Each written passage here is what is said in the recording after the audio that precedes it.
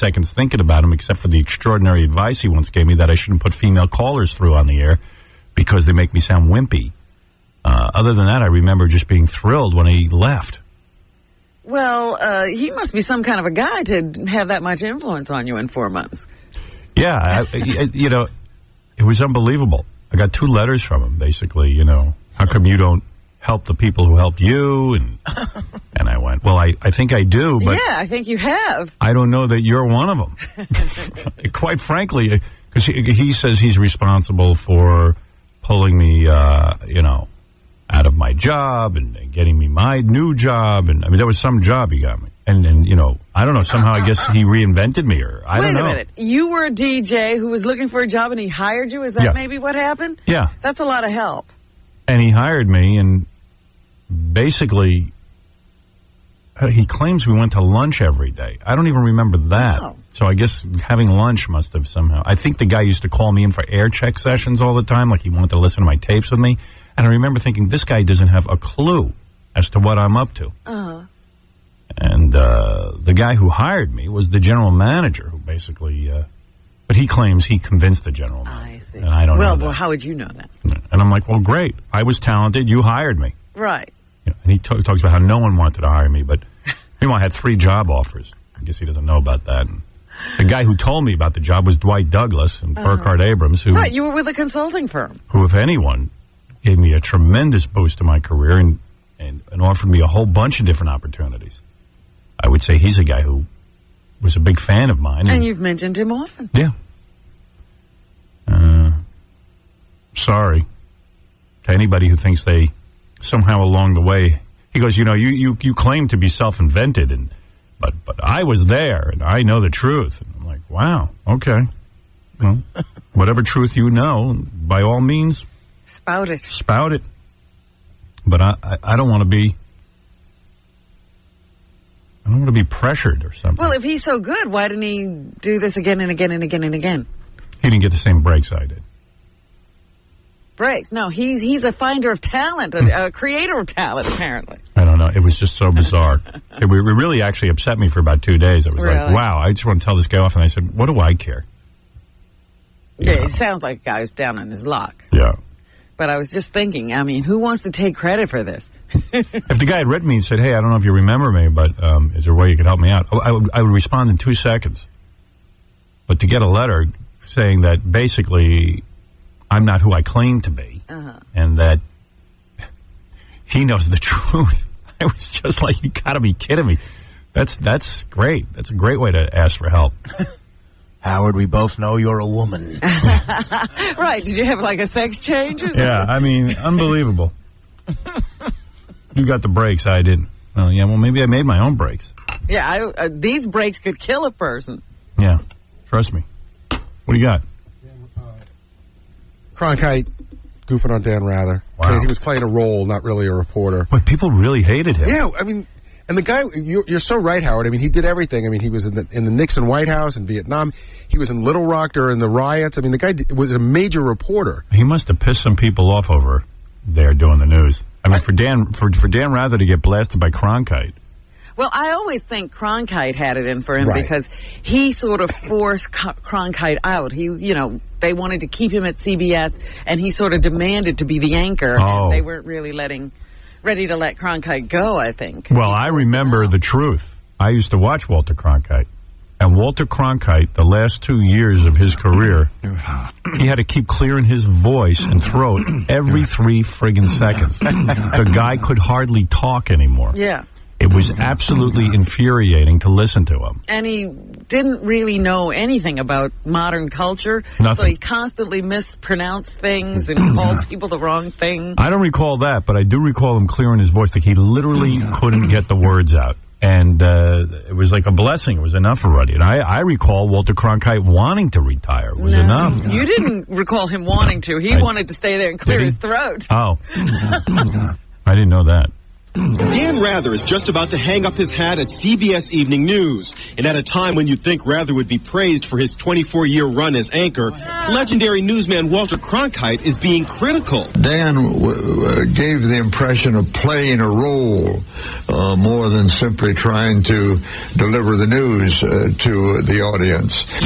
Now Cronkite, who was Rather's predecessor, tells CNN's Wolf Blitzer that he was surprised Rather lasted as long as he did, because in recent years, the 73-year-old anchor was never able to beat his network competitors. Bob Schieffer, host of CBS's Face the Nation, will temporarily fill Rather's seat at the anchor desk. So you would have been happier if Bob Schieffer would have replaced Dan Rather a while ago. See why this is faulty logic? Walter Cronkite saying the better newscast is the one with the higher ratings is like a guy saying, well, National Enquirer is better than the New York Times because more people read the National Enquirer. I don't give a rat's ass about any of these news organizations, but Walter Cronkite saying that he should have beat everyone in the ratings is absurd.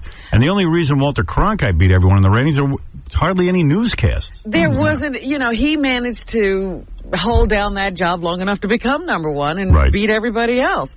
But it's ridiculous. I mean, was their news better? No, it not was about the same. The anchor. It's supposed to be a news show. Would have thought so, certainly, if not Bob, someone else. Anyone else? Let me just say that my generation's Walter Cronkite is Miss Robin Quivers. Oh, please. There you go. Good for you. How does she last so long? There's some nose for news. It's time for Robin's News. Yes, who else has a theme? That's right. About their breasts. I have a million of them. Okay. That's a long song. Really? They went on and on. I was reading about this cool new telephone thing in the paper today that you can get. They're just testing it out. It's called Song Linked. Hello.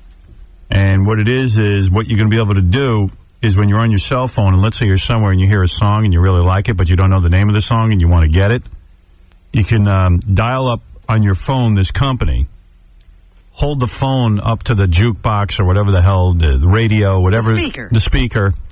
And the song will then be played into your phone. There's a computer there that will try and match the song, and then they'll sell you the song for your MP3 player. With the artist and the title. Yeah. Pretty good, huh? Yeah, because you know how you get those songs stuck in your head and you can't remember the name of them?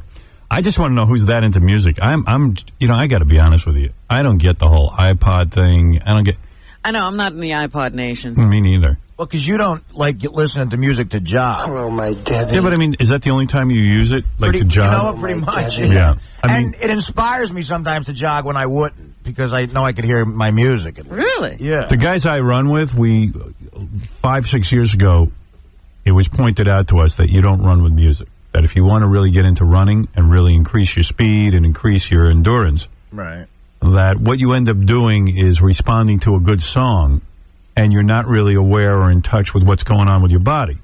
Okay. So it really was true. I became almost a slave to the music when I ran. Mm-hmm. Like, if the song was really great, I'd run hard. And then if the song sucked, I'd be bored out of my mind and want to get off the goddamn treadmill or stop running. Well, right, you would hate it when you hit a clunker. Well, what the iPod does is allow you never hear a bad one. You can hear a bunch of good ones in a row. Yeah, and plus, like, when you run, you're supposed to be in touch with your heart rate, which is hard when you run into music. You're supposed to be aware of your surroundings. You're supposed to be aware if there are cars coming. There's a whole sort of thing going on, aware of your foot placement. I mean, if you really... Once you get rid of those headphones, you don't realize how much you were missing, in terms of your safety. Right. People whizzing by you or traffic coming. Yeah, so anyway, I stopped being a slave to the headphones, and I actually enjoy running more, because I always hated running, but I enjoy it more when I'm, I can sort of not be a slave to that music. So other than that, I wouldn't walk around, if I listen to music, I don't want to have headphones on. I see dudes doing everything with these headphones. Well, people walk around the airports. I don't know how they do that because there's so much going on around them, and there's stuff being broadcast. You know, there's announcements being made about your flight, and people just then they start asking you because they've had their iPod all day. Well, did you hear anything about the flight to Syracuse? Hello, my Debbie. You know, like bababooey's into this music and downloading, and but I like very involved. It gets me to move. Vinny is a crazy person with the music. I don't download that much. I'm not that into music. I mean, I love music and I love listening to it. I love all different kinds of music, but I mean, to walk around all day with music. If you stood at the front door here in the morning, I would say like at least half the crew that works here, guys on E, like Richie Wilson this morning walked in, he had his iPod in. Almost everybody. I would be paranoid. Everybody listens to it on their way to work. Would you want to walk around in Manhattan with music and not being able to hear what's coming up behind you? Not in Manhattan, no. No way. But look what happened to poor JD. Right. He got mugged on the train. He wasn't paying attention. No. I tell you, it's like you're missing out on life. It's like blocking out the world. Well, there's other places you can use it. Like where? In the car. You're going to wear headphones? No. You plug it into your car. You plug a... But don't you want to, like, be exposed to new music? And don't you want to, like, listen to... Let's start putting new music on my player. Yeah. And then I'm exposed to it. And the way I want to be exposed to it, not listening to But you don't know what you're being exposed to. In other words, you go, oh, somebody tells you the new Kid Rock album is good, so you put it on your iPod. Yeah. But, like, when you listen to the radio or something... They get it's just one of the things that you do. It's not like I listen to this player, that's all I listen to. It's just something... When I want to hear I feel like I'm missing out on life. But you know, it's not the only thing you ever do. You know, when you want to hear what you want to hear, you put it on. No. I see these people, they're too involved in it. They're out of their minds. I really think they're out of their minds. Well, I think young people can have that kind of time. But if you got a job and a family and whatever, how are you going to spend all that time with the music? And I agree with you. With music. I mean, who gives a rat's ass? I love music. Don't get me wrong. When I was in high school, I would sit and listen to music in my room. But I'd be doing other crap. I wouldn't be sitting there with headphones on. But then I was, you know, at the point of, I can't wait for the next Cream album to come out or whatever, and standing at the record store when it, hit and all that stuff. Now, forget about it. I mean, there are people who are excessive. Like, I think I have... Like Vinny. I have like 3,000 songs. Vinny's got, Howard, I kid you not... Hello, my Debbie. You really have to talk to him one day to have him explain to you. It's like 60,000 songs on his hard drive. It's wired to his whole house. He's thrown away the jewel cases. He's taken the little inserts that go in the jewel cases and put them in a book, and it's crazy. I know. It's like almost like the guy has no life. I mean, you like anybody with a life would not have time. Like he was going to buy this DVD player, Howard, that was some ridiculous amount of money. But what it was is he could take every DVD. So say you could take 500 DVDs. Yeah. You take them and you put them onto this hard drive, and then they're there and they could be watched throughout the entire house. Right. And I think he said it was like $12,000 or $14,000 or something like that. And I said, Vinny, why don't you just take a DVD and bring it upstairs? Yeah, why don't you just take a DVD and rent it from the video store? Who needs to own it? But so he owns it. What he's saying is, even though I have it downstairs, I can watch it in my bedroom upstairs. I go, well, why don't you just bring it up? Yeah, I mean, maybe a little exercise wouldn't hurt the guy. But in order to get this thing... He looks like Humpty Dumpty. In order to get this thing operating, you have to take all of your DVDs and burn them onto the system. Who would have that much time? Well, he seems to have the time to be on the Kathy Lee website. He's downloading all the music, and he's installing this DVD. Let's face it, he's keeping an eye on the Letterman show. Yeah. At the time I've had my iPod, I've had it about a year. There's been obviously like 2-month sections where I haven't jogged, and I don't even touch it in those 2 months. I got an iPod, but I never really use it. And then one day I brought it. I said, maybe I'll jog with some music. I figured I'd give it a shot. Right. And the battery wasn't charged up. Right. If you don't touch it, it for like 2 months, it just dies. See, the other thing is I don't jog outside. I go on a treadmill, and I wouldn't go outside with it either because you're afraid of getting hit. It's too weird. You can't hear anything. But it's a cool invention, though. I got to admit, I wish I had more uses for it because I love the tiny size. And that's what we were saying in the office, that you're not the average guy. Yeah. Like, I was going to buy you that thing for your birthday. It's a thing where your iPod sits in a docking station, and I have that. Bose makes it. But I have it. But the problem is that, like, your house in the city is wired for everything. Your house out east is wired. But most people aren't that wired. You know what I mean? Right. Well, I'm wired. What do you want? See, I'm one of those guys that's guilty of walking around the city with my iPod all the time. Well, it got me in trouble that one time when I got on the subway and I wasn't paying attention. I sat in the homeless guy's, like, excrement stuff. Yeah. But like yesterday, Now I can't have my coffee again, thanks. That'd be a good TV commercial. The guy's wearing his iPod and he sits in a homeless guy's excrement. It's great for every situation except this one. It's great to distract you. But like yesterday, it was snowing outside. Central Park is on my way home. So there's certain songs that kind of remind me of winter and the snow. So I played those songs, walked through Central Park in the snow, and it was a really cool experience. So what about, like, the experience of hearing what's going on in the park? Yeah, I mean, mostly all you can hear is horns honking and stuff like that. So it kind of just adds to the experience. I listen to it on the way to work. Why do you need so many experiences? That's what I'm worried about. He's creating a soundtrack for every experience. Yeah. Wait, why does everyone need such a heightened experience every minute? You know what I'm saying? Like just experience it. Yeah, have it be what it is. Yeah. Everyone's altering what it is. It's more. But it spices it up. I don't like making your life a little better. I don't know that it makes it better. Well, it doesn't for you, but it does for him. No. Does his life look any better? No.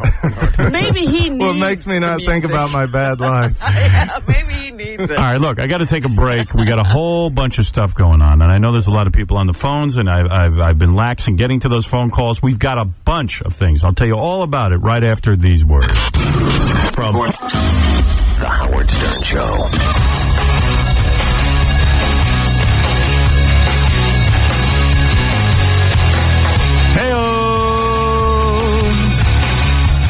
I was just reading in the paper, welcome back, I was just reading in the paper how The Contender, which I thought was probably one of the best reality shows I've seen in the last 2 years. I loved it. I thought it was really exciting and interesting, and it did okay in the ratings. They're saying it got a lot of men to watch, but it was dead last in the ratings. But I wouldn't, if I was NBC, I wouldn't give up on that show so fast, because they're going to switch around the time slot, put in different time slots, and I think it will catch fire. I truly do. Well, what they're doing is they debuted it on Sunday. They're replaying it. They're playing another one tomorrow night, right after The Apprentice, which is very highly rated, and then they're putting it into its regular time slot. I was talking to John from Jump the Shark, and he was saying that a lot of people were complaining, trying to figure out why the show started 6 minutes after it was scheduled to start.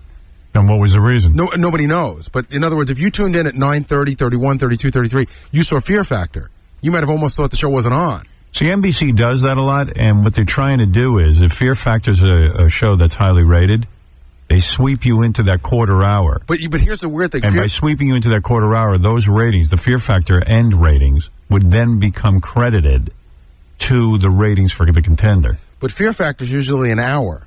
Right. Except every once in a while they do these hour-and-a-half ones, and this was an hour-and-a-half one. So it started at 8, it went to 9:36, and then The Contender started. It was sort of weird. NBC does a lot of that. They're trying to get you to watch one show and feed into the other. They have some sort of weird theory. I don't know. Well, it started with that supersizing Friends, and I guess that worked for them. Well, what they're trying to do is CBS, Les Moonves, put on a brand new episode of CSI against The Contender because he wanted to crush it, and it worked. Was that regular CSI? That wasn't like CSI New York or I something? don't know. One of the CSIs. Who knows what CSI it was? Right. But it was one of them. I'm not caught up in that whole CSI thing. It saves me a lot of time. I've purposely avoided CSI. There's CSI every state. They got a new one. CSI Julie Chen. Do you know that they're doing, you know who does that too is Law and Order? Yeah. You know that they're rolling out the 4th Law and Order now? The 4th one. Wow. There's Law and Order SVU. SVU, Criminal Intent, CI. And now there's a new one. Hey, I understand that. I wish they do that with Spider-Man. I wish they put Spider-Man in every show. In every movie made. Spider-Man SVU? Like, I would have gone to see a lot of movies. Like, I think Sideways should have had Spider-Man. I think it was a little dull. Where would you have worked him in? I don't know. Well, he hasn't seen the movie yet. I would have put him into $1 Million Baby. I just would have had him visit Hillary Swank and encourage her. I don't know. I caught the rebroadcast on CNBC. Not the whole thing, but a little bit Contender? of the... Yeah, and I really enjoyed what I saw. I thought it was good. It was interesting. I watched it last night. I thought it was great. Yeah. I haven't seen it yet. But I'm not digging Spider-Man in that commercial. Have you seen the commercial with Spider-Man? Yeah, that's no good. But I'm happy to see him at least. You know, I'd rather see him than not see him. It's good to know he's around fighting crime. So can I tell you, I got an email from, our friend Sam. Wait a second, what is Spider-Man promoting in that commercial? I never know. It's something about not needing to turn in your credit card or call a number after your credit cards have been stolen. Yeah, you see, that I have a problem with. Yeah. I mean, don't make Spider-Man boring. What'd you say? So, our friend Sam Simon, the guy that created The Simpsons, he emails me from time to time. So Sam sort of, I guess, is in the boxing community. He manages a boxer, and he knows a lot of boxers. So he sent me this email last night. I was so irritated. He said that everyone in the boxing community hates the Contender. How would he know? He's barely in the boxing community. He does manage a heavyweight champ. Whatever. He's barely in He it. sounds like Michael Buffer talking about $1 Million Baby. Right. He owns a couple of people, Sam, as boxers. He's managed to keep slavery alive. Can I go back to that, but not to digress, but I saw $1 Million Baby, and I could not understand what Michael Buffer was talking about, like why the movie You didn't like the movie? Why it was bad, why it wasn't... I think he didn't like the movie because they didn't use him. Yeah, it seemed very odd. They didn't. The ring announcer didn't use the microphone properly. They didn't like the way the crowd looked or something? Yeah, who cares? Yeah, it became obvious after you interviewed him, Howard, that he was pissed he's not in the movie. Right. And his brother was. Right. Yeah. There was no guy at the boxing match saying, let's get ready. Yeah. Where he would have been paid a fortune. When you were watching The Contender, weren't you wondering if they asked Michael to do it, and Michael... Because they have a ring announcer, but it's not Michael Buffer. Right, that's why he's upset. So, all right. It's like Trump's upset with Dan Rather because he did a bad story on him. So Sam sent to me this email. He says, everyone in the boxing community hates the show. It doesn't reflect real boxing, et cetera, et cetera. How many people did he poll in the boxing community? Then he proceeds to tell me who goes to the finals. Right? Oh, my God. And then he proceeds to tell me a plot twist that I wouldn't even tell you because it would ruin the show for you, but a major, major plot twist.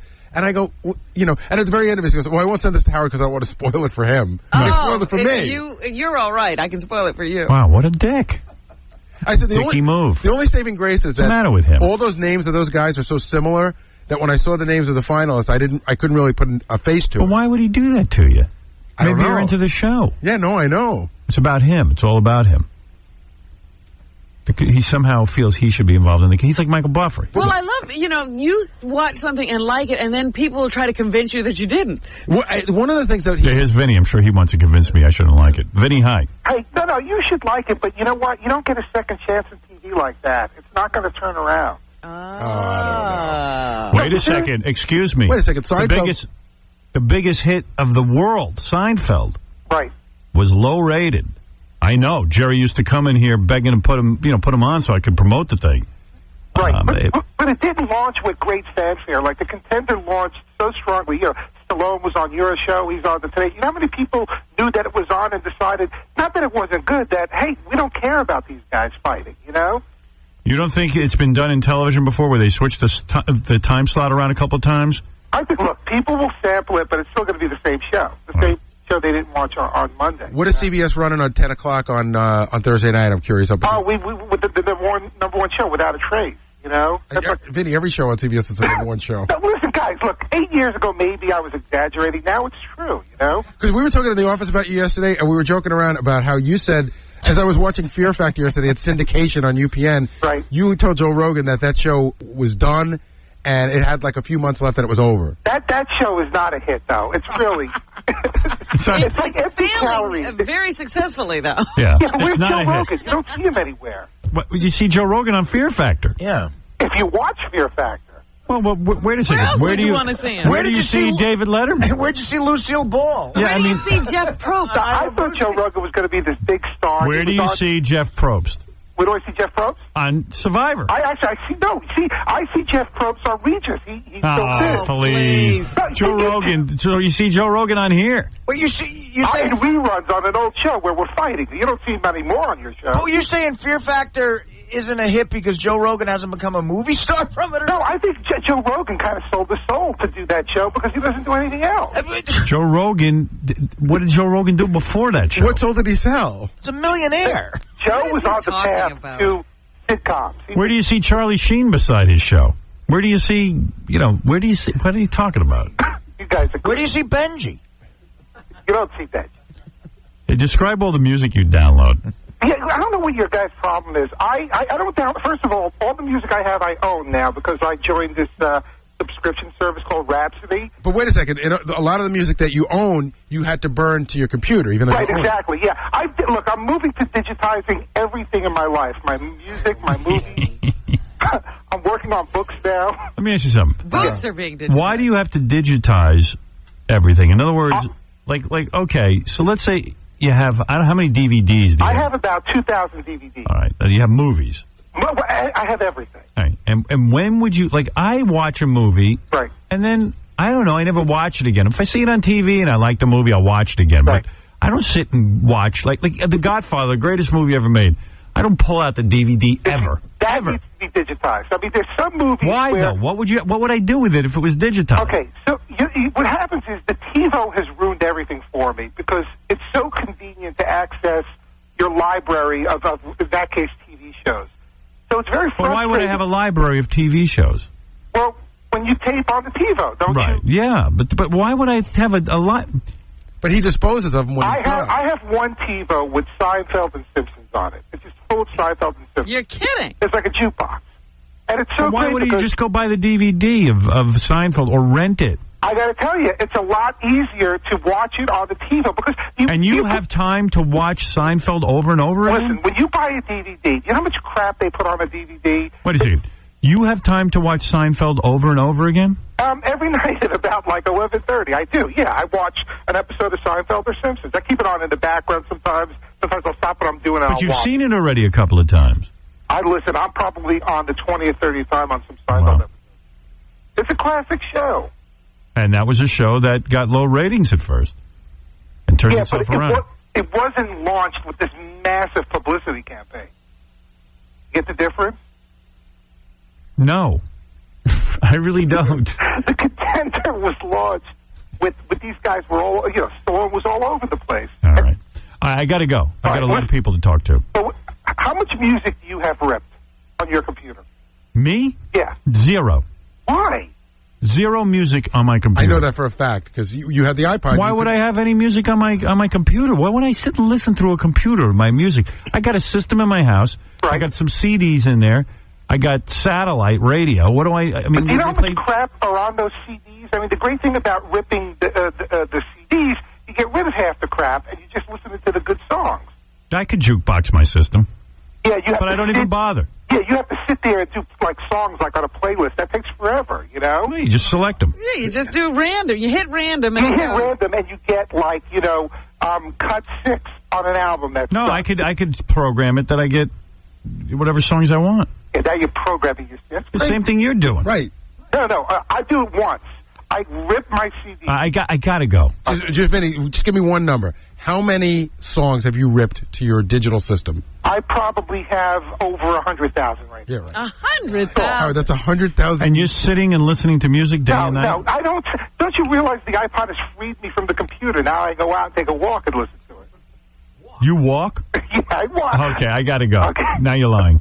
You walk. Oh, my Debbie. Don't walk anywhere. It's freed you from the computer, but you're still sitting and listeing. Do you have any idea? I would pay to see Vinny's ass. He sits and rips on that computer all day. It must be flat and cellulite. I mean, God knows what's doing there. I would pay not to see Vinny's ass. Now, I'd have to see just to see what sitting on a computer 24/7 does to your ass. Do you have any idea the man hours involved in ripping 100,000 songs? I mean, if you started at birth, I don't think you could do that many. Right. All right. Anyway, I got to take a break now. I was going to play Imus's Gay Porn. Yeah, bababooey makes a point. Vinny must be doing that in his sleep. Yeah. Oh, he is. Anytime you call him, I've called him at his home.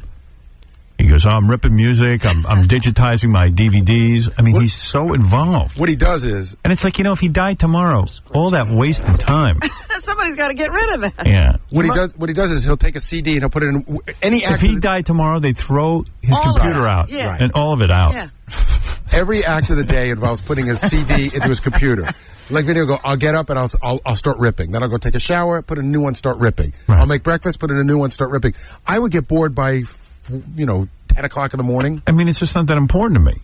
I mean, and his library is who cares? I have 2,500 songs on my computer, Howard, and 2,200 of them were ripped by someone else for me. Like someone gave them to me. Yeah.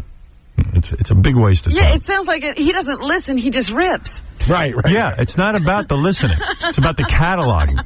And who he's cataloging this crap for. But it is. He gets to that point where Vinny will say to you, like, I've got Meet the Beatles, but the London mono version. I've got that. Right. And then listening to it, he's just got it. And he loves it. He has it. He loves having it, right. Yeah. I like the show Seinfeld, and when it's on TBS, I can barely get the energy up to change the channel. I know. I mean, to sit and catalog these things. Oh, that's a lot of... TiVo filled with Seinfeld and The Simpsons. Both great shows, but I am not spending time putting them on anything. I'll catch it another time. The funny thing is, if you want to watch... He'd end his life if he didn't have it. I mean, come on. Because he'll say to me, what if I'm laying in bed and I want to see Seinfeld? Now I have it. And I'm like, well, maybe do something else if you don't have Seinfeld. Exactly. You can watch Seinfeld every night at 11 o'clock for free. Yeah. If you want to. If you need it. TiVo it, watch it, and then delete it. Right. I don't know. He leaves them there. He can't delete them. All right, I got a whole bunch of tape here. I got a lot of things here, but I'm having trouble getting to it. I even have Eric the Midget's entertainment report. Ooh. You got to hear this. I got to play this for you right now. I don't care if I have to take a commercial break. So Eric the Midget, who wants to be called Eric the Actor, he contacted us. He wants to be our entertainment reporter. Yes. So I guess the guys are in the back working with him. He called in and he made his entertainment report. Oh, okay. It's the funniest thing I ever heard. You can't get through 3 seconds of it. You want to jump out a window. Let me hear that. We got to hire him. First of all, he put together the whole entertainment report, and his lead story is wrestling because that's important to him. Oh no. Yeah. All right, here we go. Hi, this is Eric the Actor with this week's entertainment and sports report on Howard Stern's show. On newsstands everywhere this Friday, the current issue of Playboy with WWE Christy Hemme will be on the newsstand. Previous editions of Playboy with WWE divas have been very hot sellers. Time will only tell if Christy's issue will be as hot as the rest of the other divas issues. What? Oh my goodness. Time will only tell. I don't even know who's in Playboy. I mean, he died before he got her name out. I know, he died when everything. There's noises in this report that are unbelievable. And a side note to this little report is Christy will be taking on Trish Stratus for the women's title at WrestleMania 21 on April the 3rd. All right, now I know now it's going to be a vote, but I don't know when. On Monday, the A's defeated Arizona 5-0 behind strong pitching performances from Rich Harden and Justin Street, the rookie. Rookie. What? What was that? The A's won. See, I think the entertainment report should be what his day is going to be. What he's got planned for the day. Yeah. Nothing. Today I'll be having breakfast with a heaping side of nothing. Setup pitcher for the A's. In other scores, Baltimore beat Florida 5-0. Toronto defeated Cleveland 12-9. Back in the entertainment news. At Huntington Beach, California Associated Press reported Monday that Nick Carter, former Backstreet Boys singer, was arrested on charges of drunk driving over the weekend. Police said that... Oh, my goodness. It's just in after giving that Nick Carter report, Eric the Actor is gay. At 8 p.m. I'll be watching American Idol. Yeah. At 9 o'clock I'll be crying myself to sleep. And first of all, I'm glad I'm not a gambler getting my scores from him. Does Toronto, huh? Right. Cleveland.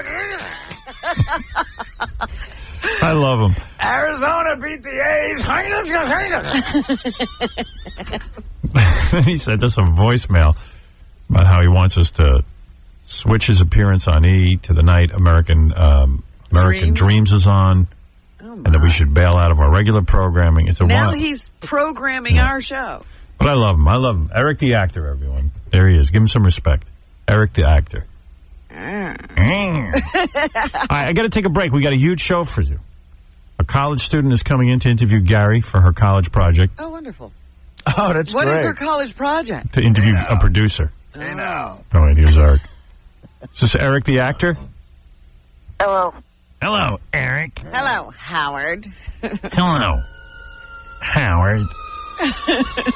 That's some entertainment report. First of all, how do you lead with wrestling?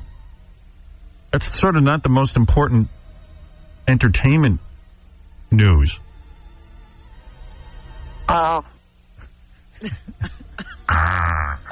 Foiled again. Damn it. I feel like I'm talking to the Penguin from Batman. That's some report. I gotta hire you, man. Are you there? Yeah, I'm here. Oh. 25-year-old Carter behind the wheel of a vehicle was like driving erratic, and so they pulled him over and arrested him on charges of DUI. Also, in the entertainment news, I just remembered, also Shannon Elizabeth is going to be splitting. This is deadly, Eric. Oh, you know, and he should be arrested for this report. You're doing this report erratically. Also in entertainment. Eric, that's deadly, that report. Why? Well, because the read is really garbled, and also the choice of stories is odd. I mean, the opening story is a minute of the WWE chick. Whose name we couldn't tell. Yeah, and then you give Oakland A's score. Top story. The WWE.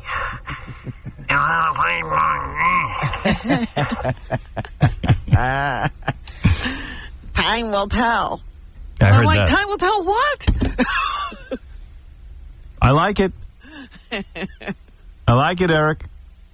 Doesn't exactly sound like it. No, I like it for all the wrong reasons, but I like it. No, it's entertaining. I'll talk to you about this. I envision when we go to you getting your own show for a half hour. I want to ask him, though, did he enjoy his entertainment report listening back to it? It was all right. Really? All right, well, I'll, You would listen to that? I'm going to listen to it. No, I'm asking him if he would. Of course he would. It's all the stuff he's interested in. Oh, no. He couldn't listen to that. He wouldn't get any information. I think you need to be a little more upbeat, is what I'm saying. You're not exactly Mary Hart, are you? I don't know. From her husband that she met in acting class, her acting husband chose the right men and her decided to split.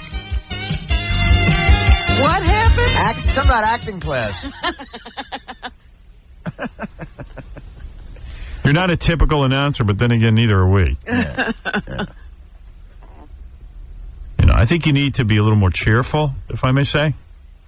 You got to put some energy into it. Yeah. Maybe try speaking in Spanish. Maybe that'll help. We'll know why we don't understand. Why don't you steal some Mike Walkerisms? That might help. Yeah. No. Yeah, you got to jazz it up, Eric. Right. No. Yeah, I think you got to simplify it. I hate to contradict, but... all right. Hey, Eric, I'm serious. I like it in some way, and I'll talk to you more about it. Okay. Now, when is Christy supposed to be coming in? What? Huh? What? Oh, the WWE diva? Yeah. Yeah, Christy Hem? Christy Hemme. Yeah, she's coming in today, this hour.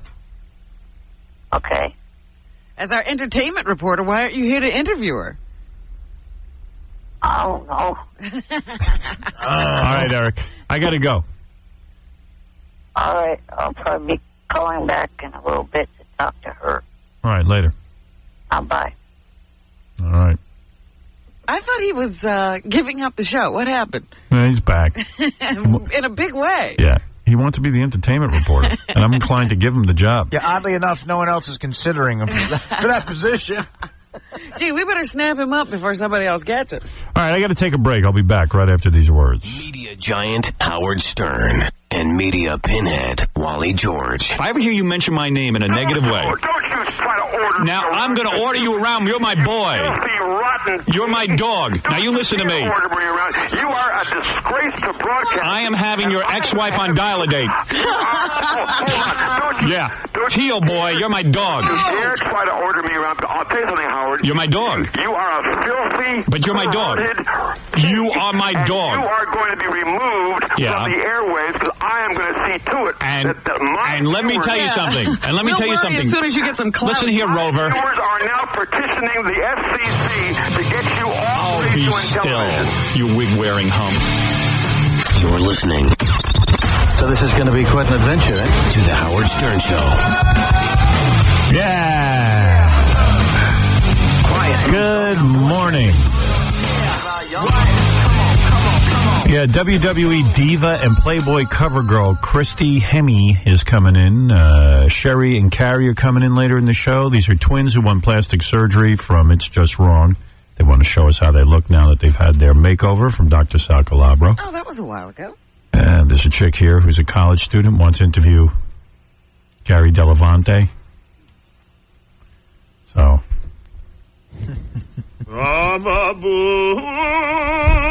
Bababooey, bababooey,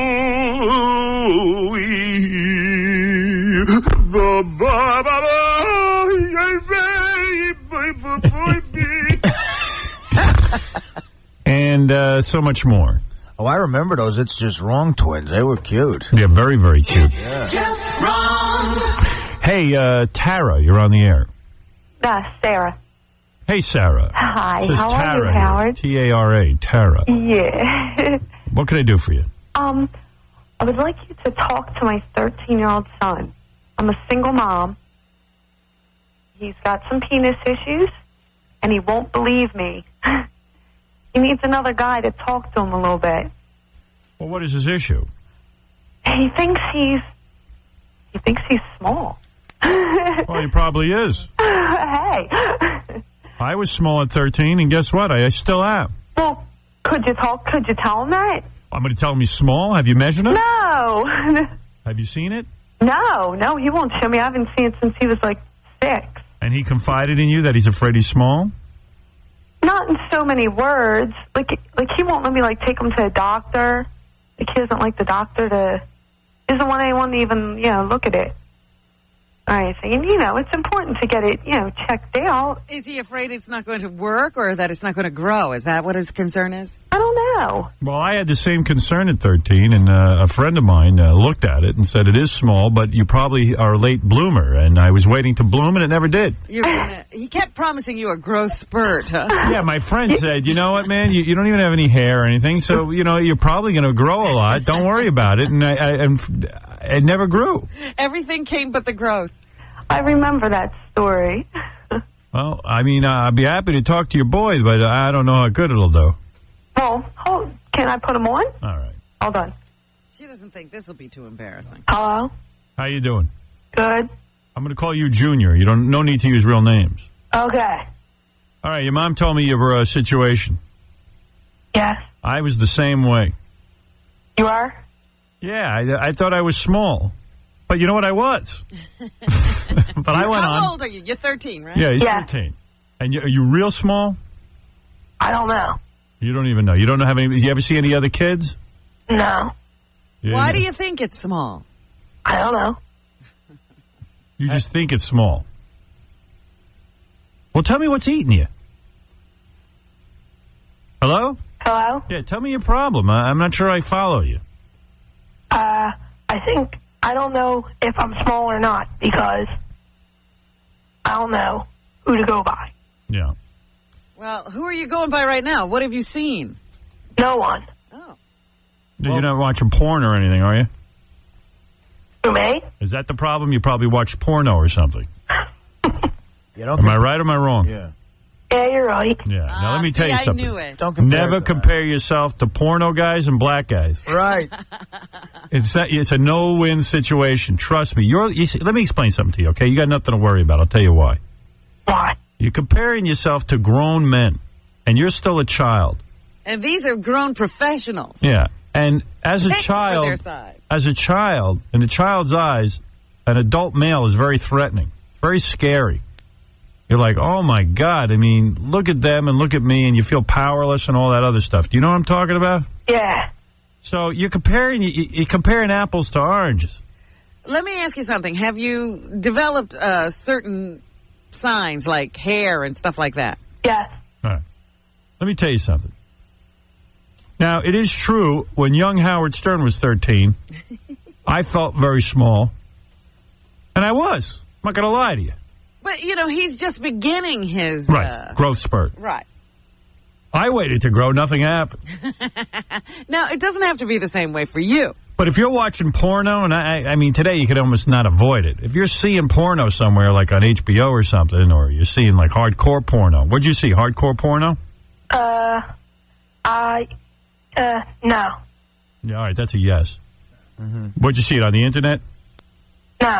Where'd you see it? At your friend's house? Yeah. All right. It was the real deal then. Yeah, he saw hardcore porno. I'm telling you, I see that stuff. I won't even let my girlfriend watch it because I start to feel inferior and she's going to look at me strange. So you can't ever look at hardcore porno, especially at your age, and expect those guys are freaks. I mean, that's about they're freakish. You understand what I'm saying? Yeah. So just chill. And chicks, you know, well, chicks, it does matter, but... Well, the truth is, though, you still have a working... You're working, right? Everything's working? Yeah. Don't worry about it. And you'll be able to do the job you need to do. Yeah, unless you're like a midget. Let me ask you this, son. Have you started drinking yet? No. How tall is Uncle you? Artie, you be quiet. How tall am I? Yeah, how tall is you? I'm 5'4". Yeah, all right. You're fine. So Don't you're worry. still growing. Yeah, you're fine. Okay. Yeah, don't even worry about it. Start writing some jokes. Call us in a couple of years if things haven't changed. And stop watching porn. Okay. It's going to freak you out. You got to start watching porn when you're 17, 18 years old. Yeah, you saw it a little too young. Or, no, you can watch porn, but just make sure it's all girl on girl. Right. Don't watch porn. Just Again, stay away from Uncle it. Artie. What? What's the big deal? I'm telling you, it's too an adult world for you. It's confusing you. Yeah. All right, man? Don't worry about it. Okay. I watch those porns. I go crazy. I'm 51. Crying out loud. Stay away from acid, whatever you do. Yeah, don't do drugs. Don't do that. All right, so you straight now? Everything okay? Yeah. Okay. Want me to give you a little prize? Yeah. Let me think what I'm going to give you. Give you a choice. A choice? Yeah, you want the choice? Yeah. I could give you an iPod Shuffle, iPod Shuffle. which is smaller than a pack of gum and as light as a car key. Which is smaller than your penis. Oh, stop it. Check it out. It's larger then. Check it. Yeah, do you think you're bigger than an iPod Shuffle? Check it out at iPod.com or at your nearest Apple store, okay? Or I give you $500 cash, courtesy of the new film Hostage, starring Bruce Willis. I'll take the 500. Smart kid. This is a smart kid. Of course. Good for Yeah, you. 500. You'll look a lot bigger to these girls. We can give you a Corvette to make up for... You're not with girls yet, are you? I was with one, but then... Yeah, would you kiss her? Yeah. That's as far as it went, I hope. Yeah. Yeah. Me too. At 13, that's where I scored. You stopped there? That's where I scored. I had a girlfriend. I used to kiss her. Okay. And that's okay. You definitely like just girls, right? Yeah. All right. What happened to the girl? You say you had her for... How long did it last? About a month, 2 months. You dumped her ass. You dumped her or she dumped you? You dumped her, right? Yeah. Yeah, that's my boy. Ah. Playing the field. Now, do you miss her? Of course he does. He misses her. Of course he does. I was a big dummy. I moved already. She was where I used to live. All I know is I was 13. I had the hottest girlfriend ever. Really? This girl, Irene. She was so friggin' smoking hot. She looked like she was 17, 18. I'm telling you, this girl had the body of an 18-year-old. You hear what I'm saying? Yeah. All right. and she was mine. At 13. 13. And I was reading my father's books on sex and everything. He had a marriage manual. I forget about it. I was trying to figure out what to do. I wasn't like this kid. I hadn't seen porn yet. And she came over, and I was thinking about maybe doing a little more than kissing her, but I started to shake. I got nervous. But I kissed her, and it was great, and I loved it. And then my friend Dr. Lou says to me, you ought to dump her because we could play the field. And I said, what does that mean? He goes, well, we'll get other chicks. So I said, okay, sounds reasonable. So I go up to Irene, I dump her. Best looking girl ever. I dump her. 2 seconds later, she's dating this guy Frank I know, who's a good looking dude. She's all set up. And me, I didn't get another girl till I was about 16. Oh, that sucks. It sucked. Oh, dear. Yeah, took me 3 years to get another girl. But I dumped her. So we'll see how long it takes you. Okay. Yeah, Studley. Well, he's got $500 now. He can probably get a girl. Throw it around. Throw the cash around. Spread some cash around. Or you could let it ride on Virginia Tech tonight. Take it easy, Uncle Artie. What do you think? Think you should put it on Virginia Tech? Nah. This kid's got more sense than Artie. I tell you what I'll do for you. I'll send you the $500. That's for sure. Or I'll have Uncle Artie go to the bookie and put $500. And what? Listen to this. I'm giving you an option. I'm not kidding now. I'm being serious. I'll send you the $500. That's yours. You want it. Okay. Or I'll give it to Artie. He's got a bookie. He'll put the whole $500 on Virginia Tech. Now, let me find the game. Now, wait. He's going to find a better game. Hold on. What would he win, Artie? You got to tell him. Give him the whole story. All right. So what do you like? Let me take a look at this. All right. In college hoops, Notre Dame's given 7.5 to Rutgers. I like that. I like Notre Dame there. And if he wins, what would he get? He'll get, he'll get 1,000. They put Oh. I'll give it. He'll double his money. Artie can turn it into 1,000 for you. But I'll keep the 500 because he could lose. No, listen. But if he says it's a sure thing. If he loses, though, he got to send us $50 for the vig. What do you don't want to take a spin? Nah. You're talking $1,000. I'll keep the 500. Wait, how about Seton Hall getting 2.5? Georgetown's giving 2.5 to Seton Hall. Seton Hall's a lock. Now that's a better bet. I'll still keep the 500. Seton Hall's a lock there, Tiny. Tiny. You have to attack the kid. Yeah, don't bother. He's feeling insecure. What's the I'm matter with sorry. him? This is what helps you with your insecurity, gambling. You're going to be some kind of dad. I already go to the track with my grandma every once in a while. Okay, Junior, you don't like free money? What, is something wrong with you? The money's waiting for you. I'll keep the 500. UMass is giving 4 to LaSalle. Wake up. I like this kid. Where's your dad? I don't see him. What do you mean? What's going on with that? I don't know. You don't ask your mom? I haven't seen him since I was like 7. Want me to find out what's going on? Uh-oh. Want me to ask your mom? No, she doesn't know. Oh, she knows. She's just not telling you. Because when we moved, we lost connection with him, kind of. He lost connection before that, and then we moved.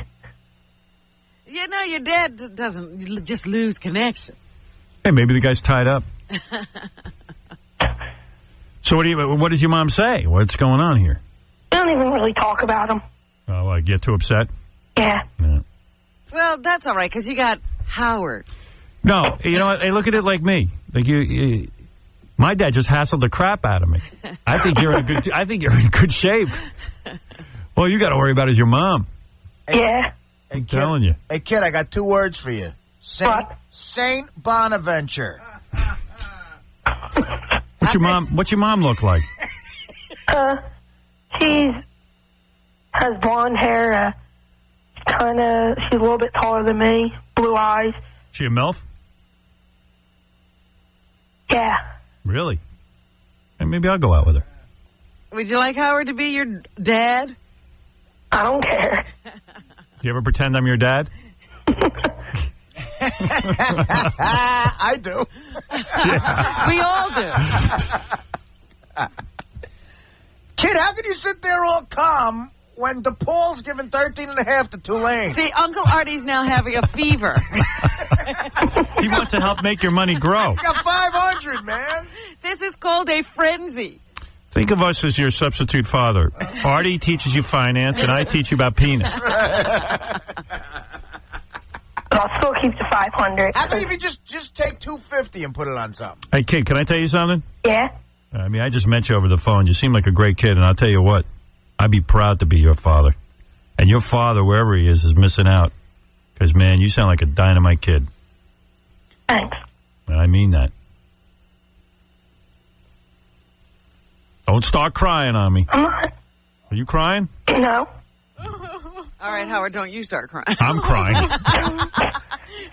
I feel bad for the kid. I know, that's a horrible thing. His father is missing a great kid. I'm crying because Richmond's giving 5 to Rhode Island. Do you want that one? Have you ever seen anything like this, kid? Let me speak to your mom for a second. Okay. All right. Bye. Hello? Where's the old man? The old man? Yeah. Well, I was never married. I was like 16. Oh, you're kidding. Yeah. Well, I'm 29. I'll be 30. Oh, you and must be. he's 13. I bet she's hot. Oh, you must be hot.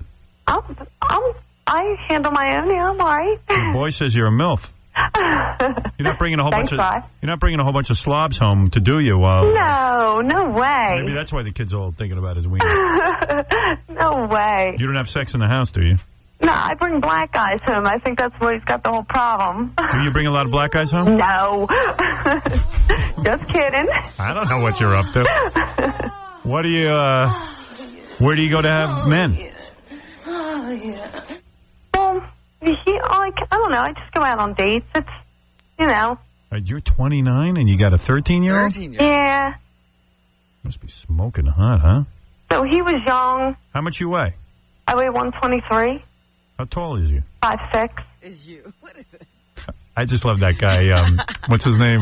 Ali G. How tall is you? How tall is you? I is 5'6". You is 5'6"? Yeah. And you weigh 100? 23. 123, 5'6". That's a little. Nice. That's nice. No, that isn't so No, nice. it's not for you. You should be but 5'9". 5'9". When I was 29, the only thing I had that was 13 years old was a drinking problem. Got big boobs? No. Average. Kind of small. You wear hot little outfits? Yeah, I tried to, yeah. A lot of guys say I'd love to have huge boobs, though. Well, if your kid was smart, he turned that 500 into 1,000. Yeah. No, not with Artie. Yeah. Have to show I love you, Artie, but... All right, well, your kid seems kind of dopey to me, but fine. He sounds like a sweet kid. No, he does. Oh, So what do you mean? thanks. Some dude knocked you up when you were 16 and you can't find him? No, you know, we just parted ways. He was around till he was about 6, but he was one of those off and on guys he was here, he was there, and Doesn't he want to know Junior? No, he was young. He didn't want the pregnancy from the beginning. How old was he? Same age? He was 17. So he's So he was 30. scared. So he's 30. Does he ever want to visit the boy? No. He pays child support, through the courts, but, Wow. that's like paying on a car that you never get to drive. You know what I mean? Jeez, you think he'd want to know the kid? And he's a real good kid, too. Yeah, he sounds it. Yeah, sounds it. real smart. He had straight A's. Hello? Hello? Hey, let me ask you something. The old man, was he small? Huh? Was he small in the pants? Yeah. He was. Yeah. He might have gotten the curse. Yeah. Yeah. Does he look like you, or is he looking like the father? He looks like me. Maybe. Well, she's not well hung either. No, I'm not. How was your father? Was he big? Well, last time I had him, yeah, he was, All right. Well, okay. All right. I got to go. Let me put you on hold so we can send you the money. Thank you so much, Howard. All right. Hold on. Bye-bye. Straighten that boy out. I just think it'd be great if the kid had to send us $50. You're too funny. I'd love for him to take that bet. That would have been great action. Yeah, come on. Nah, he's got 500. He should keep it. Right. All right. I got to take a break. We're going to come back. Then the college girl's going to interview bababooey. And then the diva girl's going to be here. Playboy cover girl. Christy. Christy Hemme. I was looking at her Playboy yesterday. She's not like one of those big muscular China chicks. Uh-huh. She looked pretty hot, actually. Well, you know what? I would be a little concerned if I was her, because usually those girls wind up in Playboy and then out at the WWE. And then Vince throws you out. Yeah, I don't know, but we'll talk to her, see what's going on. We'll be back right after these words. Here's Howard getting ready to read one too many live commercials. All is said and done, isn't the time you'll have at Nantucket Sound just a little more precious? After all, how often does your little girl look... Oh, you gotta be kidding me. Tell them to just make up an ending. I can't read this They gotta be kidding me. On this, there's... I mean, they just gotta be kidding me. I just hate this. Stern is not only the self-styled king of all media, he's the king of the jungle and the empire. That's right. All right, we're going to have some fun here. There's a guy. Hey, here's what I got going on. I got a WWE diva and Playboy cover girl, Christy Hemme, who I just was looking at her magazine. She looks real nice. And I got an 11-year-old girl down here. Yeah. And they're going to square off to see who's smarter. We're going to wheel in now a guy with a hard luck story named Chris. He has to choose who he thinks is going to win. And I'll explain as we go along. This is Chris. He's in a wheelchair. He contacted us. How you doing, Chris? Step right up to that microphone, or step. Excuse me, wheel up, or whatever the hell you're supposed to say. Roll right up. Roll up to the microphone. How are you, Chris? I'm okay. I just want to say thank you for having me on the show. It's a pleasure to have you here. Tell me what's going on here. What's the affliction? I had a brain tumor when I was 14, and that's why I'm like this. Oh, from before that you were perfectly fine. Correct. Oh. Wow. So you got the brain tumor, they removed the brain tumor, and it messed you up. Correct. Right. So what conditions do you have now, like as a result of this? You can't walk. Yeah. What else is wrong with you? Your lab, I have, like, a rare disease. It's Jewish. You're Jewish? No, I'm Italian. I don't know how I got it. You got a Jewish disease? Yeah. What is it? It's called Gaucher's. Well, all I know is you must be Jewish then. No, I'm Italian. All right, easy. I don't know how I got it. All right, so you got the tumor. You see you're shaking. Your voice is a little screwy.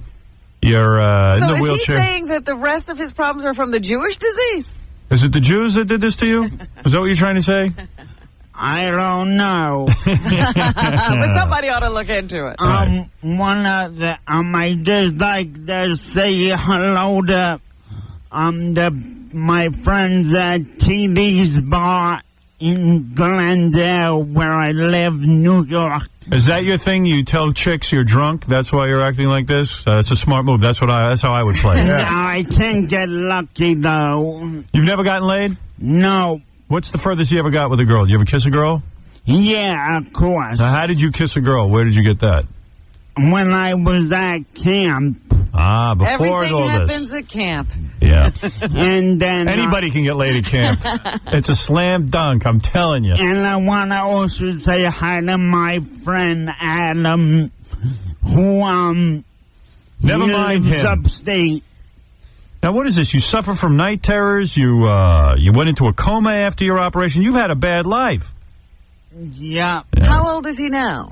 Now I'm 26. Can you pleasure yourself with this affliction?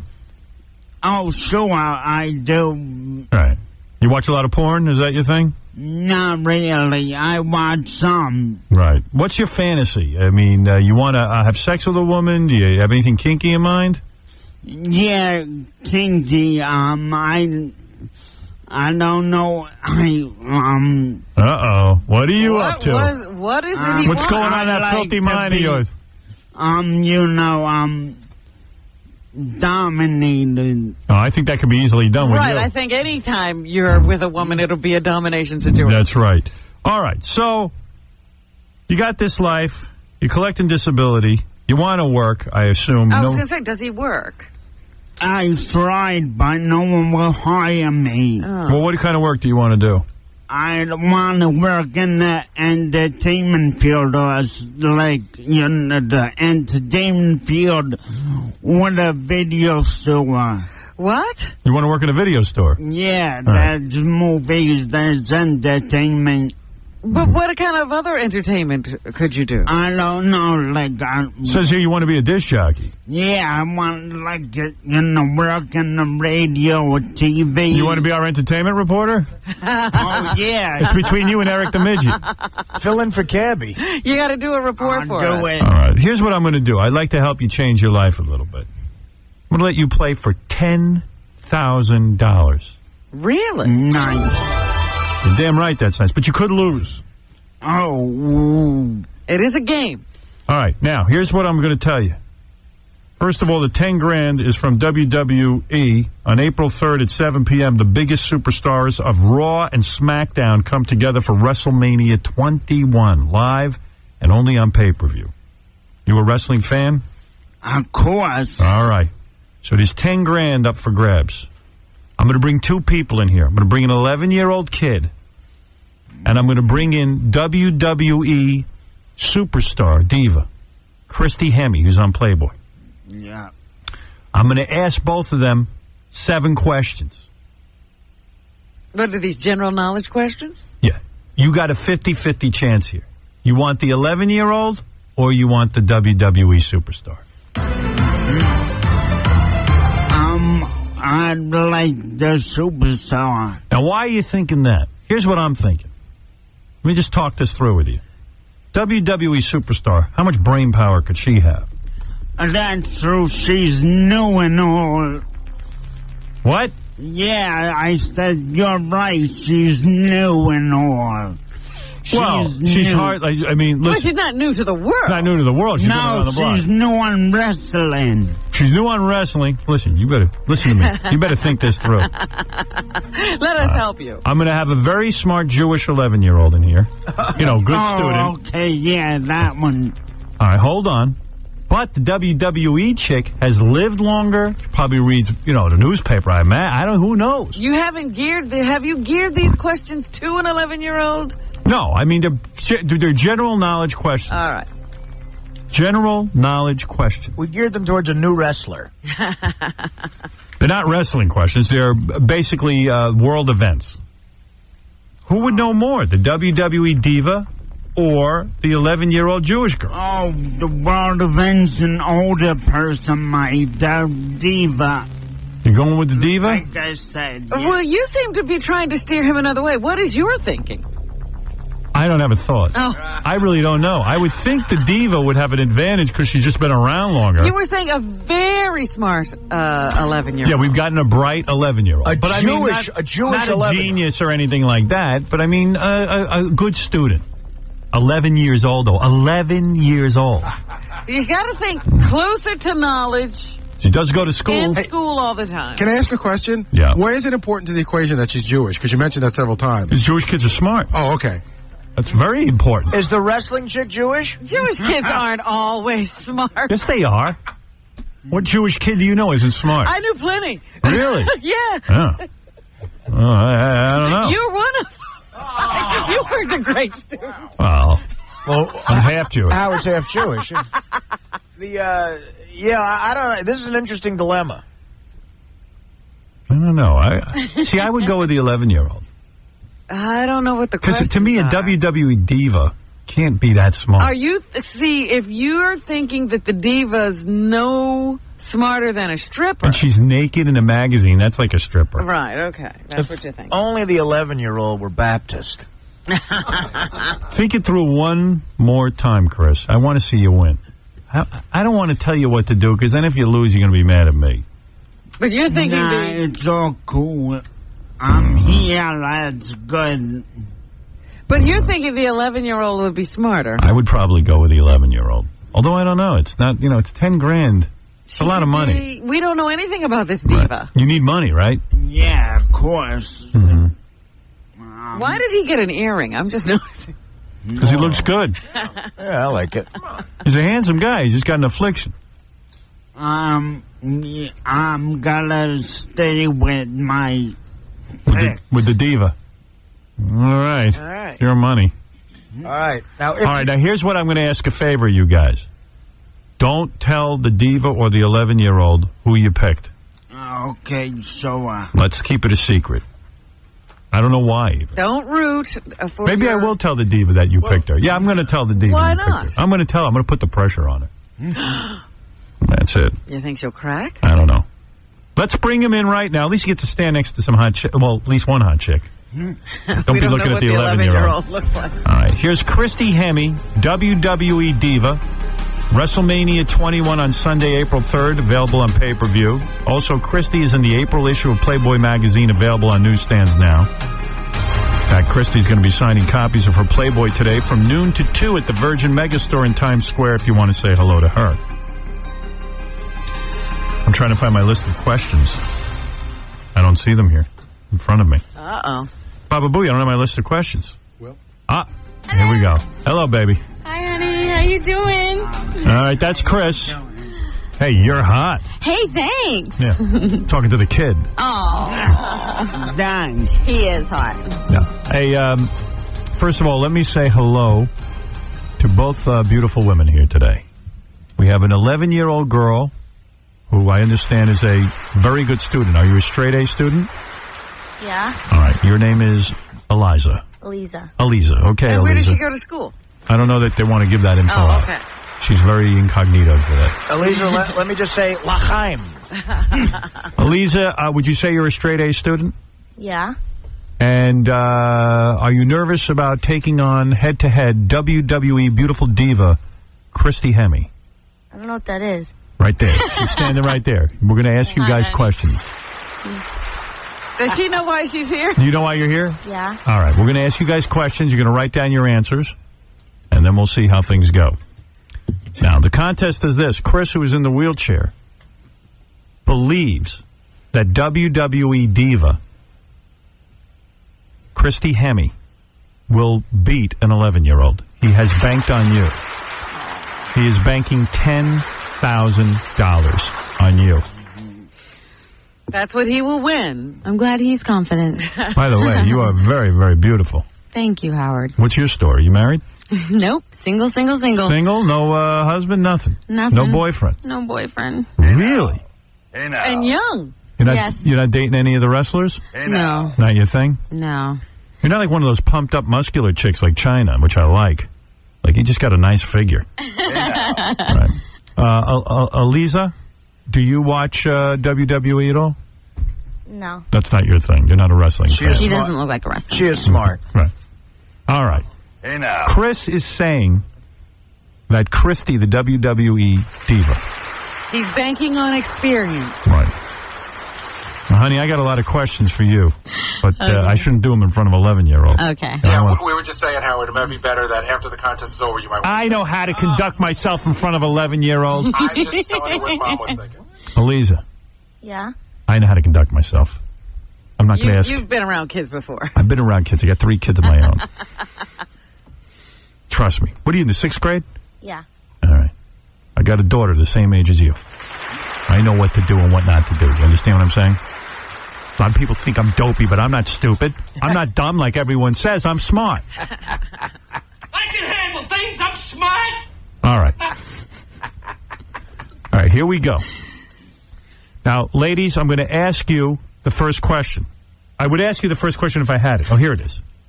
How does this work? Okay. They don't buzz in. They don't buzz in. They each take a turn? You have a cardboard in front of you. Yes. No one is to help. There's help. I have to disqualify. No one can blurt out the answer. Chris, that means you have to remain silent during this. Yeah. All right. I'm going to ask a question. You write it down and then put your pen down when you're done writing. And then I'll ask you to hold up your cards.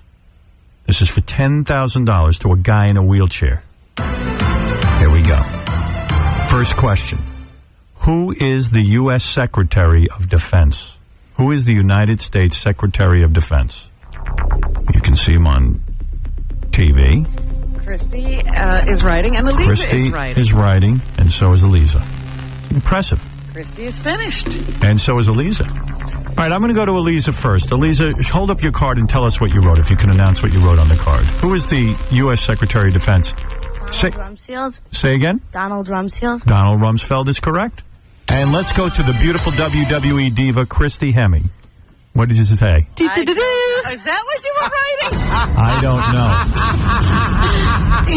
I was so proud of you writing right away. Yeah, I was trying to make you guys proud for a second. Hey, Chris, I see that 10 grand slipping away. I'm sorry, honey. Just All one right. question. I tell you, I travel a lot, so I don't watch too much TV. Evidently. Right. All right, okay. The next question is political again. In fact, right. They're all kind of political. Now I'm getting nervous. Damn. Oh, no. All right. I am too. All right. Remember, after you finish writing, put your pens down, and then when I call on you, announce your answer.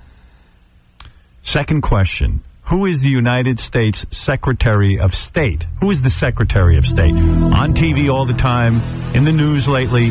Big news. All right. Eliza is writing. Eliza having no trouble. Lisa obviously not traveling. All right. I have a good feeling this time. Let's go to Christy first. What did you write on your card? Oh, what does that say? It's a new answer. What does it say? It's a nice big question mark. Ay vey. This guy needs You guys, 10 I'm grand. telling you right now, I'm going to have a hard time with this whole segment. Eliza? Well, maybe Eliza got it wrong. Do you know? Who is the United States Secretary of State? Please announce your answer. Condoleezza Rice. That's right. You know what? I would have gone with the 11-year-old. I told you, Chris. The kid's wiping Think the floor. of my travel schedule, people. Think of it. Yeah. Oh, no. You know what? Chris is having a meltdown. Yeah. I'm taking an excuse on this one. I know she travels a lot, but, there's papers you can read on a plane. All right. I don't do it. Easy, bababooey. She's got to rest. She's a wrestler. Do you have any Jewish blood in you at all? No. No, you do not. All right. Well, okay. I told you, Robin. Sorry. Chris, I would have bet on her, too. I told them before going in here, I'm sorry. Change my answer. Yeah, you better switch over. Okay, I'll take the girl. Okay, let's try this one. Maybe this will be better. What film won Best Picture at this year's Oscars? Write down your answer. Don't say anything, Chris. Let Christy think. Yikes. I see Eliza writing. What's Christy doing? Christy's writing. I'm guessing. All right, good. This is good. All right, let's go to Christy first, who's behind now, 2-0. What does that say? The Aviator? Oh. Did I get it? No, that's wrong. Let's go to Eliza. Close. Eliza, what does that say? $1 Million Baby? Gosh darn it. Now, you're 11 years old. How do you know that? I watched the You Oscars. watched the Oscars? And I didn't watch it. Yeah. I was working. Well, at least it was a nominated film. What was your favorite Chris Rock joke, I took a stab. Wow, Eliza. You're wiping the floor with her. She's wiping it. One more Squish me. question. One more question and it's contest over. Yeah. I think she already won. All right, here we go. Let's try one more. For God's sake, for $10,000 for a man in a wheelchair. I really want you to put your need to thinking get cap the on. next 4 answers right. I'll still give you a Christy. kiss on the cheek. And you need Eliza to miss one. All right, here it is. This is easy. This one I know you got to know. You're going to be back in the game. Okay. In the last election, who did George Bush and Dick Cheney run against? No hints. All right. There were two guys that ran against George Bush and Dick Cheney. Write down your answers. It's the name of two men. Eliza's almost finished. Don't say anything, Chris. Chris trying to blurt out the answer to help WWE diva. I think he's going to walk. He's going to get out of his chair and beat up Christy Hemme. Remind me to cancel my travel plans because it clearly makes you retarded. Come on, be gentle. Eliza, are you done writing? No. You are already. Eliza's, and she's got that smile like a kid who knows more than an adult. You little smug kid. Christy, please write something. This is for $10,000. I'm begging you. In the last election, who did George Bush and Dick Cheney? Write down a guess, please. Hurry. Not for Chris. Do it. We don't have all day. Do it for the Gentiles, if not for Chris. Right. Oh, she's writing. She's writing. Hold on. Came to her. Something happened. I know the first one. Oh, good. All right. Well, let's see how you did. God, you guys. Show me what you have on your card and then tell us. What is John it? Kerry. John Kerry is right. Okay, but I didn't remember his. All right, well, you get a half a point. I was halfway there, and it took me... Let's see, maybe Eliza got it wrong. Eliza, what do you have on your card?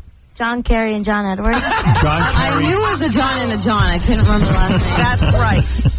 Christy traveling a lot in November. Elisa, you had no sympathy for the guy in the chair who could win $10,000 if you missed? I'm sure she does, but... well, let me say so. All right, let me ask you this, Eliza. Who is the head of the WWE? See? Yes! Which you might know. I don't know. You don't know, exactly. Vince McMahon! Vince McMahon, there you go, baby. Well, Eliza, you did win the contest. Unfortunately, Chris... I don't know if I'd call that a contest. But Chris, you didn't I call that an annihilation. You didn't get $10,000 from the WWE. Oh, I'm sorry, sweetheart. Wait a second, I'm being handed a note.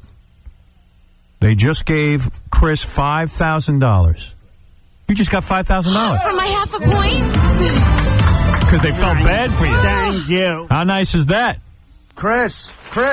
Hey, Chris, she just kissed you. Yeah. Hey, well, you didn't get the 10, but you got 5,000, and now Uncle Artie wants to make you a proposition. Listen to me. You got 5,000. You could have won 10, right? You got 5? Yeah. West Virginia's a pick'em with Providence. What's a pick'em? $5,000 on West Virginia. That means, you know. What would he win? No one's a favorite. He would win, 10 G's. Nice. You put up the 5. Artie will bring it to his bookie, the $5,000. And all you have to do is sit and wait to collect the money. You want to do that? I don't want to risk it anymore. Dude, West Virginia's a lock. Have you seen Providence this year? Okay, I'll go for it. No. I'm not letting you. Christy. He shouldn't do it, right? No. No. Don't do it. Keep the money. Take the money and run. Eliza, what should he do? You're the smart kid here. Yeah. Should he bet it on the game and try to double his money, or just keep what he has? Just keep what he has. No, Eliza, don't listen to Eliza. Listen to the women. I'm taking the money. You're going to take the money. You change him. Good. I'm but glad. Listen, if you lost, you just have to give us $500. All right. Listen, I want to thank Chris for coming in here. I wish you luck. You won $5,000 because God only knows why. Eliza, my bookie's very religious. He wouldn't take the money. You are terrific. I know we have some money for Eliza for coming down here. Thank you. You were great. I think the WWE is going to roll her $1,000 or something like that. Eliza, you were unbelievably Jewish. Thank you. Oh. Eliza, if you get $1,000, maybe you want to talk to Uncle Artie here. Would you like to double your money? You like free money there, Eliza? Eliza. I'm sorry. You're going to keep your money, I bet. Who can think about names when Fordham's given 3.5 to Duquesne? You want Artie to double your money, or do you want to just take your money and run? Come on, Eliza. It'll be fun. Eliza, what do you think? I don't know. Oh. It's up to you. You can make the decision. Listen, my pick for you is Fordham giving 3.5 to Duquesne. We'll take Fordham. That means Fordham's just got to win by 4 points, and you win. You want my advice? Keep it. Keep your money. I was going to say, look at Uncle Artie. No one's any fun in the room. Look at Uncle Artie. He's not doing well. Artie's a degenerate. Uncle Artie's been in show business for 12 years, and I have 3 pairs of jeans. Stick with you. Right, she gets $1,000, doesn't she, Gary? Is that right? Correct. She does, yes. So you're going to keep your $1,000? Just go home with it, or you're going to let Artie bet it on a basketball game? Free money. What do you say? You want to grow up and work for a living? You want to grow Work is for suckers. You want to grow up and use that knowledge? What's your answer? I'll just keep the money. Keep the money. Yeah, put it in a college fund. Punk! Eliza, you're delightful. Thank you for being so smart and being here with us. Yes? Eliza has to run. She has a test. Oh, you have a test. What's your test in? Math. All right, I'm going to thank Eliza. Thanks for squashing me, Eliza. And I'm going to keep Christy Hemme here because I have a couple of adult-type questions for her. So thank you, Eliza. Thanks for being here. Chris, thank you very much, and good luck with your No fight. problem. Chris, you're a good man, buddy. Take Bye, care. Eliza. Hello, TD's bar. Stay out of that bar. Eliza's running off to take her test. And here comes Christy Hemme. She's a hot chick. A lot of these WWE chicks used to be all muscular. How can they tell when Chris is drunk? That's what I want to know. Oh, stop it. Nice outfit. Thank you. Yeah. It was very last minute. What do you mean? Well, yesterday I was supposed to get in probably like around 3 o'clock. Right. Didn't get in until 1 in the morning. Because of the snowstorm. Because of the snowstorm. Right. Once I got in, my bags didn't make it. Oh. So you went shopping for this? Didn't go shopping. I got to the hotel. I was like, God, what am I going to do? Like, I'm in the comfy clothes that I go on the plane in. Right. And so I called Playboy at like 4 in the morning and was like, what am I going to do? And so they went down to Playboy and they got this you little that get up. A little leather bustier. You are ear delicious. You got a killer body, honey. They have a whole wardrobe over there, huh? And I lucked out because this is actually something I would love to wear. We put a picture of you on howardstern.com. You did? Yeah, Which just one? so guys can pleasure themselves while they're listening to your voice. Yeah. I'm glad they can see me. Yeah, you're way hot. She looks like Lindsay Lohan. Yeah, a little bit like Lindsay Lohan, but more mature. Right. And bigger boobs. Thanks. Implants? They're fake. They're fake, but they're nice. Real expensive. Yeah? What, are they saline or silicone? They're silicone. I bet you they're real soft. They are. When's the last time you made love to a man? Wow, long time, huh? October-ish. October-ish? What's today? Today, it's March. That's almost a week ago. How far is October from March? What are we talking about? November, December, January, February, 4 months. 4 months you haven't had a man. And who was the guy you had 4 months ago? Was it just a casual date? It was a boyfriend. A boyfriend. Yeah, we broke up in October. Why'd you break up with this dude for? It's just timing in my life. You know, You need to be free. It's just I'm traveling so much and working so much. It wasn't fair to him. I bet you're great in the sack. You're very womanly. I was looking at your Playboy pictures. Got nice hips. Thank you. I'll be grabbing onto those. Give you a good ride. You're not one of those chicks in the WWE who beats up other chicks, are you? I'm training to wrestle right now. Oh. That is my mission. I'm actually debuting WrestleMania. And what are you going to do? Get all muscular and work out? No. And you know, it's a misconception. You don't have to be muscular or big to wrestle. I mean, I can still get thrown around, and I'm just fine. I take a beating, and And what do you do? Right back up. What do you do on the show? You just walk around in hot outfits on the WWE? Well, right now I'm having a feud with Trish Stratus. And yeah. So what's your feud about? She doesn't like that I did Playboy. And so what is she going to do? I'm stealing her spotlight, she says. Ah. So then what do? You start bitch slapping each other? Well, she gave me a nice kick to the head last week.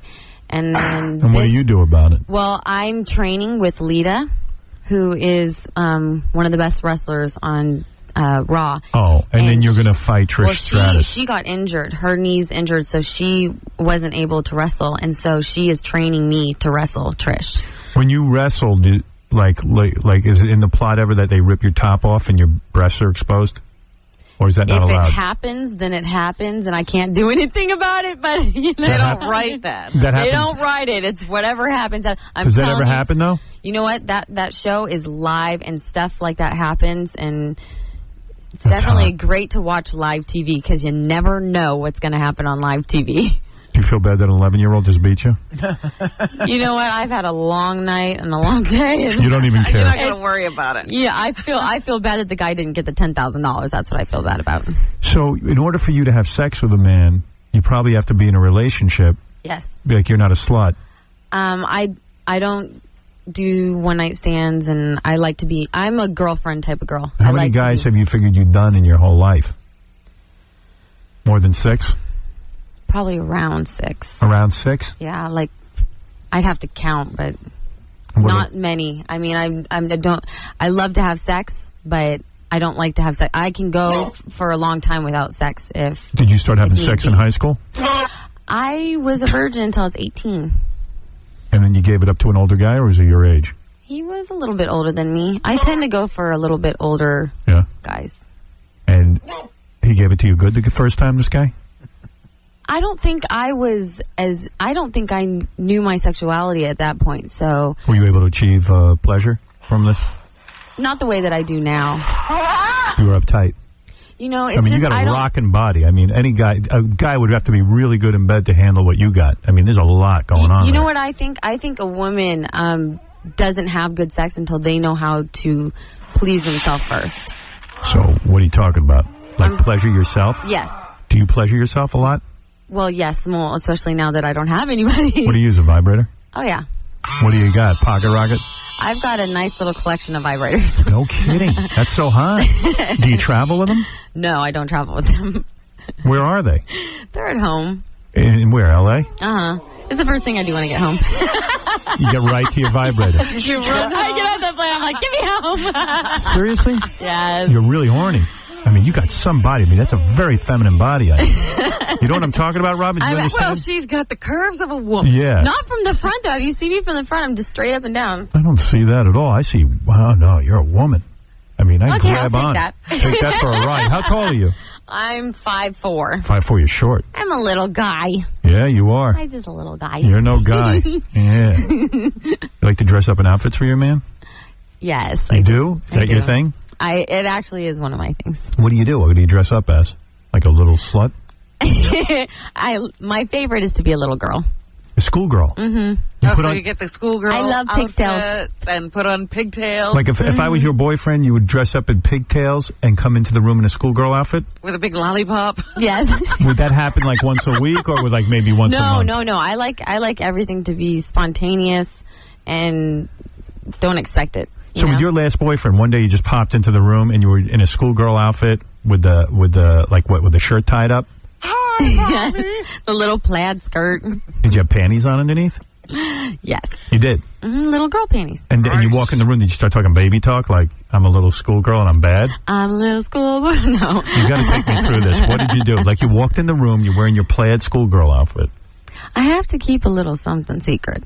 No, you don't. Not to your boyfriend, Howie. So what are you telling me? You walk in the room, and then you say to the guy, like in a little baby voice, like you go, I'm a bad schoolgirl teacher. Spank me with a ruler. Did you say that? Well, come on, wait a second. Be honest with me. What do you say? How do you get it going? Does he play a role? Is he the teacher or somebody? Who is he? I think he's just excited. Oh, okay. Is he a school principal? So what do you mean? There's no role play or anything? It's just no, there's role playing, but you know. Are you embarrassed to tell me? I'm just kind of shy. Am I turning red? No. No, but we are. You know what? It's just, I would be the school janitor. It never happens. I tell you right now, it never happens the same way twice. I like things to just be different and off the cuff, you know. Does he spank you? I don't want it to be a regiment. I'm going to be the little girl this time. And does he spank you like you've been bad? I love to be spanked. You do? Yeah. So does he turn you over his knee? I'm weird about pain, you know. That's why on the show it's like, throw me around in the ring because I'm totally fine with pain. Pull my hair, I'm great. Let me understand something. Yes. He puts you over his knee and he starts to like spank you with his hand. And does he pull down your panties when he does that? I just have to know. Come on, give me a break. Don't be all freaked out by this. It's just human sexuality. And you start yelling and screaming, stop, it hurts? No, I don't tell him to stop. You don't? You like it? Does it get you stimulated when he spanks you? Yes. God damn. Man. Of a dirty pig. You like dirty talking, bud? It depends. You know what? I'm just not like a one-way type. I like it to be kind of half and half. I like really passion, right. You know, very sexy lovemaking. And then, you know, sometimes be bad. And I like it all. Like, I want variety. And you're making a lot of money at the WWE or not that much? Well, I won the Diva Search. Right. And that was a great chunk of change. What's that, about 100 grand? It was $250,000. Wow. And, yeah. Diva Search. Yeah. When did you get out of high school? Recently or something? I graduated when I was 17. I graduated early. And right when I graduated, I moved to L.A. You seem pretty young. I'm good. Are you? I like that. I'm 24. You're 24? Mm-hmm. Yeah, I'd give it to you hard. You wouldn't even know. Where'd you grow? Those punks you hang around with don't know what they're doing. Well, where's she going to find a man? You don't date wrestlers? No, I mean... She don't need that. I'm not going to say no. I never say no to anything. You know, just whatever happens, happens. But right now, I'm just so focused on my career, and I really want to... What, on wrestling? I want to do... Well, it certainly hasn't been the politics of the... No, it's not. I really want to be... You're so focused on wrestling, you can't date men? I really want to be... We're traveling pretty much all the time. And those are the only guys you're going to see. They are, and they all seem like brothers to me. You know, like they're all everybody there's my mentor right now. I'm learning so much from everybody, and it's just kind of what are you learning from Triple H? He's actually one of the best wrestlers in the entire industry, and he's extremely good. You like your hair pulled in bed? I'm back to the bed. Do you like your hair pulled? Yes, I do. Really? And your ass smacked? You like that? Yes. You like when a guy's pulling your hair and smacking your ass at the same time? One hand on the head and the other on the butt. Really? Well, you're really sexual. What do you want, Baba Booey? I'm in the middle of a conversation. You know what? I saw something in the notes about her that was sort of interesting. When you were 18, you were having sex in your father's office, and your father walked in and caught you? Your dad caught you having sex? You guys, I had this boyfriend. He was my high school sweetheart, Scotty, and we were together for like 3 years. And we didn't have any place to go. This was like a Sunday night. Right. And I worked at an insurance company for 7 years when I was younger. Started when I was in 8th grade. So we went, and my dad owns an insurance company. So we went to the office thinking no one's going to be there because I don't like the idea of getting caught at all. I don't like public places where you're going to get caught. It's not appealing to me. So I had sex in my father's office, but it was with my father. You know, I knew I couldn't get caught. That is terrible. Howard. Hey, it's no big deal. That's not good. My old man is hot. Oh, he was your high school sweetheart. I don't care how drunk you were. I got a whole wall of tricks here for you. He's a real man, my dad. Yeah, but wait a second. So we're having sex in my dad's office. Like, what were you totally nude and... I was, and I was on, or I wasn't totally, I had my top on, but I was on the floor. We were on the floor, and I look, it's dark in the hallway at the door, and I saw a figure, and I said to Scotty, I was like, wouldn't it be funny if my dad came in? Oh, yeah, and he was like, yeah, that'd be real funny. And I look close, and I'm like, my God. And my dad comes in, what the hell are you doing in my office? I was like, I can't believe it. Of all was he standing there the whole time? Was your dad No, he had just come in, and I was mortified. He runs out. Scotty runs out at the same time. Scotty ran the whole way home. It was like 15 Did he miles. ever face your old man again? You know what? The next week... My dad was pretty mad that day, but the next day he was laughing about it. He's like, man, that was funny. He's like, I can't believe he's cool. He knows I'm a good kid. He knew Wouldn't I was a good kid. it be funny if my dad walked in? No, what would be funny if your dad joined it? Oh, wait a minute. Your dad didn't have any problem using that office again? It was fine? I'm sure he had nightmares about it, but dear. You ever been with a girl? I felt bad. No. I haven't been with a girl. But I kissed a girl on her show. You did? They put you up to it? I kissed Lillian Garcia, our ring announcer. Go sit in Robin's lap and make out with her. Oh, please. Robin. Come on, Robin. Robin, you know you want her. Oh, sure. You're not attracted to her at all? No, Howard. I think she's a lovely young lady, but I'm afraid no. I don't believe Robin for a minute. You know what I mean? Be Robin's little schoolgirl. All right, listen. You're very delightful. You know it. Thank you. I don't have to tell you. You're a hot chick. Let me give you a couple of plugs here. Christy is on WrestleMania 21 on Sunday, April 3rd, available on pay-per-view. You never did Vince? No. He doesn't make you do them for a job? No, he doesn't make me do them. See Christy in the April issue of Playboy magazine, available on newsstands now. It's quite nice. Nice ass on you. Thank you. Is that airbrushed? I mean, or is that the real deal? That's the real deal. Really? Well, I mean, you can see it on every Monday night on TV because they. What do you want, Doug? Just one quick pitch. We have a spanking stool here. I was wondering if she can get in a schoolgirl outfit and you can maybe spank her. Would you mind getting in a schoolgirl outfit and letting me spank you on that stool for a few minutes? Okay. You'll do it? Okay. Are you kidding me? See, that was easy. You usually have to beg for a little while. Look at this outfit. Now I got to get up again. Put her in the bathroom. You're kidding me. And I can spank your ass?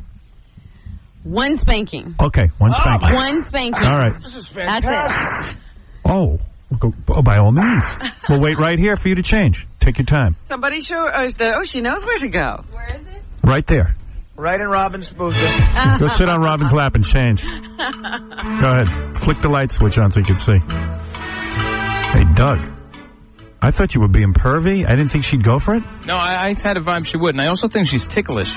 She said when she walked, she goes, "I hope you don't put me in the tickle chair." Oh, you're kidding.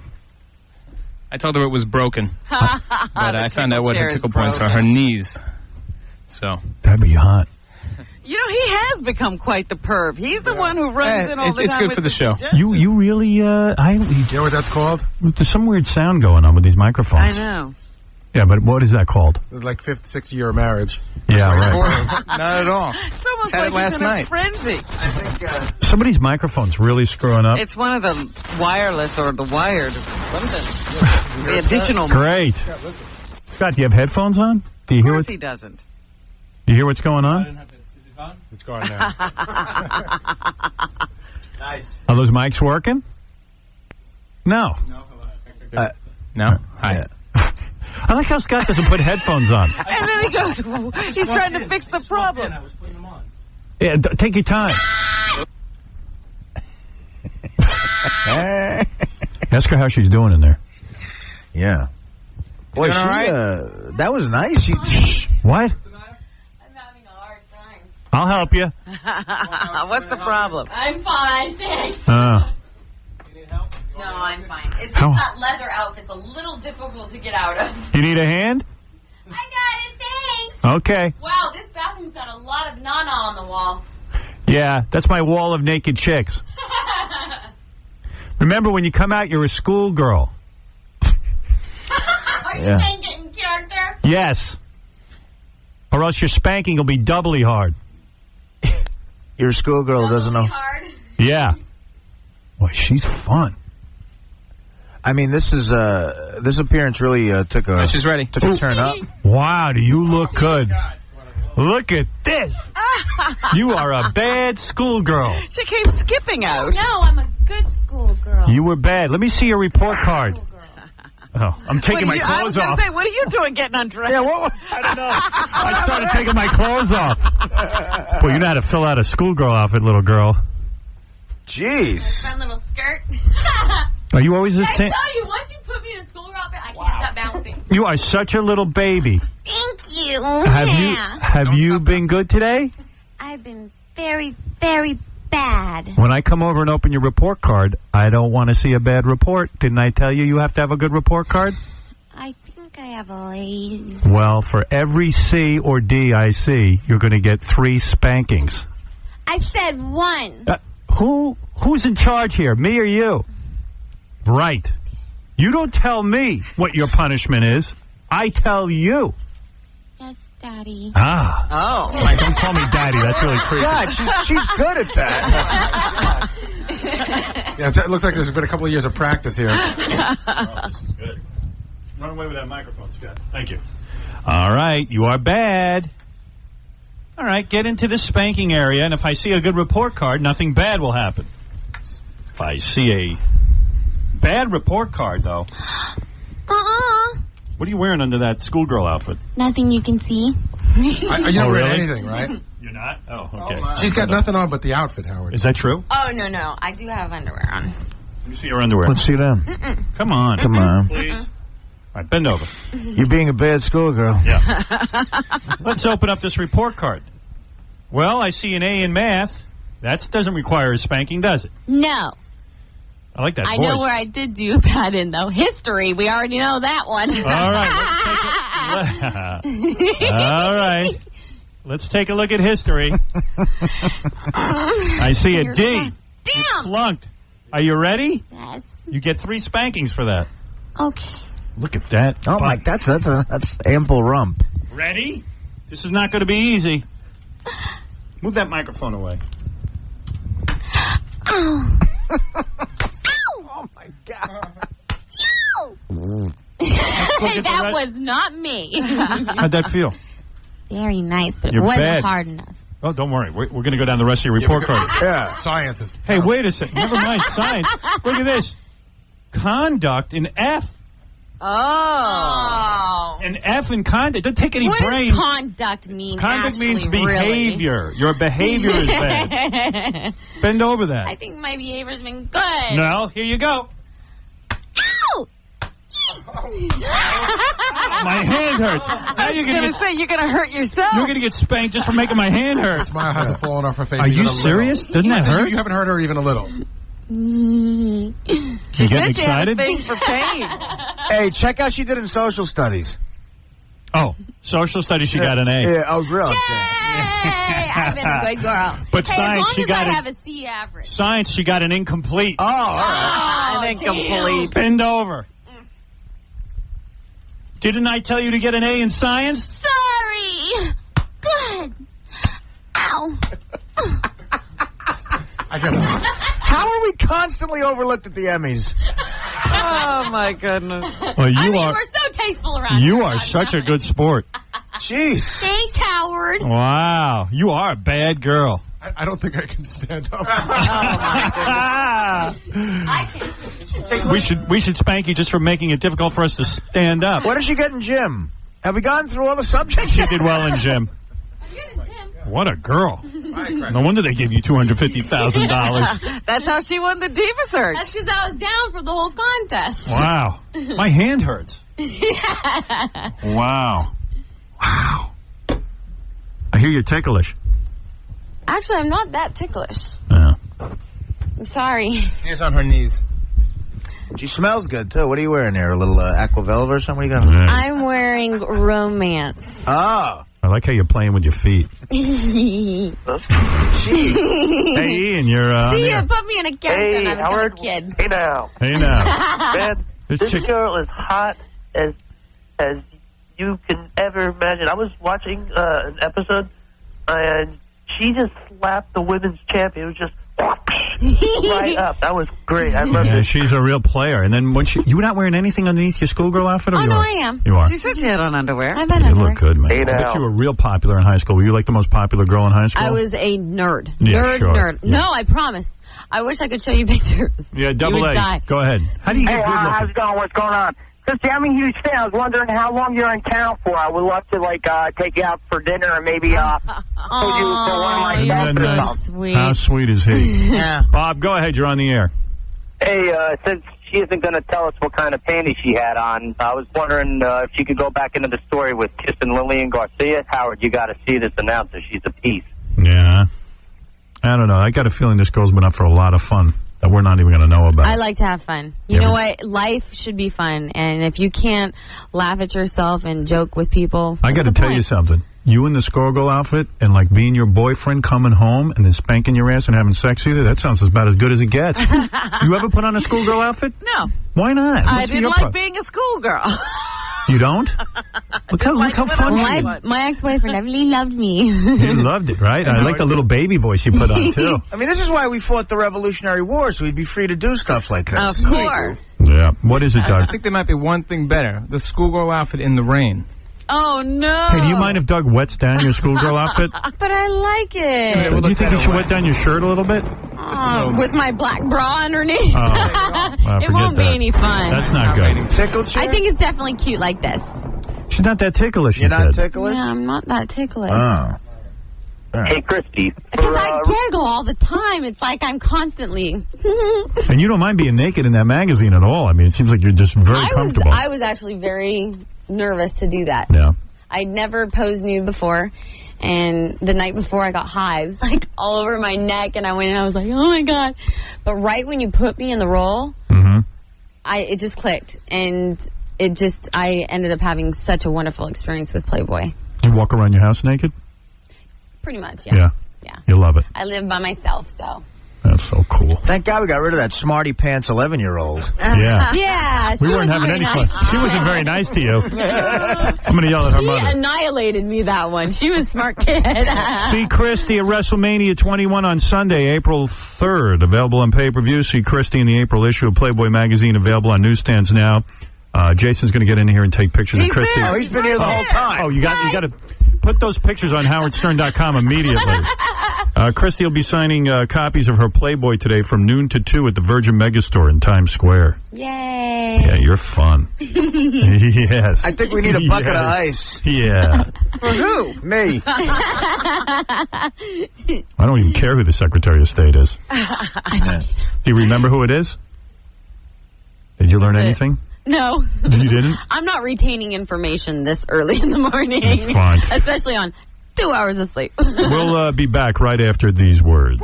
Some may choose to not. No. You gotta give it a chance when you do the Zulu dance, and your girl will give up the Balloon knot. I say Zulu dance. Yes. Zulu dance. Yes. What you say when you answer the phone? Hello. Zulu dance. Yes. Zulu dance. Yes. I wanna dance. We're having a ball. Thank you very much. Zulu dance. Yes. Zulu dance. Yes. Everybody will sing and laugh. Zulu dance. Yes. Zulu dance. Yes. Shake that big bulge in your pants. No. Dance. Thank you. It's a Zulu dance. You know.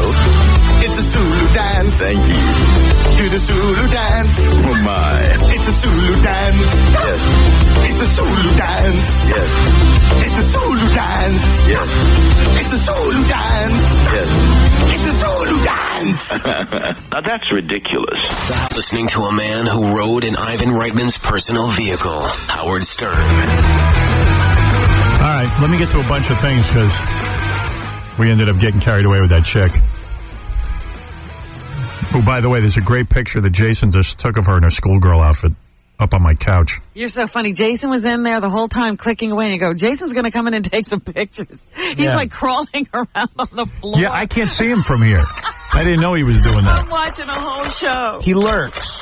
Jeremy, what's up? Go ahead. You're on the air. I know a lot of people have been hanging in there. There's a girl who has to interview bababooey. But, you know, when a chick gets in a schoolgirl outfit... Everything comes to a halt. It really did. Starts jumping around. That's a great picture of this girl. HowardStern.com, right there. What an ass. What an ass. I mean, me. No, her. You're not talking about her as a person. You're saying she had a great ass. Remember I was talking about Vinny? Oh, Vinny's our friend. He's a vice president here at CBS. Scratching my balls. I caught myself. I won't do it again. I said, I wonder what Vinny's ass looks like, because all I know is Vinny sits on his computer and downloads DVDs and music all day and night. And then if he's not there, he was, remember when he used to call in with the Mariah Carey stuff from the internet? He's searching the internet. So I said, his ass, he doesn't exercise. So Vinny, I don't know what possessed him, said, here's a picture of my ass. He just sent it in. He had Debbie his wife take a picture. Kidding. There's Vinny's ass. Oh, what is wrong with him? I can't even, come on. A lot of hair back there, too. I didn't picture that. He's the creepy guy from those videos. I keep forgetting. I still haven't had my brazoot and egg sandwich. He says we can't put that up on the website, so... It's only for us. Only for our eyes. You can only imagine. We're the lucky ones. Dan, the song parody man, did some quick math. He said, if Vinny has 100,000 songs in his computer, and you figure the average song, 2 minutes a song, okay, that's average. That's 200,000 minutes. 200,000 minutes divided by 60 minutes per hour is roughly 3,333 hours. Hello, my Debbie. Divided by 8 hours a day, you start to go through it all. And you finally realize that Vinny has spent over 1.5 years of his life. That's 8 hours a day, 5 days a week, 1.5 years compiling his current music collection. Hello, my Debbie. And the conclusion is he has no life. Obviously. Right. That's crazy. Okay. Just go through the email real quick. Hello. Jeremy's on the line. My Debbie. Who's this guy? Oh, Jeremy. Hey, Jeremy, sorry. yeah. Sorry, bro. Hey, what's going on? I didn't want to interrupt you in the middle. How's it going? It's okay. I just wanted to let you know I'm up here in Boston, and it was great. 2 Clear Channel staunch supporters that are absolute brown nosers, one of the other big radio stations up here, were just talking about satellite and everything, and you're a promoting genius because they couldn't remember what to call it, but they referred to it as the Howard Stern thing they got going on there. They repeated it like 5 times before. They're like, oh, yeah, satellite radio, because they were talking about how the weather sucked and they had to get out of town and whatnot. You're just a marketing genius. Oh, well. And it's just, I can't wait to go with you. And it's beautiful. And do you got any prizes or any contests? I want to try and book some money with Artie over there. You know, I don't have anything right now. I'm sort of in the middle of something, but thank you for the nice words. Yeah, call back. I'll have a pick another time.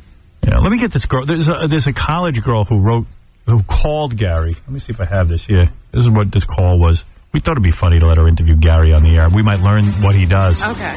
Hi, Gary. This is Laura Vasola. I'm a student at Rider University. I'm taking a broadcast programming class, and I was going to ask you if I could. We're We have a project that we're working on right now, and it's interviewing a producer of like a show or a TV studio or something like that.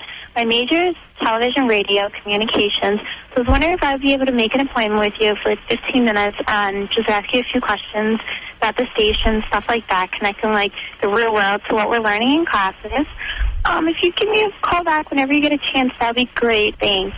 You sounded so sweet in the call. I figured it'd be funny. Thank you. Except I'll give you. What school do you go to? Rider University. Where's that? Isn't that trucking thing? Rider trucks? That's down by Philly, I think. Yeah, Rider University. You sounded so sweet on the phone. I figured I'd give you a shot with Gary for a couple of minutes. You know what I mean? But we get this all the time. Oh, yeah. People want to interview bababooey about being a producer. Although, and you were smart. You said, hey, I'll also give you my resume just in case. But you called him Gary Delamonte or something? Delavante. See, the first thing you got to learn in college, you got to learn the guy's name who you're interviewing. You might want to check some kind of a book or something. I got to find it for you. I got a piece of mail the other day, and I don't know how it got here, but it was addressed to Gary Belafonte. Belafonte? I swear to God, it got here. Do you actually know his name? Gary Delavante. Delavante. It's not Delavante. I'm still pronouncing that one wrong. You are. It's my head's so because one thing I've learned about interviewing, you got to know the person's name, or they get really pissed. It happens. Well, did you research? Yes. All right, I'm going to give you. Hey, can you get in a schoolgirl outfit? She really is a schoolgirl. Yeah. You're a real schoolgirl. Let's do it. How old are you? I'm 19. 19. You're a young kid. Yeah. All right. Very giggly. You're very giggly too, aren't you?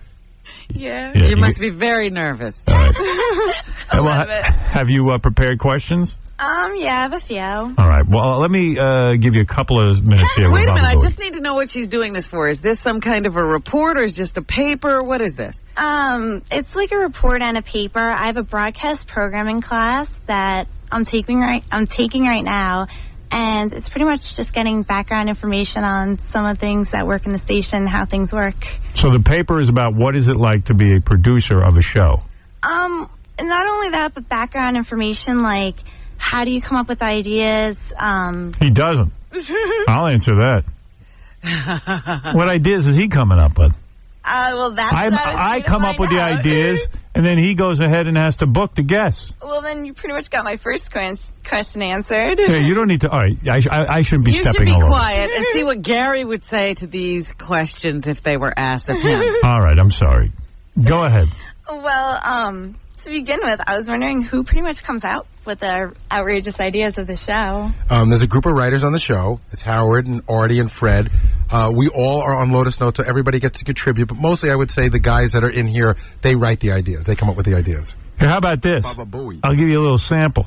I say to the guy the other day, I need toothpicks. Oh, dear. What Something as simple as that. What does this have to do with writing? No, wait, I'll tell you how he comes up with a bit, because he's a genius. And he says to me, Bulls, I sent people out a million times already. They don't make wooden toothpicks anymore. So I listen. I go, okay. And I'm sitting here, I go, they don't make wooden toothpicks anymore. I got boxes of wooden toothpicks at home. What does he mean? So then I call him in and he goes, I'm telling you, Bulls, we went down to the store. There's no wooden toothpicks. They don't make them. I go, Gary, I've got wooden toothpicks. And he says, well, that's what they're telling me. I go, well, why are you accepting that as an answer? And sure enough, he was going to a drugstore for wooden toothpicks. You don't get wooden toothpicks at a drugstore, right? Now, what's your name again? Laura. Laura, did you see that was a 25-minute bit I wrote? 25 minutes. The wooden toothpick. So he works mainly as inspiration. I'm amused. Yeah, what do you think of that? Okay, do you have another question? Next. She spaced out during my toothpick story. No. How is she keeping this down? Is she taping? I actually have people at home taping it for me. All right. Smart move. She's holding a pen in her hand. She seems to be doing something. Yeah, it's the nervous reaction of the pen, so. All right, go ahead. You giggle a lot. Holy Christ. I know. All right. Are you high? No, I just giggle a lot. All right. Okay. You smoke weed? No. No, that's a yes. Do you really? You don't smoke weed? No. You drink? Yeah. You do. Yeah. I'm in a sorority, so. Okay. She lives in that house with 58 other chicks. But you know what's a real bummer? Like, I think she's a really, really cute girl. I look at her, I see a cute girl. She brought her dad. I think he might be younger than me. How old's your dad? Actually, he's like 58. Oh, okay. Oh, he's older than us. Wow. He's an old bag. He looked young. He's All right. cool though, so. By the way, everyone in the office is already pissed at Gary about who comes up with the show ideas. Sal and Richard are screaming and yelling over there. Everyone. Oh, don't get those. You should have seen the fight they had the other day over like the most minute detail on who came up with a bit. And the fight started in the office, Howard, was so real, filled out. And like a half an hour later, I'm like, guys, just do the bit. What do you care? Yeah, just do your job. And one of the guys, you can guess who. Sal. Howard needs to know that I'm the guy who thought that the pizza place was funnier than... I don't even know what it was about, but it was the silliest detail. I know it. I know he's funny. I said that. I go, he likes you. You're here. You're in. He likes you. And Benji comes up. Yeah, so I meant a lot of people. You want every single name? Yeah, hopefully one day I'll think of Go ahead. Oh, dear. What'd you say, Benji? You've already pissed off hopefully people. one day I'll come up with an idea. I said the guys. And Dan, the song parody. All right, everybody wants to be mentioned. All right, go ahead. Ask another question. Academy Award. Jason sometimes comes up with ideas, okay? Lewis has some ideas. Right. Tom Giusano. He doesn't have Some of them I got actually answered already, but... Are you done with the interview? No. When did you Not get even them close. answered? You were supposed to wait. I know, well, She's like the female JD. Hey, go ahead. Ask your question. bad? Because I'm running out of time. cuter. I'm running out of time, and there's a lot of people here. We learned about day parting and broadcasting programming class. Do you feel that there's certain things that are more appropriate at 7:30 a.m. versus 9 o'clock a.m., or does it really matter what goes on the air at what time? I'm only responsible for what goes on during the show, which is from 6 to 10, so we don't really day part.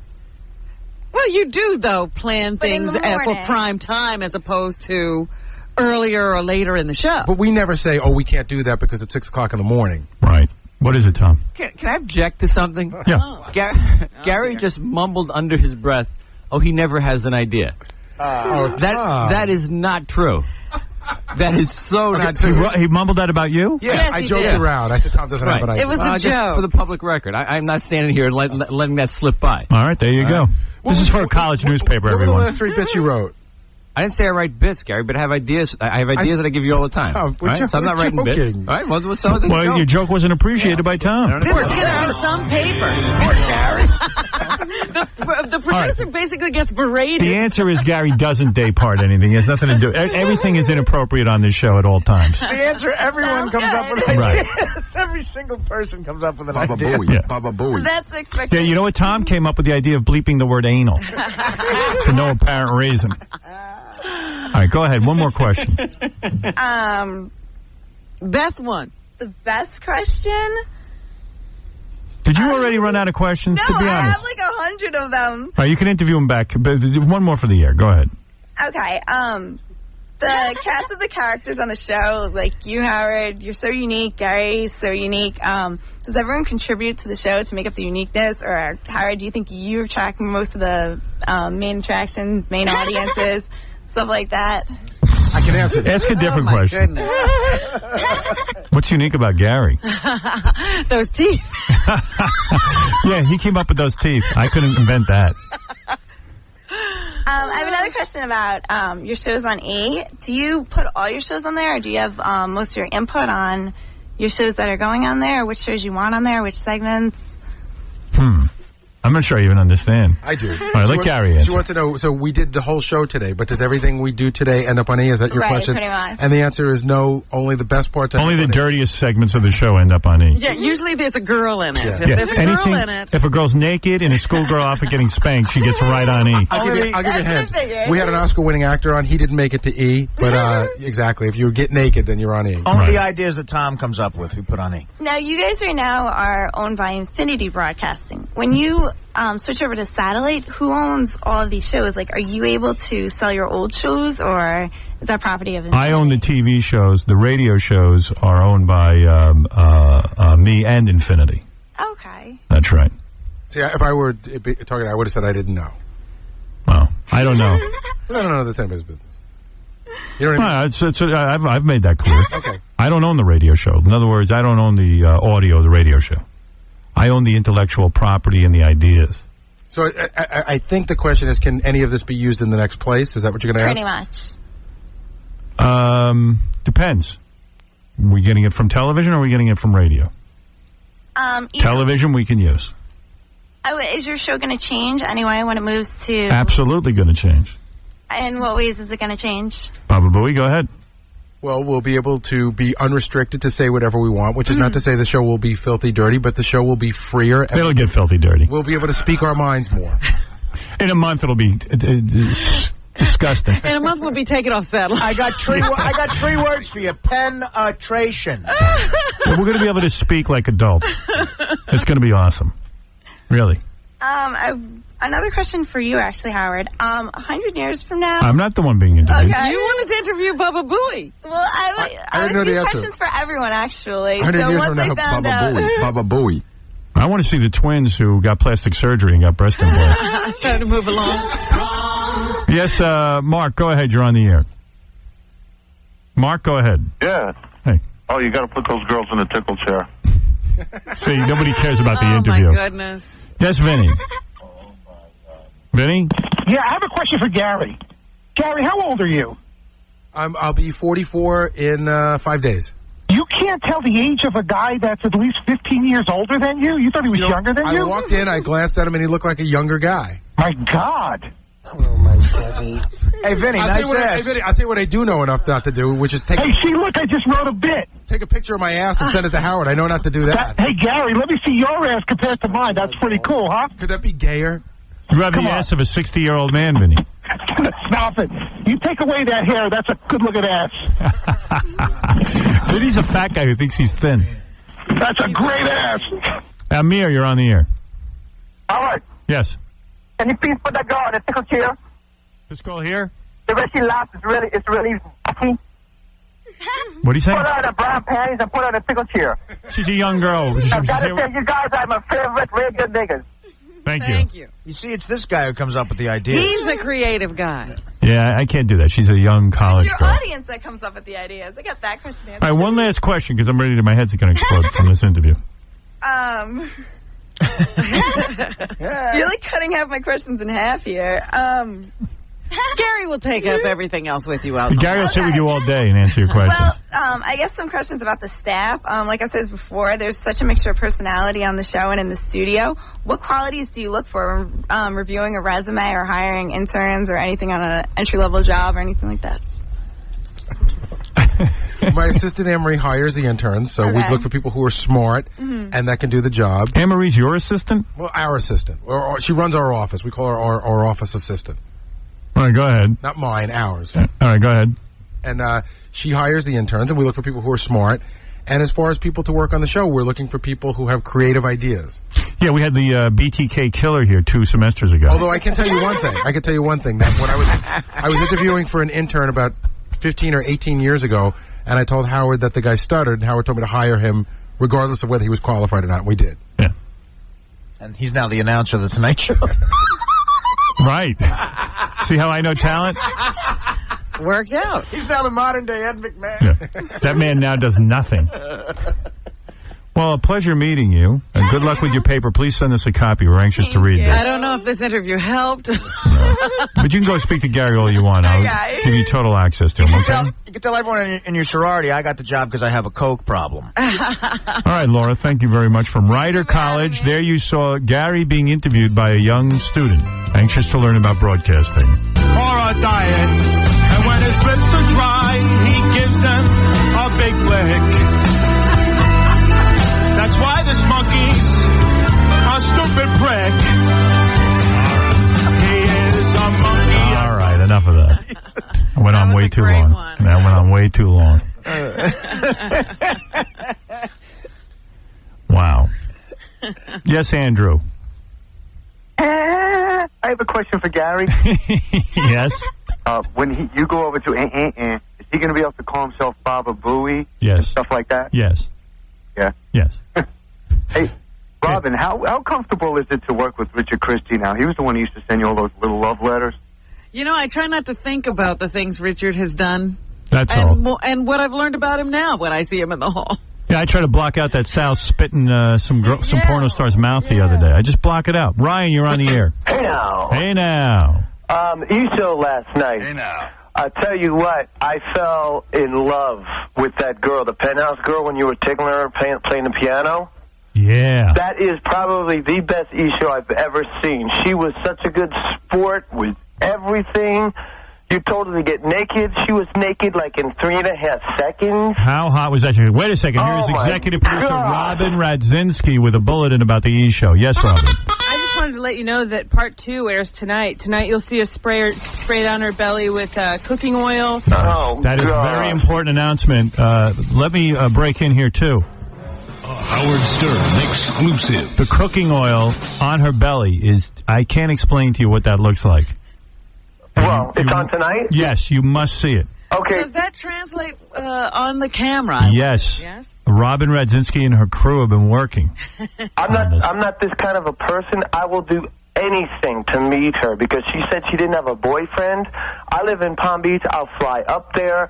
I will do anything to meet that woman. Would you cut off one of your fingers? No. All right. Well, I mean, almost anything. All right, that's better. Well, she's not here. All right, when we come back, we're going to do the news, and we're also going to meet 2 chicks who just want to show us their plastic surgery. They were here for It's Just Wrong. They won breast implants. Sherry and Kerry, they're twins, and they got boobs. They want us to see. So we're going to see that. We're going to do the news, and there's a couple other surprises. But first, these words. It's just wrong when a sister takes off her sister's underwear and they don't even seem to care. It's just wrong. This is... We have a very full-service studio here. The Howard Stern Show. Known and respected throughout the world. Howard Stern.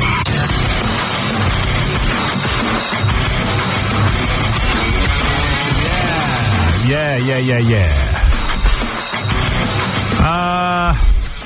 All right, real quick, I always like to give real quick, I like to give a plug to Sal Calabro, who always is giving away those breast implants on the show. These are 2 sisters who came in here. I'm sure I remember what they were up to. I didn't remember that. I saw them in the hall. Sherry and Kerry. Look like total strangers to me. Why do people have twins and they have to give them rhyming names? There's the girls. I remember you, too. Sherry and Kerry. I remember you when you were a lot flatter. Yeah, what cup size were you girls? She got a tummy tuck done. Yeah. I had big boobs before. Right, I remember one of them had the big boobs and the other didn't. That's right, you had the sloppy stomach. Look at it now, all tight. Yes. Wow, you happy? Definitely. Yeah, Sal does good work, huh? Yes, absolutely. Yeah, he knows what he's doing when he comes to inflating those love balloons. Yeah. And I had a small B, went to a large C. What was it again? You guys were on the Twins. It's just wrong. It's just wrong, yeah. And what did you do? I forget. Did you guys make out with each other or something? No, that was the other sisters. Yeah. They won. Yeah, we actually won. Yeah. Did you end up getting naked for us and all that? Yeah, we were. I think everyone was butt naked. Yeah. I don't even remember. I've seen so many naked broads, I don't even remember. Isn't that sad? You'd think I'd remember. You can't keep them all straight, I suppose. It's too many. Hey, let Dr. Sal come in here and give a quick hello. Is he here? He's here with the girls. Definitely. So, he's actually got 2 hot babes back there, too. I heard he travels with a bevy of beauty. What cup size did you go up to? A C. From a? B. From a B. Yeah, Sal, nice job on these ladies with the tummy tuck and the whole thing. They turned out really well, Howard. Yeah, you did a good job. She went from size 6 to size 0. Sherry. Yeah. What do you mean? Size 6 to... did some liposuction. I did her whole body. My butt area and my... So you went from a size 6 dress to a 0? Yeah. Pants size. Both of us did. Yeah. Just from sucking out fat? Yeah, I sucked out fat from their arms, their legs. Damn, I got to go see Sal. You just recontoured them completely. Right in between there. Nice. Got the tummy down nice. You even got your own tummy down nice. What'd you lose a couple of pounds, huh? 51 pounds. Yeah, you look good. Yeah, I didn't even recognize you. I feel good. Yeah, you were too heavy. Yeah, I was too fat. So now I date younger women now. So. I didn't know that. I thought you were married. I couldn't catch them before. I was. You got divorced? Did you get divorced? No, we're still married. Oh, but you date? Are you in the process of getting a divorce? What are you What's doing? going on? I got to go home. You just said you date women. I don't know. I'm listening to you. No, I just run around with them. Not You were date. making a joke. Yeah, you know. All right, I understand. Whenever I see Keep up with Dr. Sal. Whenever I see a guy lose a lot of weight, I know he was thinking about dating. Right. Yeah. And I have a very young assistant that takes. In fact, she's in the other room. If you I want to heard take you got a her, whole she's bevy of women with you. dynamite. Well, girls, congratulations on the big boobies, the flat stomachs, losing all the fat. The genius over there, Dr. Sal Calabro, got a hold of you. How about giving Benji some breast implants? Fill him out a little bit. He's got him already. But I don't want to get extreme. Just Yeah. like normal. Like, Sherry and Kerry, check out Sherry and Kerry, their before and after at salcalabro.com. One of my favorite websites. I actually have it bookmarked because there's tons of naked chicks on there. And their before and after pictures. I love it. You love It was that just site. updated too. Oh, was it? Oh yeah, we got lots of new photos. Yeah, it's really killer. Well, girls, I'm glad we made all your dreams come true. Thank you. Yeah, great seeing you. I want to thank Dr. Calabro, too. Damn right you do. That was Howard. Howard gave you that. Good work, Doc. Thanks, Hey, Howard, I was on his site last night. Just one interesting stat. In 1 year, I don't know which one, he sucked 1.5 tons of fat from his patients. Wow. That's right. That's right. It was a little more last year. Yeah, I should do that on my abs. I always get that little bit of belly fat. No, I don't know about that. I've seen your belly. You might have a little bit of a weakness of that muscle. How do you strengthen that up? It's very tough. That's something that's inherited. Oh, yeah. Another thing. A weakness of Another great thing I inherited. Yeah, my mom's known for her six-pack, and my dad, forget how ripped he is. You got to suck it in like 98% of the rest of the world. Is that what it is? Yeah, sure. It's not a flat muscle. Naturally, it's not a flat See, muscle. because these chicks have nice flat stomachs now. Oh, yeah. They had liposuction, and one had lipo and a tummy tuck. Yeah, let me tell you. You sucked out so much fat out of these Got boys. rid of their kissing thighs, too. Yeah, no more kissing thighs, girls. And it's smooth. Yeah, I don't see it all lumpy. Sculpted their butts, too. Yeah. Belt sculpture. But I remember, Kathy Griffin came in here and said she doesn't like lipo because it made her lumpy. She didn't go to Dr. Sal. People are smooth. Let me see your ass, girls. With that lipo. Love that joke. That's funny. All right, Dr. Sal Calabro, great seeing you. Go to salcalabro.com. Thank you for stopping by, girls. Thanks, great Al. seeing you. Good Thank luck. you. Congratulations. Nothing better than when a chick gets hotter. That's what I always say. Robin, Good to see you. it is time for news, and I don't know. I don't know, man. It was a long day for me. A lot of naked women. Well, you get all worked up. You expended a lot of energy spanking that girl. I really You're did. Exhausted. I'm like, I'm just so tired. Broad was jumping around. Yeah, she was all full of energy. Yeah. She really got into her. You dress her differently. She becomes a different person. Yeah. How about when she said she likes to go home, and as soon as she gets home, she takes out all of her vibrators. She runs home.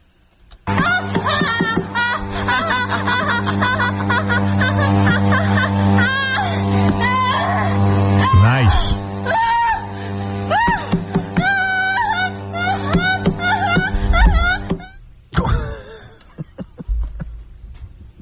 Was that a bongo? Yeah, what was that? Was she making love to Ricky Ricardo? Go ahead, George. We're about to start news, but we'll give you a shot at getting on the air. Mm-hmm. What can I do for you? How you doing? All right, George, come on. Hey, how you guys doing over there? We're doing well. Go ahead. And I wanted to let you know about that 50 Cent story about a game over here in Compton. Okay. That they're having an argument, 50 Cent and Game. Yes. And they're shooting each other. Who do you think is going to go down first? Well, I know 50 Cent's posse. I've met these guys. They're very tough guys. But I'm sure the Game's posse is just as tough. I've never met the Game, I don't believe. I don't know. But I understand between them they've been shot 16 times, so. I know 50 can take a bullet. But the Game has been shot more than 50. If there's 16 bullets between them. Well, 50 had 9. Right. Well, maybe he has had more bullets than the Game. That's right. Yeah, so That's right. maybe What are you talking 50 about? will survive. My math was on. Your math is bad. I want to clear something up. A lot of times I'll say don't hate the player, hate the game. I'm not talking about the game, the guy. I don't want to get in trouble. The game is very, very tough. Yeah, and I don't know want to get him mad. 50 Cent, very nice guy, but 50 did break first. He did offer the olive branch in this very exciting rap war. Yeah, and I thought they were supposed to be gangsters, and he broke. Well, he doesn't want any trouble. He's getting some money now. He's got a good why would career. he want to die at this point? He didn't want this guy killing him. So. Well, he's always saying in his rap songs, he's gangster now. He's gangster. Well, 50 did diss the game on Hot 97. But the game did the thing first. He went and started dealing with Nas and some other guy that 50 doesn't like. I have a weird rule with these rap wars, and you're asking me for a prediction. Not that I hope both guys will be well. I hope not neither. Yeah. But my money is, who is darker? Is darker skinned? The gay, 50 Cent. I'm going to go with 50 Cent based on that. Oh no, it's all about Compton, homie. What does that mean? Yeah. I usually go with the blacker man. As the what? The as better the victor. fighter? No, as the victor. Right. I see. Oh, but and gangs had nothing to do with it. Don't ask me why. I just do. And 9 times out of 10, I'm right. I don't think so. No? You're right, Robin. You're right. You don't think my rule works? Wait and see. I don't think the rule works. By the way, did you see in the paper today that 50 Cent and the game are supposed to be coming together on donating money to the Boys Choir of Harlem? Yes, both rap guys have come together over that. Yeah, which that's is a good exciting. thing right there, though. Now, as you know, you've probably read in today's paper, because of this, every time a rap group comes up to Hot 97, there's either like people killing each other or some trouble. Well, not every time. There have been 2 shootings outside. All right, just 2. So the landlord of the building has said, listen, I got other tenants. No more posses coming up. If a guy wants to come up, he's allowed to come up with 1 assistant. And they have to notify them a weekend or something in advance. They have to do some advance notice in case they think they need to call the police. That's right. So they're going to that. Our landlord's trying to ban all black people from the building. Just kidding. That's a joke. Well, do you think we ought to cut down on the posses? Hell no. You're keeping your no ban on posse policy. All I know is rap guys come up here. There's like 5,000 guys in my green room smoking weed. Yeah. And you can't get them to stop either. I'm not going to go in there. We just got to worry about my niggas. That's right.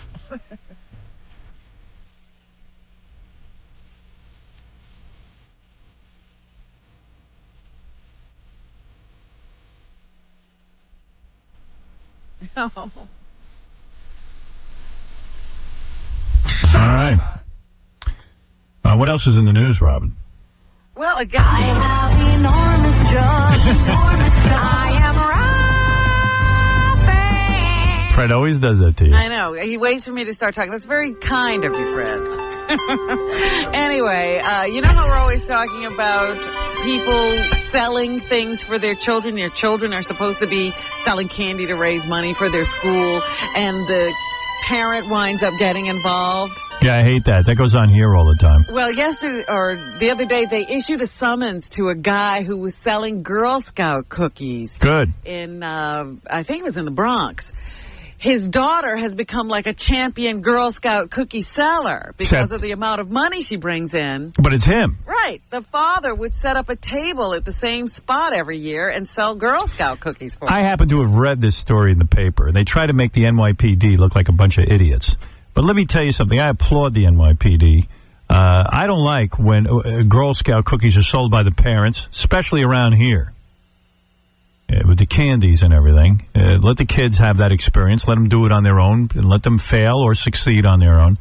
And the father in this story is like, oh, my God, they was all freaked out. The cops came. They gave us a ticket for cookies. You know, oh, look at the mean cops. Right. Cops are doing their job. You got some guy, he's being a nutnik. He's setting up a table, and he got cookies over on the street. I don't want that. You want to sell cookies in a store? Okay, that's one thing.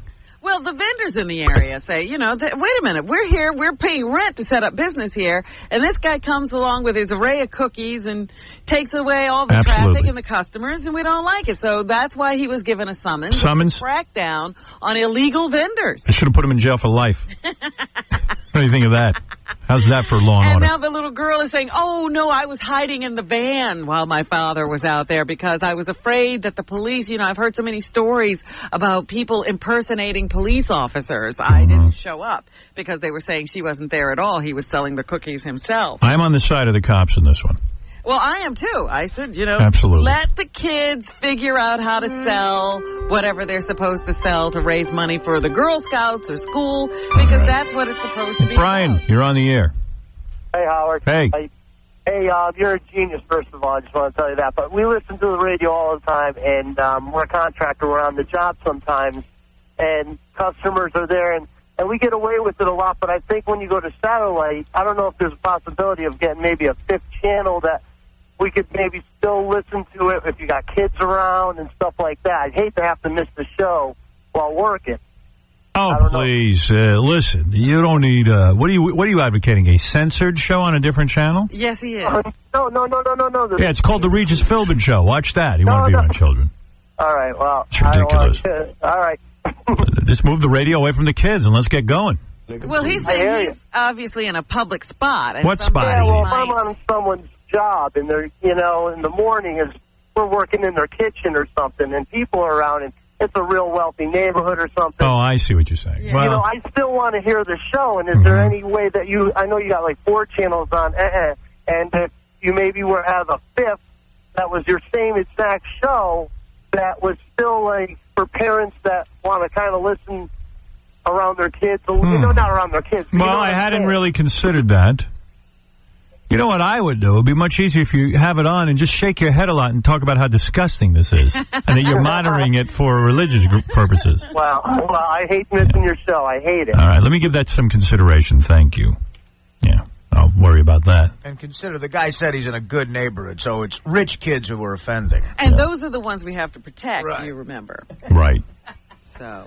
it's a good neighborhood. I mean, let's make sure those kids don't hear anything we have to say. Yes, Carpio, you're on the air. Carpio? Yeah, I don't know if you guys heard Jeff Coyan, the editor of the New York Press, this guy who you argued with a couple weeks ago. Yes. He resigned from the paper, I think on Monday. There was some controversy. I thought he was fired. Yeah, he was fired. He didn't resign. No, he resigned. They put him on a 2-week unpaid leave, and he decided to leave. They suspended him. Well, listen, I had the guy on the air. I'm not going to get too into it, but from what I remember, the guy was a nudnik. I couldn't imagine that a newspaper would hire this guy to be the editor. Because every day I would worry. Called him up. Every day I would worry about what he was printing. He was an obvious loon. In my opinion, he gave me answers when I questioned him that made no sense. And when you own a paper, you got to have somebody running it who at least has the ability to answer questions in an intelligent manner. Yeah. This is a guy I did not like. I told him I didn't like him, and I told him he wouldn't last. And he laughed in my face. But as I predicted, here it is weeks later, and the guy no longer has his job. It was funny because even in Page 6 yesterday, they said, somebody was quoted from the paper as saying, look, this is a guy who's been called a child by Howard Stern. Right. I mean, that's pretty bad when you're called irresponsible by me. I'm pretty irresponsible myself. You got to call him up and... well, what he was trying to do, he's trying to be outrageous for the sake of being outrageous. There really was nothing backing it up. He evidently... published something about the Pope that was neither funny, and the paper even said to him, we would appreciate you not publishing that. And he just, I don't know how it all went down. I'm not following the story. But I know when I spoke to him, I was talking to him about logic, and he was, in my opinion, being illogical. So it doesn't surprise me that he's gone. Yeah, well, his logic was that you should have just stepped down from your post, and I guess he did the same thing. But now, who's got a job and who doesn't? Well, I've seen them all come and go. Thank you, Carpio. Yeah, thank you. Yes. Listen, I know a character when I'm talking to one. I didn't like the guy, and I didn't appreciate his comments. So good luck to you. Don't kiss my ass. F you. Here's just a short song, you mother. I got enough problems. I don't need people saying crap. I hope that you'll run over by a car. The able you are. I'd say your name, but who knows it? That's all. F you. I tell you what, let's take a break. We'll finish the news when we get back.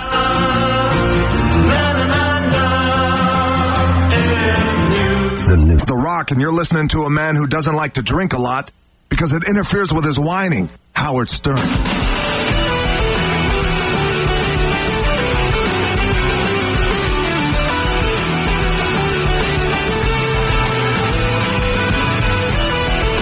Okay.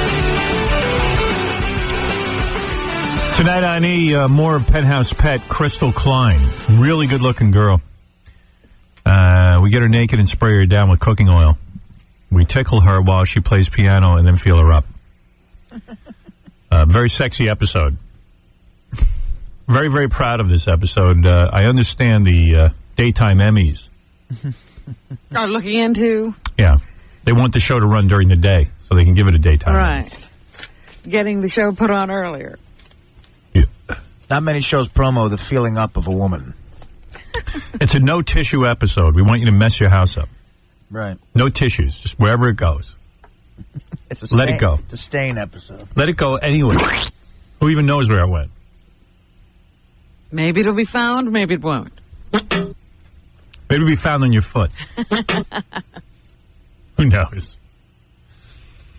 Robin, you were in the middle of the news, and certainly I don't want to interrupt the magic. Police in Madera, California are trying to catch a cat killer.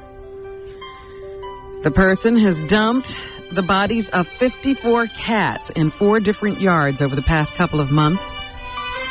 The investigation shows the cats had been chewed by a dog. But officials don't believe they are being used to train dogs for fighting. In that case, there would be nothing left of the cat. Here's bababooey with a bullet in Robin. About cat killers? No. Robin Williams just said the S word. Howard Stern exclusive. Robin Williams just said the S word on Kathy and Kelly. And Kathy and Kelly? Or Kelly and Regis? I can't remember who's on that damn show. How about Kathy, Kelly, and Regis? Regis and Kelly. And Tony Danza. And it got out on the air. All right, it got out. So that means she's got to pay $500,000, right? Not yet. The fines haven't gone into effect, but Regis and Kelly will have to be fined. The ABC will have to be fined for this. Who says? I say. Well, they have a delay, don't they? Probably not. Then they're really... They are live. You lay it down first, the voice first, and then you lay it down, Regis. What I like to say is you lay it down, you front it, and then my animators, my main peeps with the pencils come out, and then the character come to life. I like when my characters do it, come out and dance around and move up and down and around. And I hope the sensor was on the button. Yeah, so do I. We ain't got no 5-second delay. I know. Unlike the Oscars. Yeah. Another free-form bit from Robin Williams. But, you know, the whole thing is that Robin Williams, he's another one of those comedians that everyone loves. And for some reason, it's not as big a deal, I think. You know what I mean? They're not. Well, the FCC better make a big deal about it. Don't you think? Because you know if it happened here, that'd be it. At the end of the day, nothing's going to happen. I know that was more deliberate than Janet Jackson's boob. I'm still not sure she meant for that to come out. Right. Do you think anything will happen? Well, you can go right to the FCC website and email a complaint. Let's see what happens. Although what I hate about that is then the FCC goes, we've been getting more complaints than ever. Right. About indecency. And it looks like more people are complaining. We're just trying to see what you'll do. They won't do a damn thing. What's the difference? Anyway, we're going to satellite. Who cares? Yeah. Let everybody else worry about it. I don't know why I'm worrying about it. What else is in the news? Anyway, Ron? a criminologist in the Fresno Bee, where this is all going on in California, says the cat killer may be trying to send a message to those who live where the cats have been dumped. But those 4 neighbors say they know of no enemies who would do something like this. The guy's dumped 54 cats in 4 people's yards. And people can't be far away. Most guys who kill cats eventually end up killing people. If you can kill that number of cats, I'm sure you probably already have killed people. Right. This is a warning that you're about to kill somebody, I guess. It's all right, I suppose, to hire Kobe Bryant for a commercial again. They say he appears to be marketable again now that he's settled that civil suit with the Colorado woman who accused him of rape about 2 years ago. The Los Angeles Times reports that Carl's Jr. will become the first company to actively market the L.A. Lakers guard since his legal troubles first began in the summer of 2003. You remember? Thought maybe like Trojan rubbers you were going to say. No, that makes sense. Carl's Jr. has something called the rape burger. Oh, stop it. Is that right? Yeah, that's good. Sounds delish. But yeah, these are the first, he lost all of his endorsement deals, and now these are the first people to jump back on board. All right. So it's okay to hire Kobe again. An Oregon high school football coach is being investigated by a state panel after he licked the knee wound of one of his players. Ooh. A dude licked a dude's knee wound? Yeah. That's gross. I guess some panel is going to meet on Thursday to discuss a parental complaint filed last July about the Central Lynn High School science teacher and coach Scott Reed. The school district placed him on probation with orders to take a blood-borne pathogen course. The Register Guard, the newspaper there, says the complaint accuses Reed of a pattern of willful, repeated, inappropriate behavior, which threatens students' health and safety. The coach has acknowledged the incident. What is that? Did they ask him what it is? Oh, that was gay. No, he doesn't say that it means anything. He just did it, and they're going to have an investigation. I guess he hasn't talked about it at all. They've heard similar complaints about him, but could not confirm them. He admits these actions are bizarre, but not criminal. I'm having some fun with you. What else, Robin? I'm going to lick you. That's right, you're my boy, aren't you? Former President Bill Clinton is going under the knife again. He's scheduled to undergo a procedure tomorrow to remove scar tissue and fluid that has built up in his chest cavity since his quadruple bypass surgery in September. The procedure will be done under general anesthesia and will be performed at the New York Presbyterian Hospital, Columbia University Medical Center. They say it's a low-risk procedure, and that the president should be out and about again after a full recovery. President Clinton showed no signs of slowing down. This was found out while he was at the White House talking about his efforts to raise money for tsunami relief, and he says this will keep him down for about 1 or 2 weeks, and then he'll get right back to work. Danny, what's happening? Howard, how are you, my man? All right. Listen, I got to commend you on the... Because every time I ask, they bleep it off the air. Are you really? Yeah, we can't do that anymore. Yeah, we can't. Third input? Can't even say that, man. I mean, I don't know what you can and can't say, so it just seems to me they bleep everything around here now, so I don't even bother.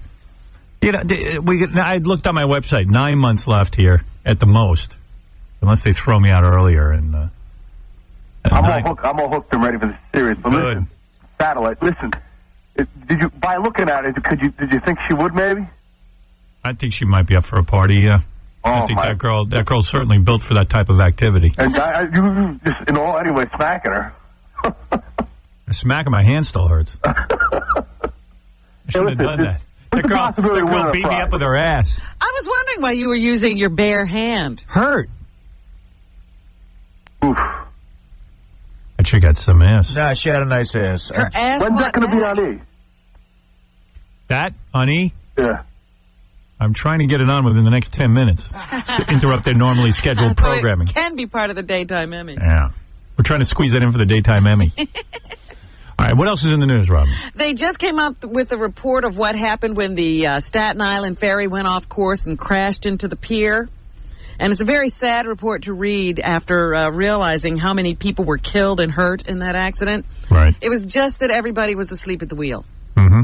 That nobody was watching, and that New York had a lax policy about supervising the ferry operation. It was just that everybody was asleep at the wheel.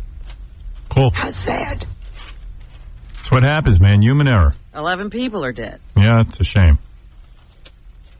Anything else, Robin? I told you about 50 Cent and... 50. I can't say that. 50. 50 Cent.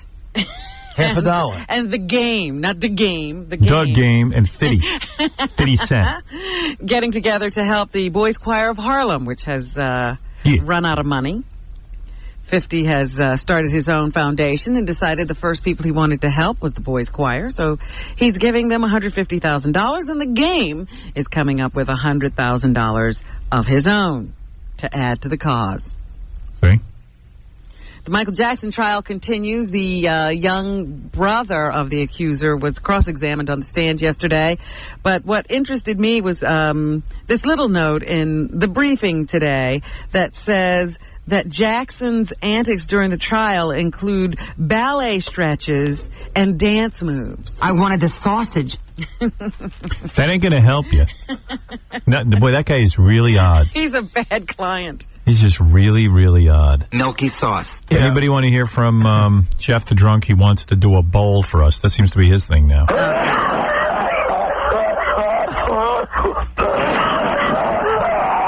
You want to hear it, Artie? I know it makes you laugh. Well, look, I always like to hear it, but it's up to you. Jeff? Good morning.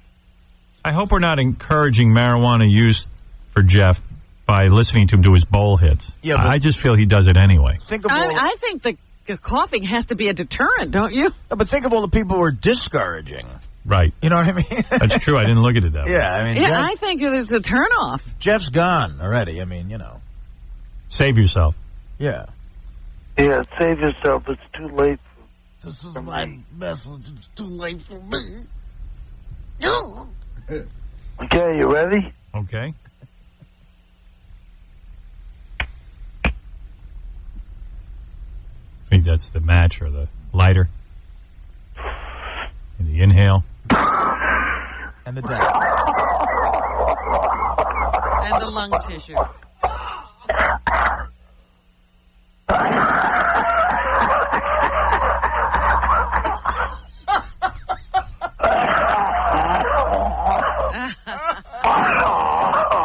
Boy. It almost sounds like you're laughing during it. I know. Are you? Now, Howard, you said you wanted me to try to talk when I take a big hit. What do you want me to try to say?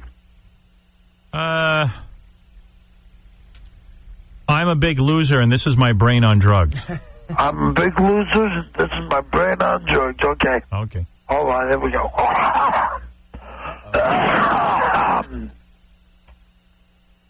Okay.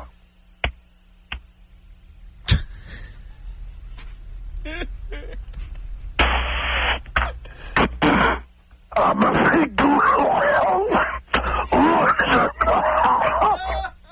And this is my brain on drugs.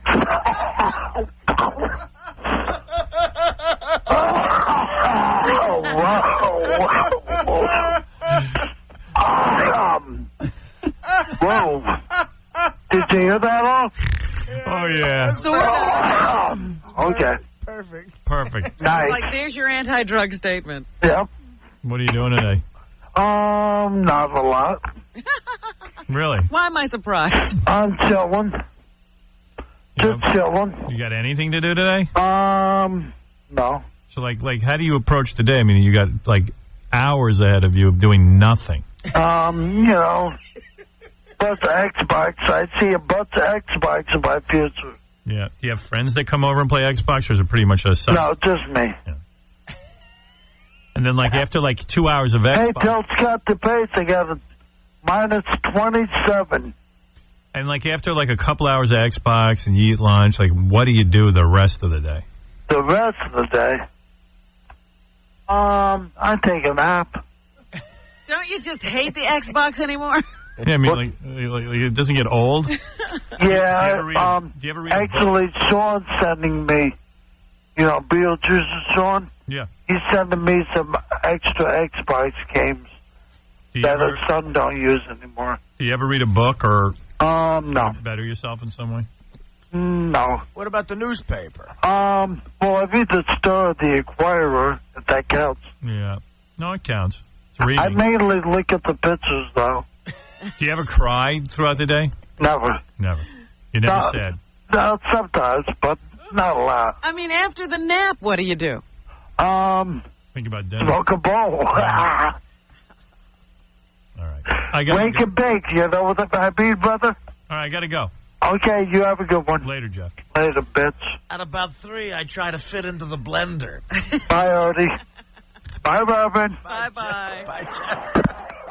What a day. Another great day. I'm jealous. I have to go to the dentist today, and I'm thinking about, gee, if I go to the dentist, how am I going to fit in the 57 billion phone calls I have to make, my time with my kids, and everything else? He's going to sit there, play some Xbox, smoke some weed. And nobody's going to interrupt him. My house needs a break, John.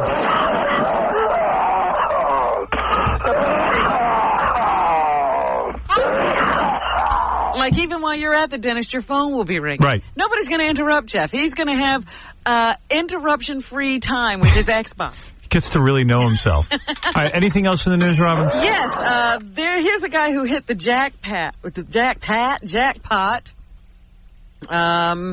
He's going to get to marry Athena Onassis Roussel. And she's not bad looking either. Who is one of the richest little girls in the world. I mean, she's about 19 or 20 now, but she inherited all of the Onassis fortune when she was 18. Now she has to get married. She's in a rush. She's got a boyfriend. I think he might be in his 30s, as a matter of fact. Alvaro Alfonso de Miranda Neto. His friends call him Doda. So now, all he has to do is become a Romain Stamos, and that name will be the longest name in the history of the United States and the world. Yep, they tell everybody that she has accepted his hand in marriage. He asked her father. Everybody agrees. They will get married down in San Paulo. Prenup, I assume. And her family will be there. Don't know anything about a prenup. But I would hope that she does that. Joan London of Good Morning America just had another set of twins by a surrogate mother, the same surrogate who gave her her first set of twins back in 2003. Isn't she like 65 years old? Approaching, probably. And this is the second set of twins she's had. 54 is what they say she is. So she's a mother all over again, and she has 2 grown daughters. Right. Charlie Sheen says that no woman was involved in his breakup with Denise Richards. Okay. Which prompts everyone, including this columnist, to ask, was there a man involved? Why would your 6-month pregnant wife throw you out of the Yeah, house? I mean, what could you do? She might really need you. Why would she throw you out? What must you have done? And what did he say? He hasn't answered that question. That's everybody's posing that question. Amy Fisher is upset with Martha Stewart because she feels that Martha is making jail sound like fun. Oh, okay. You mean the same girl who shot a woman in the face now is going to comment on someone else's behavior? She said if Martha really cares about the people that she met in prison, she should start giving money to the Legal Aid Society and to Amnesty International. Oh. So Amy Fisher knows how people should behave. Because Isn't that great? surely Amy was a political prisoner. Yeah. Amy knows. So I don't know that she does. How does she know Martha's not going to do that? She immediately starts attacking. If I'm Amy Fisher, I'm keeping my mouth shut forever. Yeah, you're out of jail. You're the luckiest person on the planet. Can't do it. Bill Cosby is clear of those criminal charges in a recent sexual assault allegation, but he will now face a civil lawsuit. According to E! Online, the 31-year-old Canadian woman who accused Cosby of the act has filed papers in U.S. District Court. Her suit claims the comedian drugged and sexually assaulted her, and she's also alleging defamation. The accuser says Cosby's remarks in the National Enquirer after she came forward made her out to be a gold digger. So now she's taking him to court, civil court. Okay. He says he'll fight.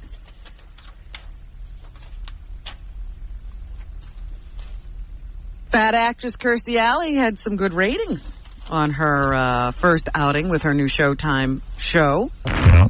They say the debut snared over 1 million viewers on Monday.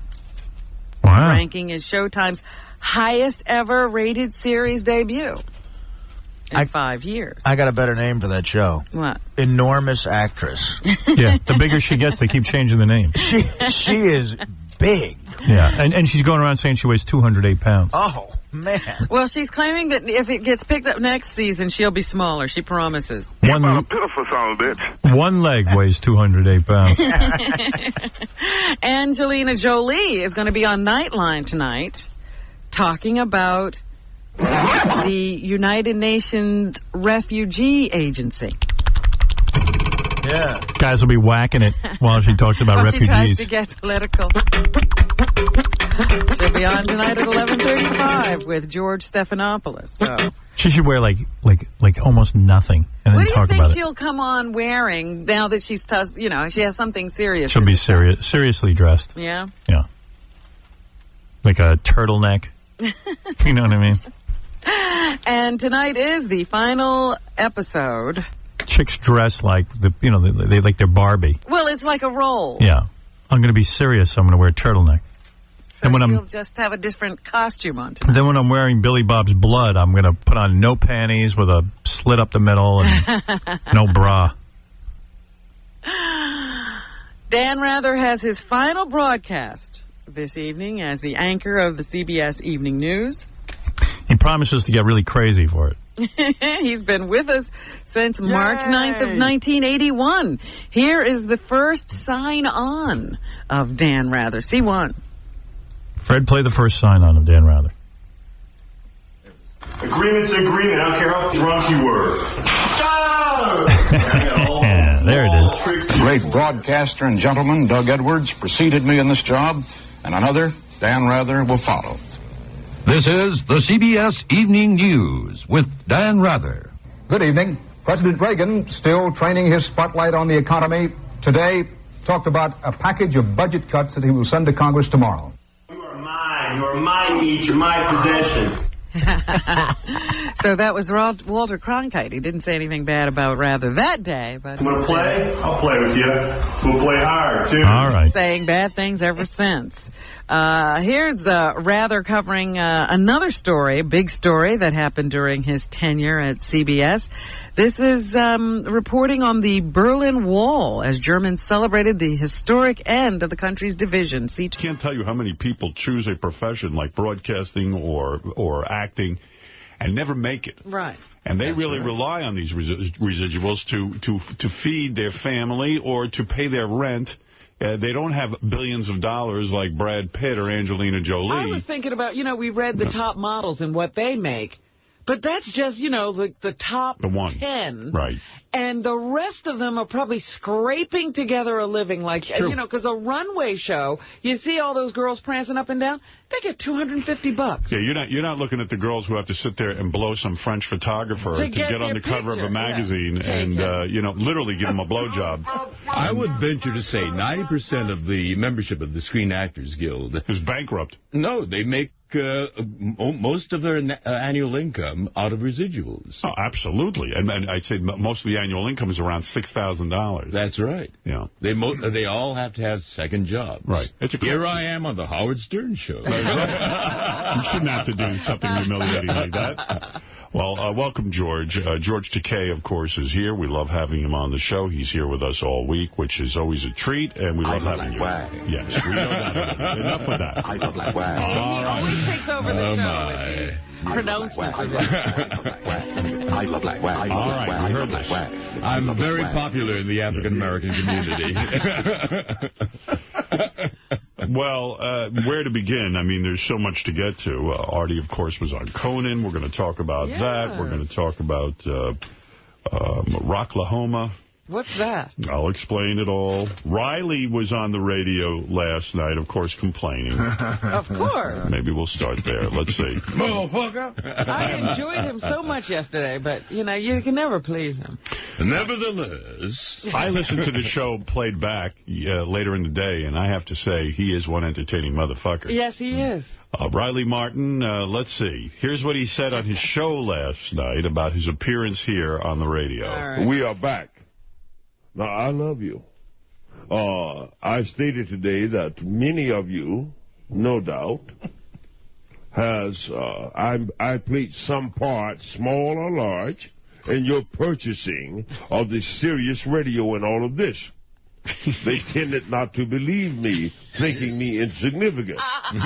Nonetheless, I asked the listeners, I'm putting the word out now before I leave this crazy group. I'm putting the word out. Send your emails in to let them know what Roddy Martin means to you. Pro or con? You understand? Pro or con? Yeah, he wants them all. Forbid that I should bore you to distraction with my simple words. Welcome to the Roddy Martin Show. Say hello, Iran. Hello. Hey, Riley, I forgive you for today, and I have to admit I had fun going into New York and messing around with those people, but I wanted to know, what is your general take on what happened today there? I think as far as rudimentary asinine radio goes, it was probably a classic. You understand? I really did have fun and everything like this. Right. So Howard said, I have told Sirius to give you a decent salary. Yeah, he said that. When he refused to buy me dinner when I called him yesterday. Yeah. You understand? Yeah. So therefore, he is blowing smoke up my chukas.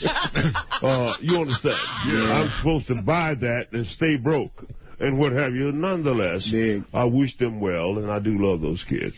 Right. Well, there he is. He is too funny.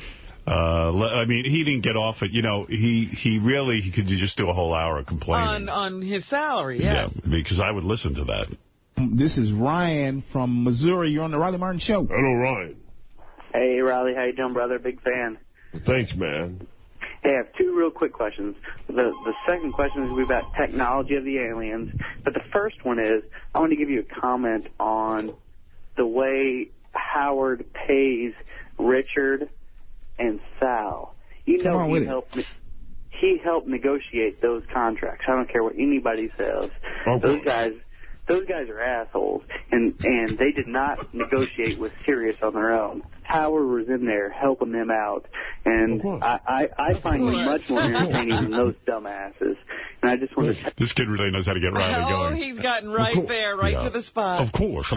Tell you that if Sirius would not hire them on their own, Howard brought them to them, and I think that you deserve the same rights that those two assholes get. Well, of course. If you'll notice. Yes, sir. Go ahead. If you'll notice, this morning he was saying, I told them to give you a decent salary. Yeah, he said that. And then I said, Howard, you are Sirius Radio. That's right. Yeah, without you, it would be a mud-sucking, backwater, mediocre popcorn situation. You understand? Therefore, if you really said pay Riley, they would do it. Therefore, I'm not buying it. You understand? Right. He's great. He's the I best. love him. You got to listen to him. He is amazing. Mediocre popcorn type of situation. He's fun. Matt, you're on the air in Haverhill, Massachusetts. Oquat Tangent 1. Oquat Tangent 1. Lawajan. No. Sayawan. Oquat Tangent 1. Hakeem Olajuwon. Olajuwon. What is all this? Oni Sayawan. That is his talk that he learned, alien talk. I see. I want money, motherfucker. Exactly, Fred. I thought it sounded familiar. It's Bayavian. Bayavian. You've probably heard some of that on Star Trek. It's gibberish. Yeah, it's gibberish. Did you ever visit the planet Bayave on Star Trek? No, we didn't visit that. But the planet bullshit. I thought it sounded like Native American language. I had to memorize a phrase. It goes like this. Yohei mitakula nahumpu omnichi nichopi. That's Japanese. No. I think Riley would understand what that means. We'll ask him. You think he's speaking Indian? Well, Matt, I take it you're a Riley fan. Oh, I wish he was on earlier than 12. I could listen to that guy for hours. Like, that marathon's the greatest thing. Yeah, it is. Yeah, well, I know they repeat the show earlier, according to Tim Sabian. On Sundays, I think. No, Saturday, I think it's at 7 o'clock. Right. More Riley, more Eric the Midget. And can I make a request? Could you play that guy that was calling about Oprah Winfrey, the Oprah Winfrey Negro woman from the South? Yeah, we can. Play that tape at some point. All right, we will play that. Yeah, where is that guy? The whole tape. Thank you. That original whole tape when we first got that was hilarious. We played that like crazy. Yeah, we should probably bring that out of the... Winfrey Negro woman from the South. Ron, go ahead. You're on the air in Sacramento. Good morning, Howard. Morning. I've got to know where George slept last night. Good question. George, what happened last night with Brad, your lover of 20-something years? Well, a lot of time. It's amazing what 24 hours can do. After the show, I went back and I asked him, were you listening? He said he was not. But I told him what you said at the end of the show. Yes. And I also said to him, Brad, I love you. And you know that I love the fact that you're upset, because that means you care. Right. And he grabbed melted, me, yeah. and he kissed me on the lips. And last night, all right, and then we went for a long, sweaty walk through Central Park. We walked by the Guggenheim, and I told him, you know what happened there? Right. I went there with my muffin, and nothing else happened. Oh, yeah, we can be sure of that. They walked in and they walked out. Nobody's clock was out. Did you take my suggestion and drop to your knees in front of him and give him what he likes the best? We got back to the hotel. We took showers, and from there... Oh, and he said, I don't want you talking about anything else other than the fact that we went to bed together. So he doesn't. If you did, in fact, give him oral sex, we will never know. We'll never know. You will never know. All right. He said that's national radio, and I told him no, it's international radio. And he said, I don't want you talking about our private affairs, our very private affairs on international radio. So your makeup Blumpkin with Brad will stay in our imagination. You know what's sad? And you have a vivid imagination. You have really gone through the gamut of what we've gone through. I have indeed. Various people on our lives, because we've all gotten that lecture. And, of course, we've all ignored that lecture. Well, I'm not going to... I explained to him again. You've met Sal. Sal and Richard and Shuley came to Los Angeles, and we went backstage, and he met all of those guys. Right. He thought Richard was cute. Good grief. What about my suggestion that Brad come in here and get to touch Richard's penis? I told him you said that. You did? Yes. Okay. And? He said, no. Oh. I'm attracted to him, but no. Well, strong man, though. Did he say he wanted to get you back for what you did to him at all? Or is it over? He said, I've practiced sexual fidelity for more than 20 years now. You're the only one. And I want you to respect that. And I said, I do respect that. And I did respect that. And it was not a penis I was touching. It was two rubbery, flat things. And that's all.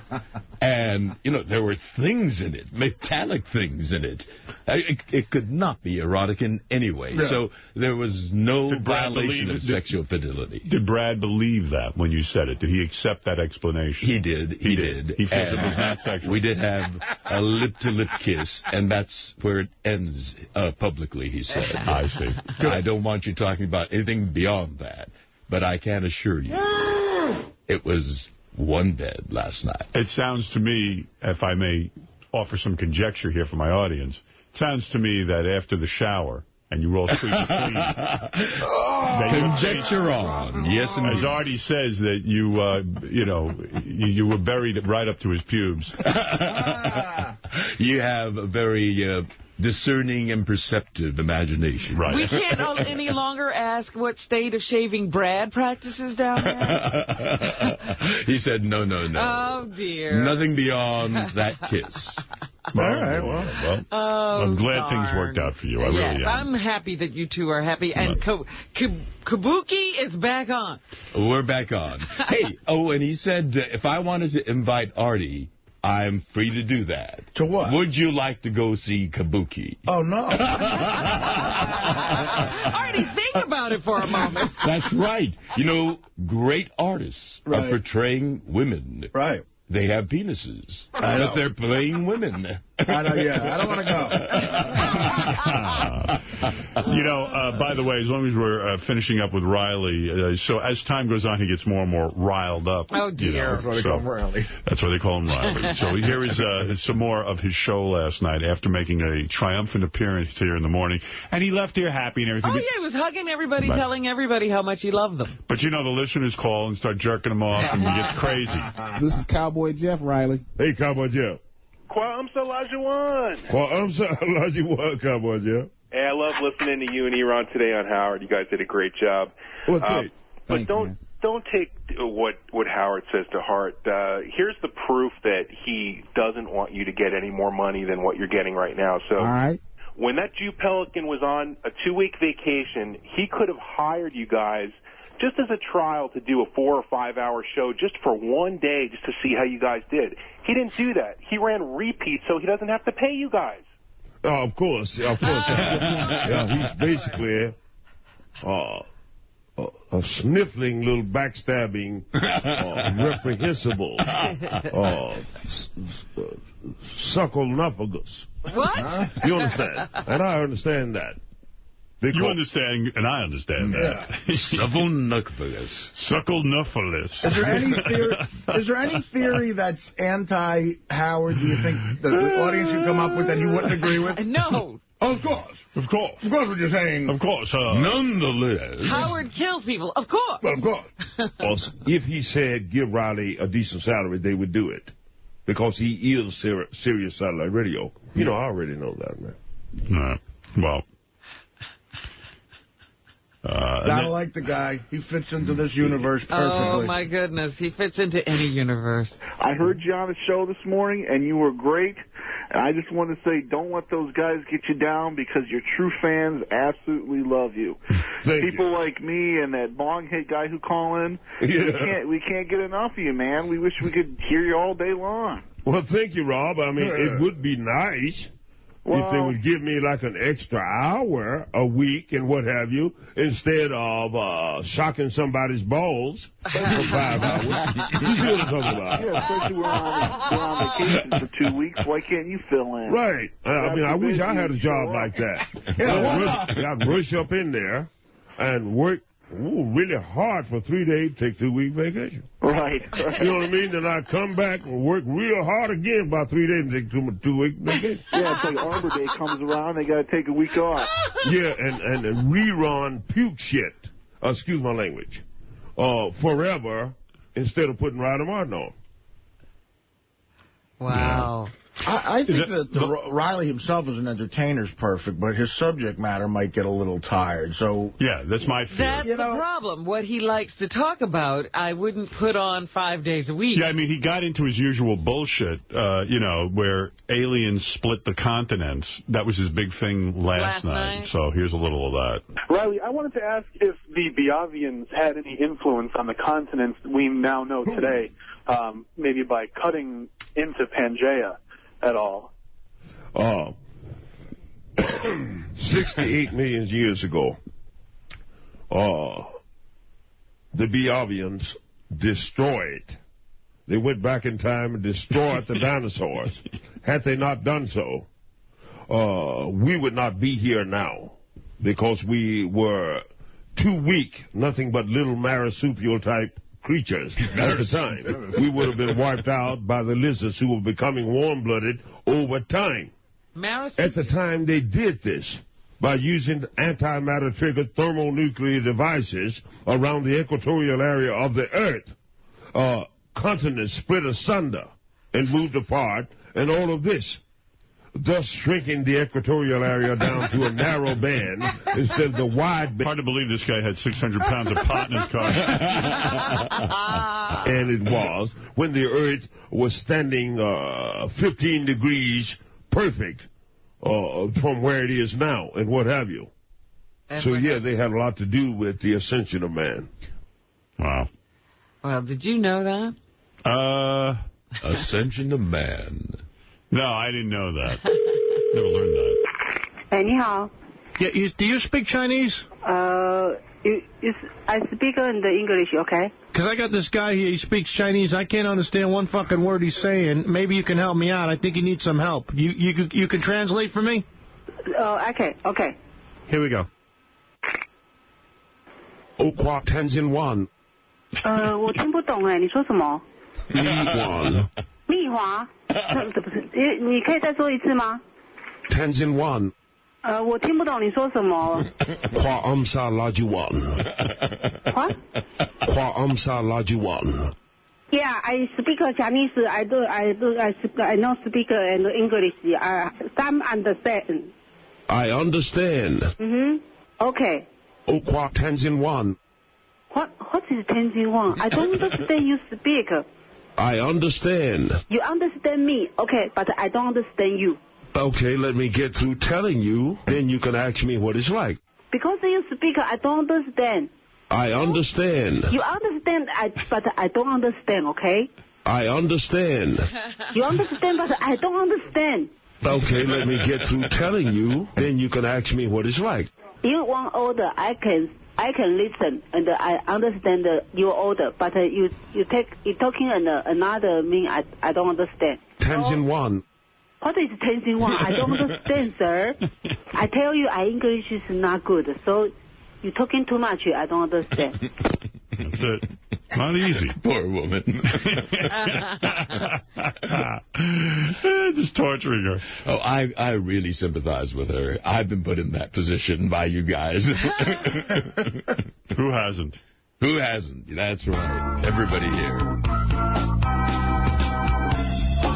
So we was laying out on the bank in the Hyborian Garden, little herb smoking and stuff like that. I believe it stimulates the limbic region of the brain. I could feel static electricity in my hair, in my clothing, and in the leaves all around. I was hit and transfixed with a blue-white light and things of this nature. The song of endless horseshit.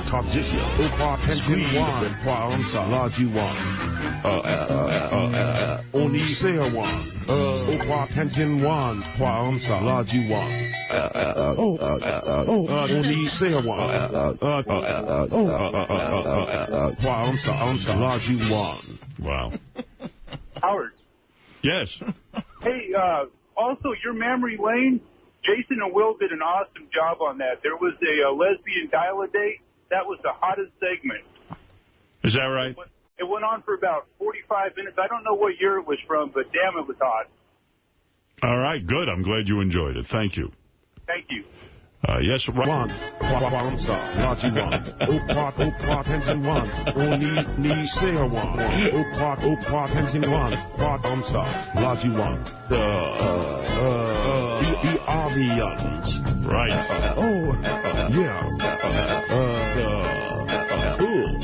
Damn.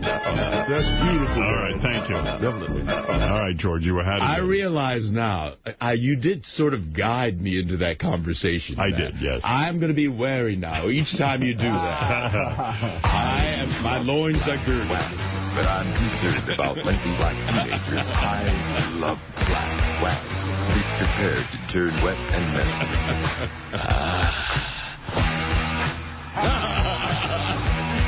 $10,000. Very good. Well, George, it's always fun around here. You never know if you're talking to a tape or if you're talking live to someone. George, you can see what crazy things they can do with tape. Oh, technology. You can't trust technology at all. I love black wax. And on this show, certainly. I love black wax. I love black wax. I love black wax. I love black wax. I love black wax. I love black wax. I love black wax. I love black wax. I love that cause black wax. I don't even know how I'm going to break the news. I love black wax. I don't know how I'm going to break the news to George that Fred's an android. And it's not even a human being. He's actually a real doll. Oh, my. Well, you've made me very popular in the black community, so... No, but then... How did we do that again? Oh, my God. I love black. I love black. I love black. I love black. Whack. I love black. Whack. All right, enough of that. I love black. Whack. Yes. All right. George, welcome to the show. White Wang? It's great to have you here, and we will take a break now. I'm going to stay on Sketch today. Instead of my usual 6-hour show, I will do a 4-hour show because I do have a commitment today. And Gilbert Gottfried will be joining us. There's plenty to get to, including Artie's appearance on Conan, your phone calls. We're going to get to the bottom of Ronnie and his T-shirt thing with Bubba. I'm hearing, what's going on there? I'm not exactly sure, but we'll get to the bottom of it. And we'll be back right after these words. Only love.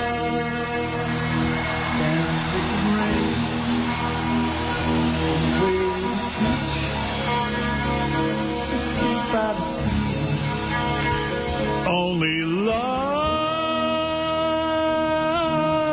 rain or me, Woo! I'm free.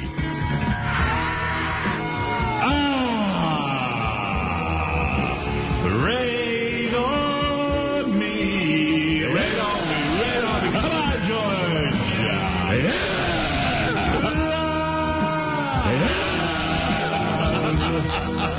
Rain on me, rain on me, rain on me, rain on me. I didn't know you were a soprano.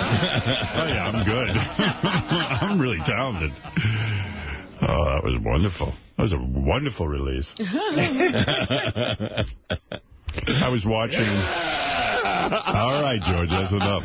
Whoa. That is energy. All right, everyone's excited about your role on Heroes and Star Trek and everything else that you do, but you must calm down. All right. Anyway, I haven't even asked you to announce this morning. That's why you're here. George, go ahead, please. Take over. Good morning. This is George Takei here. You know, Robin and I have a lot in common. We both enjoy the theater, we both enjoy men, and we both have had strange things poured into our rectums. She prefers coffee, and I prefer cream. Yeah. It's the Howard Stern Show. Thank you, Mr. George Takei, the great actor who graces us for a week with his announcing abilities. Right. All right. Oh, yeah, dropping loads. You know, it's a funny thing. I was watching a tribute to Paul Simon. That was pretty good. Did you see that? I was on PBS. They gave him something called the Congressional Library Award or some kind of weird award, but it was a good excuse to get him to play for free, I guess, and get like 1 million cool people like James Taylor. Too, yeah, it was pretty good. I love Paul Simon. Sounds like a good lineup. That motherfucker can write some good songs. And Bob Costas was like the guy who comes out and speaks about Paul Simon. Man, that's the guy you want. What did he say? He just kisses ass. And Bob Costas gave a legendary eulogy of Mickey Mantle. It's I believe it. Yeah, it's like you talk about YouTube. It's probably you can get it on that because it's legendary. That scumbag's eloquent. He is. He's so eloquent and articulate, and especially if you're speaking about somebody he really feels that way about. You know. I've never really liked him. He said something good? His whole gig is, well, I mean, if you're Paul Simon, it's good. His whole gig is, like, he just can talk about you. Like, he's like, Paul Simon's work. I was thinking on the way over here, ladies and gentlemen, about the fact that Paul Simon is a great artist. But do you realize, as I tried to come up with my top 20 favorite Paul Simon songs, his work spans the 60s, the 70s, the 80s, the 90s. Do you think he writes this stuff himself? I don't know, man. He can suck dick. That's part of it, too. But like that show later he had with Bob Costas, I'm a big baseball fan. I never liked him doing baseball games. To me, he sounded too pompous. But that's what I get. That interview show, I loved. He did a couple of fantastic interviews with Bill Murray and those types of people. I saw him interviewing Springsteen. And still, I was like, ugh. Didn't I do a show except they had, like, Tom Snyder interview me? Well, that's why. I felt ripped off. I don't think he likes you. I taped it thinking Bob Costas was going to interview you. No. And because he clearly does his research and he really knows, he gets it. Somebody's doing it. I really don't think it's him. I think he's somebody else. I think there's a puppet master behind him. Yeah, then you got Tom Schneider. The only guy mad at you the whole time. The only guy more eloquent is Lonnie from Scores. Yeah. Like when Lonnie introduces you to a stripper, he'll go, "My dear, this is a very famous gentleman, Mr. Artie Lang." You start to feel better about yourself when Lonnie when Lonnie should give the speeches at this Congressional Medal of Honor Award or whatever it is. Well, you know what? Maybe we'll have Lonnie do your eulogy. Yeah. Actually, it's the Library of Congress George Gershwin Award. It was the first time they'd given the award to anyone, and it was Paul Simon. And boy, that guy's written some great songs. And then Art Garfunkel comes out. And, it's the whole thing. Have you ever met him, Paul Simon? No. I know his brother, Eddie. And really? Eddie looks exactly like Paul, and it is such a curse for him. And can't sing or write.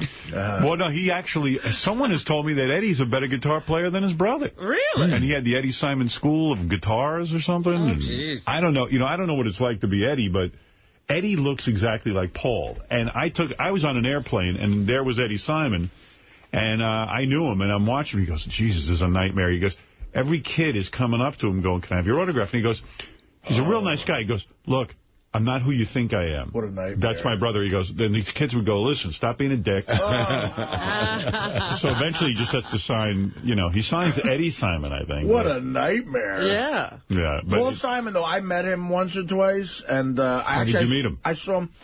I went to an after party for Saturday Night Live with Norm one time. Oh. And, God, are those great fucking parties, man. They go from, like, when they wrap the show, 1:30, like 7 in the morning. And it's always at a different place. And hot chick? Smoking hot chick after smoking hot chick. And it's right after we had done, Dirty Work, and Norm was still doing Weekend Update. He was, like, a big deal. And there were broads all over the place. It's got to be a lot of hot broads because, like, everyone's always looking for the party, and that's got to be, like, an exclusive kind of thing. It's a bigger deal to go to that more so than the taping nowadays, go to the party. Yeah, everybody wants the party. But Paul Simon, I guess, was there because he's a Lorne Michaels guy, Right. And well, they're neighbors. Oh, really? Yeah, they live in the same apartment building, and Lorne Michaels, like, literally has walked in while Paul Simon was writing Still Crazy After all these years. Oh, really? But that kind of relationship where they're friends. Because Paul Simon, I think, Simon and Garfunkel did, like, the 3rd SNL of all time, right? Yeah. But he's one of those celebrities where it really is true. He is oddly small. Yeah. Like, tiny, almost like a fidget. Like, it's so... Because he's sort of this rock star, but he's so little. Man, he's tiny. Yeah. To where it's disconcerting almost. Like, you gotta... Like, if you and him were... Is he a midget? Almost. No. And if you or him were standing next to one another, it would be odd. It'd be crazy. You obviously... He's saying you don't want to meet him, but that'll be a bad thing. He would never be friends with me, just based on that, because he'd be like hanging around with a giraffe. It's funny. I went to a party... And a lot of these guys came up to me, these short guys, and they go, "Boy, if I had your height and I weighed what you weigh, if I was thin," and I'm like, who the fuck would be jealous of my height? A bunch of people, apparently. Yeah, and they go, if I had your hair and looked like you, and I go, look like me? Why would you want... People are wishing to look like you. Wishing to look like me, and I go, man, is your life destroyed. Your life must really suck. I said, boy, this is a terrible life for you. Did you ever consider playing hoops, ever? Oh, my God. First of all, there was no such thing as athletics in my family. The Stearns, as you know, they sit. We're all born without a backbone. And they are the great sitters of the world. And my father I never had a brother or somebody who got me into this kind of thing or encouraged it. Artie, you remember the ball tossing incident? Yeah, no, I know. But my father and I had a catch, and the first ball I threw to him hit him in the nuts, and he told me I was horrible, and he told me, my father got down in the catcher's position. Right. I had a new mitt, he had a mitt, and I winged the ball to him, and I really put it, I think, in the catcher's mitt. But the fact of the matter is he missed. And all these years he got pissed at me, and I feel like he just couldn't catch. I mean, he's a bit of a klutz himself. Yeah, could we reenact that for Howard TV? Get like, a pitcher's mound and then catches. My father got up with such viciousness. Look what you did. Look what you did to me. Did you realize you are built like a perfect power forward? Like if you could post somebody up, like you got the right I'm not any good. And I lived in a black community. But what a great story that would have been. Roosevelt has one white guy, 4 great black guys. And he's the star. I would have been like Tarzan. Well, let me tell you, did you ever hear the Nils Lofgren? I watched it. I saw it. And that was no joke. Nils is 4'8". I know, and I lost how much money? Yeah, I know. Betting that no way could Nils get a ball over Howard's hands. I only scored 1 basket. I remember. Barely. I remember. Well, I was so winded. The Howard thing. The most embarrassing thing was Dominic Barber. Oh, please. I can't play basketball. Nobody would expect me to play basketball. Dominic, that was hilarious. I can't play either. You got so upset at that, Robin. But I didn't have anything to do with it. You know why I got upset? You guys were at your stupid poker night. It's like she's back at it right away. I wound up in a basketball contest with Dominic. Yep. How does that happen? I'm not even there. Yeah, that's how it happens. If you were there, it wouldn't have happened. That's right. I would have put a stop with to it. With me with hoops, I mean, well, you saw, I got there's a 5-minute interval in a game where I will be dead on from the outside. Yeah. And everybody I used to play with at the playground knew that. I'm going to offer no defense, nothing. But for 5 minutes, I will not miss from the outside. And if I could go through that, then the problem is ruined. Growing up, I had friends who practiced basketball, and, they had a basketball hoop in their backyard. And I would play, and I was very, very bad. And I'm very, very awkward. But with your size and your, with a different... very bad. He got all the equipment except coordination and the ability. I just have the height. That's all.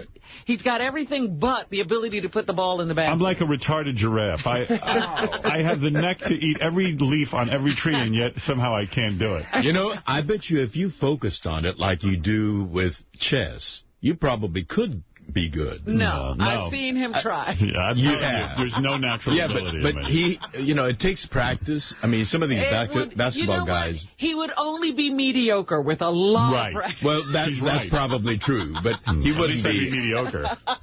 No, I am really, really bad at it. And listen, what am I going to do about it? Who cares? Who cares? Who cares? That's right. Hey, on our phone. You figured out a way to make a living. To thank us for the kind words, Paul Simon is on the phone. This is a rare treat. Wow. Paul. Mr. Simon. Let us be lovers. Fresh from the Library of Congress. I had a feeling this was that. Like a dream to me now. So I look out at the scenery.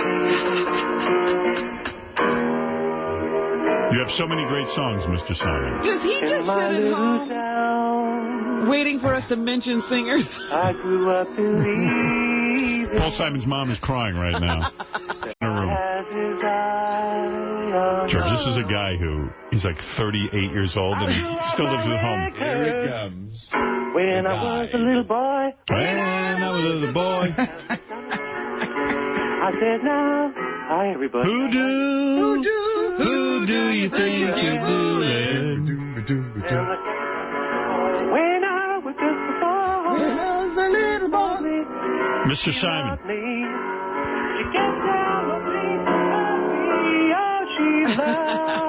What are the chances of him knowing how to play Old Friends? Silently? Oh, he'll know. Do you know the song Old Friends?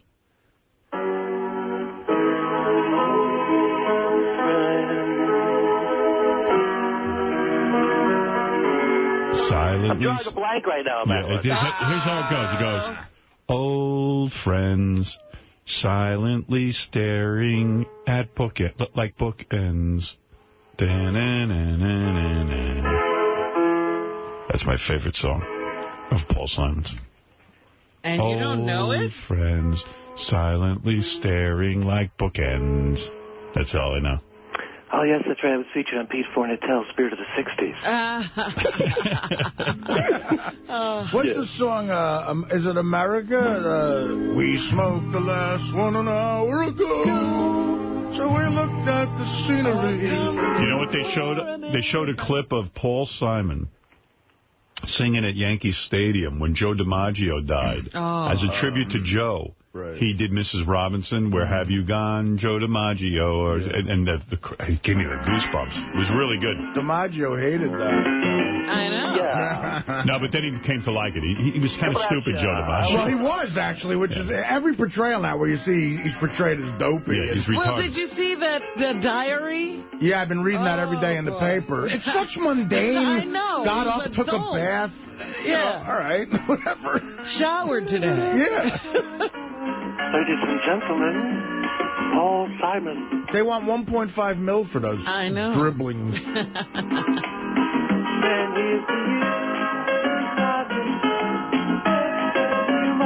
Oh, look, he's jazzing it up. Yeah.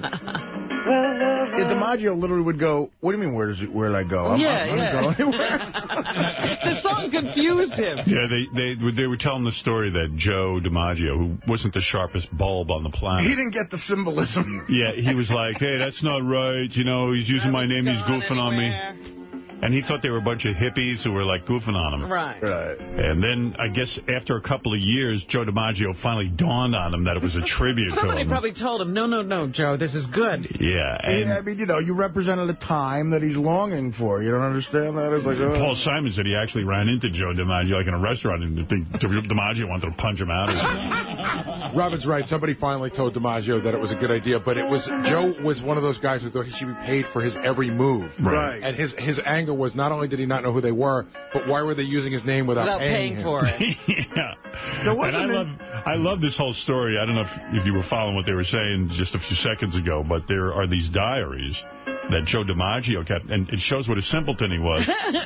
Like, he's a great baseball player, but he's a big dummy, and he would he'd write down, took a bath today. Yeah. Like or he'd write down, or in a moment of candor, he would say, I'm not going to say anything bad about Marilyn Monroe, my ex-wife. Right. You know, those were his thoughts. It was the ramblings of a retard. He said, there was one interesting thing where he said, on the 50th anniversary of his famous streak. Oh, yeah. He said, if I knew this was going to be like this, I would have stopped the streak at 40. He's out of his mind. Yeah, he was angry about everything, so... You know, now, whoever got a hold of these diaries is selling them for $1.5 million, and they're getting nervous, so they're saying, well, if we can't get $1.5 million, maybe what we'll do is sell a few sheets of paper to individuals. They're going to tear it up and sell it individually? Well, they don't know what to do with it. You know supposedly the root of all his bitterness with money was in 1941, when he had the 56-game hitting streak. If he had gotten one more game, 57 games... the Heinz 57 company was going to give him like a $300,000 contract to just, represent, 57, his name and everything. He came a game short.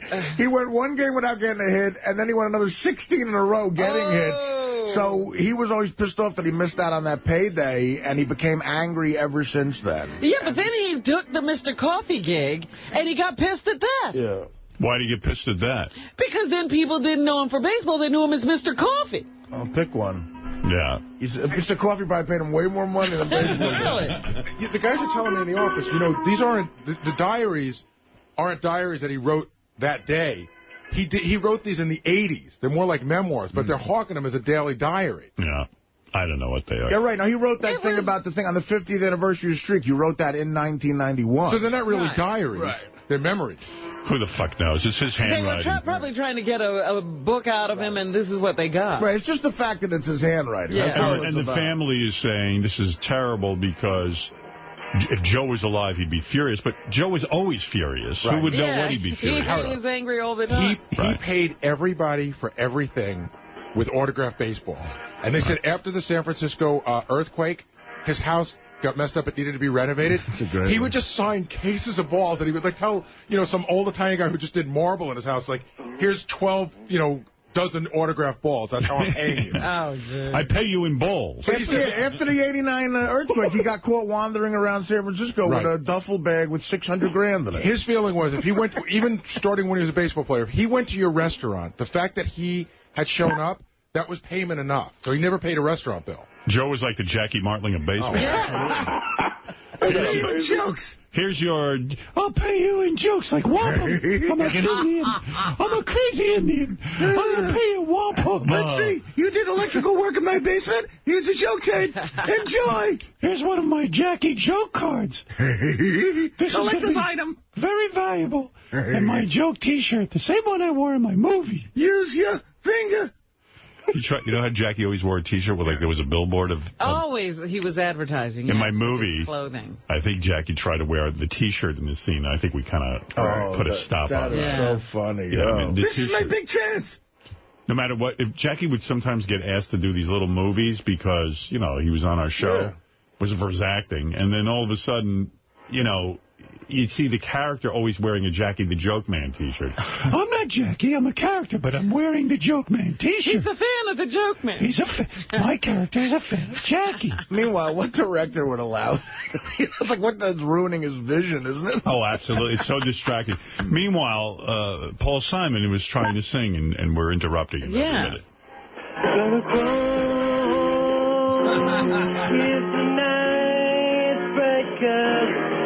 See the green of summer, sunny day, oh yeah. All right, thank you. All right, enough of that. But really, I'm beginning to think he just waits for us to mention singers or songs, and then he's right on the phone. He barely knew one lyric to Paul Simon. I know. Let's go to Matt. Matt, good morning. You're on the air. Matt? Hey, good morning, guys. Yes. I'd just like to actually speak to Robin quickly about her vacation and see how come she always seems to go to France when she goes on holiday. This is the first time I've been to France in 4 years. Oh, really? It seems like you're always talking about it. I go to London a lot. Well, I was calling in because I'm a younger French man living in Montreal, and I find you very attractive. Your sense of humor is incredible. And I was hoping, like, I don't want to go on a date with you, but I'd like to start some kind of romance, you know. What? over the radio. Over the radio romance? Well. That's crazy. Even listening back, you think that's really idiotic.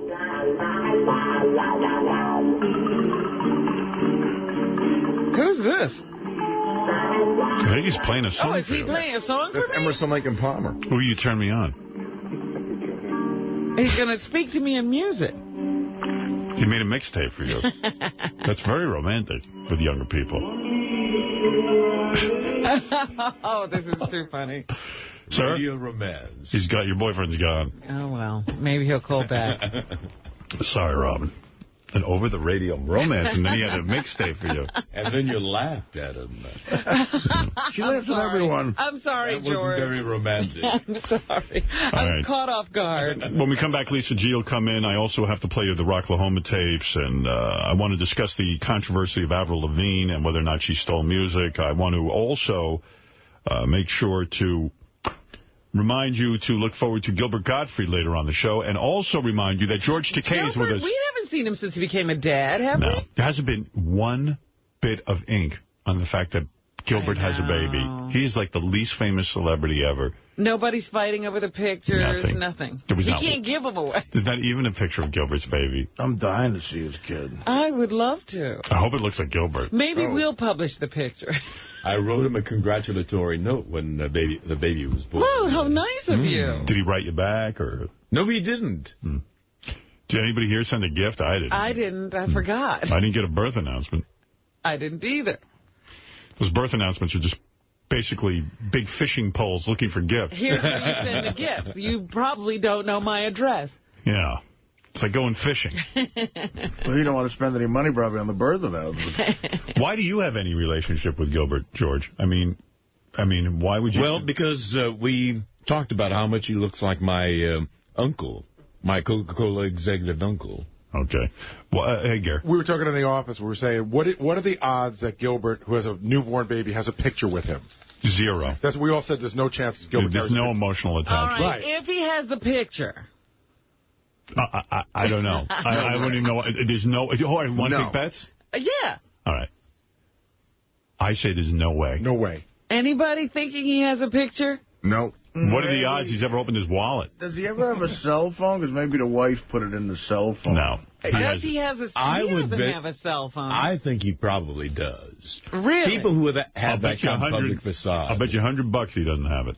All right. You want to bet? All right, we'll bet. All right, you're on. $100. Okay. Would that count if it's in the cell phone? Sure. Any picture would be... Any picture. Any picture will count. Any picture. Any representation. I'm going 100 with George. All right. And I also bet that when you ask him about a picture, he's going to have that maniacal laugh. Yeah. Gilbert, do you have a picture? Oh, yes, I have a... Yes!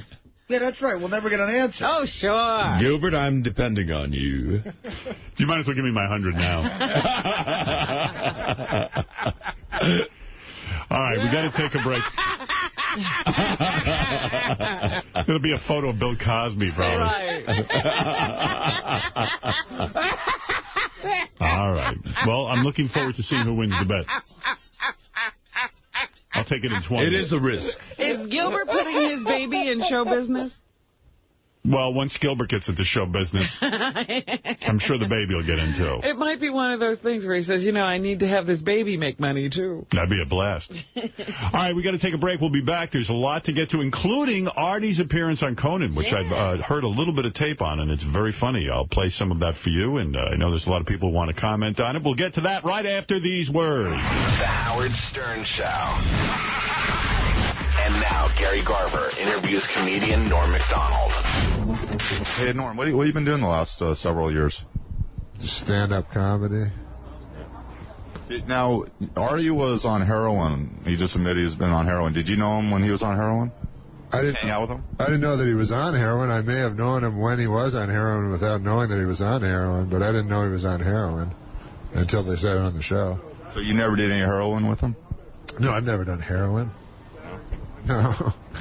Hey, would you work with that racist, sexist Mel Gibson? Sure. Yeah? Why? Why would you? Guy's a giant star. Is anal sex a part of your life? Is what? Anal sex a part of your life? Anal sex? Yeah. Well, it's a part of my life, and then in the sense that I fear it every single waking moment. But no, I've never done it. Never banged a chick in the ass? Oh, that kind of anal sex. That's a whole different kettle of fish. What's your favorite curse word? Favorite curse word? Cock, fuck, I guess. How many people have you slept with? I don't know. Who's smarter, a Cocker Spaniel or Britney Spears? Britney Spears would be way, way smarter than a dog. If you could murder one celebrity, who would it be and why? If I could murder a celebrity? I don't know, man. That's kind of a retarded one. Are you going to ask everyone that one? Yeah. If I could murder a celebrity? If you murder one celebrity, who would it be? There has to be one you'd like to kill. I guess if he was still alive, it'd be goddamn Hitler. What? That's justifiable homicide in my book, and in any jury of my peers, I think would agree. But a living guy right now? Yeah. Who would you kill? Hitler's grandson. Hey, what do you think about Howard getting married? Oh man, that's weird. Yeah, it's God bless him. I don't know. It's gonna be weird for the show. Do you think he's actually going to go through with it and get married? Oh, yes, I think he will, absolutely, 100%. Because he's his integrity, he's all integrity, that guy. Describe Howard in one word. Integrity. And do you think that Forrest Whitaker should fix his lazy eye? No, that's the interesting thing about him. Thanks a lot, Norm. That's what makes the whole Color of Money. Watch that movie, Color of Money, man. That's the best. Thanks, Norm. Monster Friday. Let's go over to George Takei, who is our announcer this morning, of course. And George? Hello there, Satellite Radio Land. George Takei here. I have a weight loss tip for Artie. If you turn gay like me, your mouth will be full of penis all the time, and you won't have room in there for cupcakes. Plus, sperm is low in carbohydrates. You're listening to The Howard Stern Show. Thank you, George. Good advice for Artie. Speaking about dieting, I mean, I've been getting updates on something that is occurring here that is so funny. You know, Fafafui keeps complaining about his weight, so this morning he had, I get my spies, you know, he had 4 big black and white cookies on his desk. Those are gone already. Now, those were there at 6 in the morning. They're gone at 7. They were gone as of 7:08. No, that's a lie. They were gone at 6:40. All right. And then he just had one of those a giant cupcake. And you wonder why you're fat? I haven't eaten the cupcake yet. But And you're going to. I don't wonder why. I know why. What's going on? You can't, I mean, four cookies and a cupcake. In all fairness, the 4 little cookies are the size of one big one. But they're not the big giant ones. But if the giant ones were here, I'd probably eat those too. Well, I'm told that the cupcakes... I can't resist Cupcake Wednesday. I'm worse than Artie. Are you unhappy? I am. Why are you unhappy? I'm not going to get into it. Oh. So you He's think got some eating because of depression? Do you think some of the eating is depressing? Or is that as a result of depression? I don't know that I'm depressed, but I definitely, if I get flustered or nervous or I have anxiety, I go right for fucking food. Me too. Do you have a feeling of charity? Because it fights AIDS. What? Well, that's what Artie told me. What about eating Gary, cupcakes? What about the cupcake as a, as a pacifier? I mean, absolutely. I mean, if you want to get into it, there's no doubt cookies and chocolate and cupcakes. So why not turn? Let's say you won't have a fruit or you won't have a healthy big meal. Let's say an eggs and or a cereal, an oatmeal, or something like this. Oh, see, that's a problem. I have a very healthy breakfast surrounded by 4 black and white cookies and a cupcake. Oh, this is in addition to breakfast. Oh, fuck yeah. On Wednesdays, Robin, sometimes I get, dizzy because I'll eat a bunch of black and white cookies before I eat anything else. Oh. Cupcake Wednesday is brutal. And do you ever say to yourself, I'm not going to eat this cupcake, and then you're just helpless against it? Yes, many times. All right. And that's not even a joke. I've done that, I'll be on a diet, and I go, it's Cupcake Wednesday, I'm walking right by it. I walk by it, I go, I'm fucking bigger than that. So based on your weight, you've been unhappy for the last 15 years. Oh. With small bouts of happiness. Right, he's had a few moments of happiness when he lost the weight. Wow. Look at you, Robin's like the one that just quit smoking. What do you weigh? I'm not saying anything. 220. Whoa. Or more? Yeah, about 220. You know that for a fact? Yeah, I even went up a little. I'm probably 217, but I'm saying 220. So when you put me on the scale. How tall are you? 5'9". 5'9", 220? Oh, listen, the numbers don't compute. See, I don't think he looks like a fat guy. When guys get fat, they need to date. Who is it that provides the cupcakes? You, Howard? No. Who is it? Crumbs Bakery. Look, this is a testament to how great they are. It's one of the best cupcakes you will ever eat. And it's free. They just are fancy. They just bring it. Up, yeah. But George, it doesn't matter. If the cupcakes weren't here, I'd be at the vending machine or I'd be sending somebody down to get food. You know what I mean? Well, the problem is discipline. Restraint. How did that box of chocolates I bought you fare? No, it didn't fare well at all.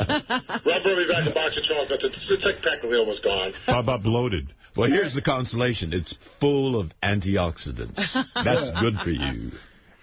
All right, tonight it's the intern show. Steve the intern is your host. Tonight, the female interns, this doesn't make sense. Tonight, the female interns worn matching zebra outfits. Isn't that Wear matching zebra outfit? Which retard wrote this? It can't be one of the college kids. No one will fess up to Is that the note that I put up this morning? The female interns worn matching zebra outfits Monday? Coincident or a plan to get attention? It's coincidence, not coincidence. Did you write that, Gare? Absolutely not. Who wrote that? Is it on one of those printed cards? Yeah. I guess John Hunterlock wrote it. What the fuck planet did he go to school on? It's supposed to say war because I saw them in those outfits and I commented. Oh, I see. They wore the outfits and now they're going to talk about it? Right. No, here's what happened. Three of the female interns wore outfits that were zebra patterns, right? and everybody was commenting on, oh, what'd you guys get together? And they all claim that they accidentally all wore the same pattern, but it was ridiculous. I think I don't know what they were up to, and that's what they're going to discuss. Well, but listen to this sentence. I totally agree. You totally agree. Oh, good. I'm glad you agree. You agree that the sentence is wrong. Yes. He agrees that the sentence is bad. Well, why is that bad to agree with you? Because I'm upset. I mean, why is this stuff making its way into my studio? I mean, come on. What people don't have an ability to read? The female interns worn matching zebra outfits Monday. Coincident or a plan to get attention? Listen, I'm trying to sound somewhat articulate on the air. I can't have people doing this to me. I don't pre-read this stuff. Neither does anyone else. One of the male interns gave candid comments about the female interns on Pharrell last week. What do the ladies think of him now? All right, that sentence is right.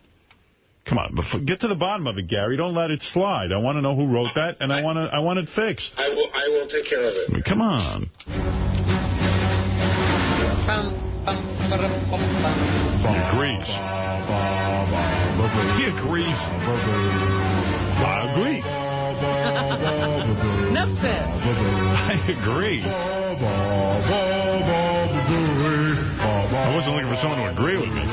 I was just posting. I'm pissed off. I'm not looking for you to agree. I was just making a comment. Yeah, well, it's a silly comment. I wasn't looking for you to look for me to agree. I was saying you're right. Oh, thank you. I'm right. Imagine what would happen if I would have said you were wrong. Yeah, well, I'm right. I'm glad to know I'm right. The answer is to shut up, right? I'm doing a Sam Simon on you. What is that? I'm being tough on him. Sam's a very tough man. Is he? Oh, yes. He dresses his people down. No. Anyway, hey, this is great. Before Lisa comes in, let me just play this for you real quick. Here's Laurie Stokes, WABC News reporter, saying... instead of Hillary Clinton, she says Hillary cunt. Oh. Wow. This is now, what kind of a clip is that? This is wild. This isn't even close. Listen to this. This is great. Meantime, the top two Democratic presidential hopefuls have each raised more than $30 million for their presidential bids. Illinois Senator Barack Obama, who spoke before a group of trial lawyers in Chicago yesterday, has raised more than $34 million. That's $1 million more than New York Senator Hillary Clinton, who has raised $33 million. Hillary Clinton. Oh, that's correct. That's the move, to not even correct it. Yeah, she just doesn't even know she said it. I mean, that's wild. Hillary Clinton.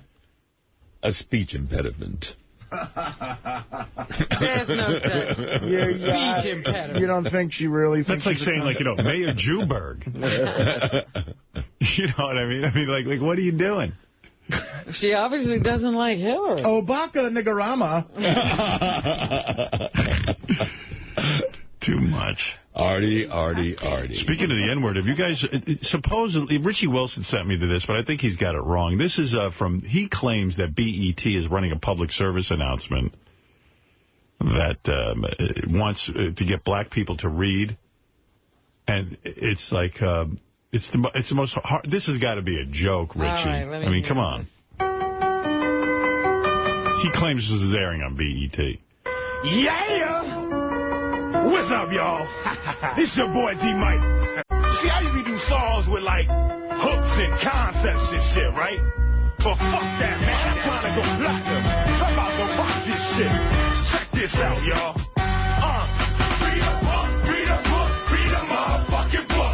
Read a book, read a book, read a motherfucking book. Read a book, read a book, read a motherfucking book. Read a book, read a book, read a motherfucking book.